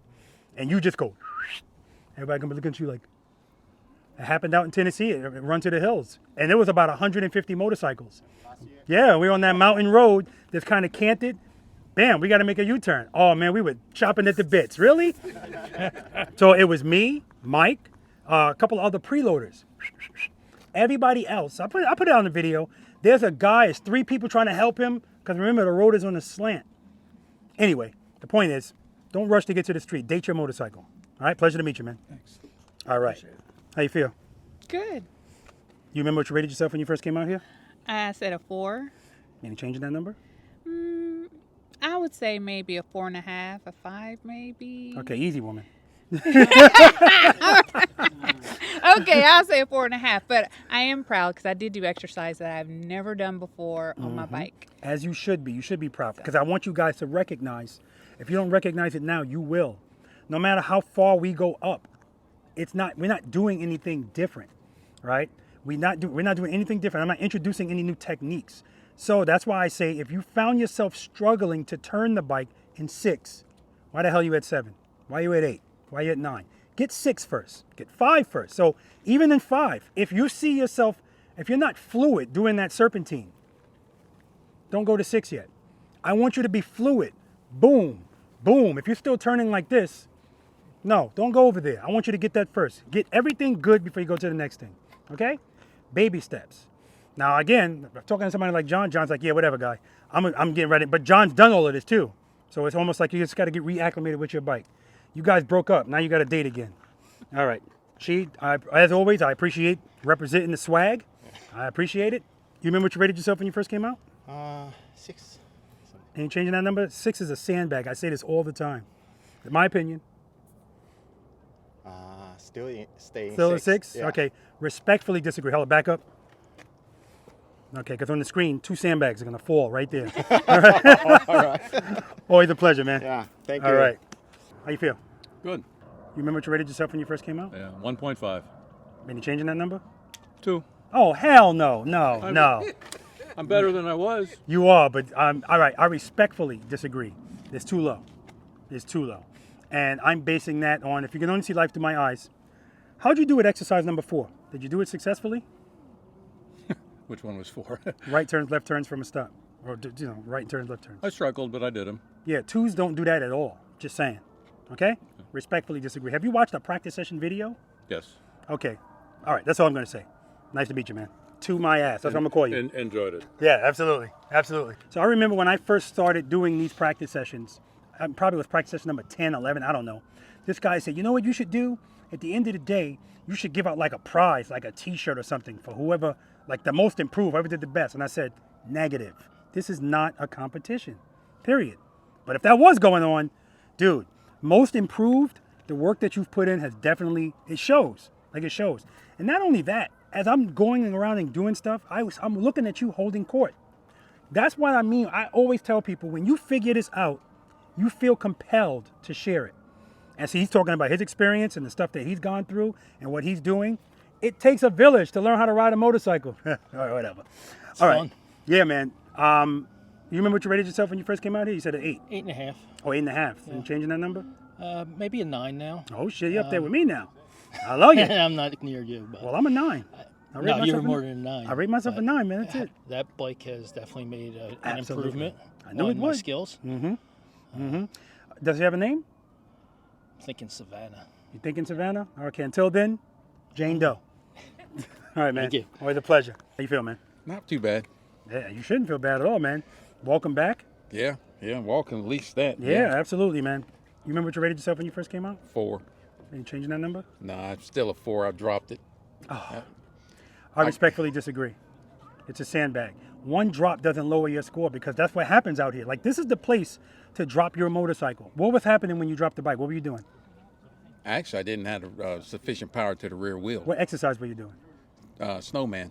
Yeah. 18 foot. So think about that. I was in the wrong neighborhood. Listen. And what do I always tell people? When I put out that video of me doing that rodeo at Savannah Harley-Davidson, I was doing one of the most difficult courses there is, the bleeding ulcer. So I dropped the bike there, and I said, this is a perfect learning opportunity. So when I put that video out, quite a few people said, man, I got to give it to you, man.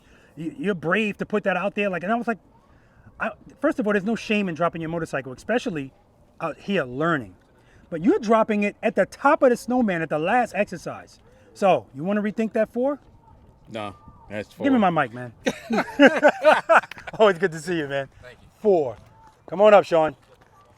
4 my ass. I thought 2 was bad. The 4 is worse. The number's higher, but it's worse. All right, man. Oh, I didn't get to interview you either. What's your name? Sean Porter, Where are you from, Sean? Orangeburg, South Carolina. How long have you been riding a motorcycle? About a year. A year, okay. What are you riding today? 2012 V-Star Yamaha. How long you been practicing slow speed riding? You could tell by my performance. Yeah, yeah, absolutely, absolutely. If you had to give yourself a rating 1 to 10, 10 being the best slow speed? 1 for effort, for participation. Yeah, yeah, yeah. And so, you know what? I forgot to tell all of these guys, but I'll say it to you. I usually tell everybody, it's a reason why I ask you how long you've been practicing, because I need you to be patient with yourself. So I saw you getting a little frustrated. This is day 1. So don't get frustrated. If you say I've been practicing for a year every day and that's your performance, then you have a right to be frustrated. But right now you are where you should be. As a matter of fact, you might be a little bit further than you should be, okay? Because you actually did a lot of the stuff out here that, I'm telling you, man, if you can see life through my eyes, a lot of people struggle with a lot of stuff. Nice to meet you, brother. Likewise, sir. All right, man. Look forward to doing it again. All right, man, absolutely. All right, guys, listen, that's going to do it for practice session number 1, 2, 3, 123. Great day, great people, great weather. I want to give a shout out to, tell me your name? Zachary? All right, I want to give a shout out to Zachary and Joe.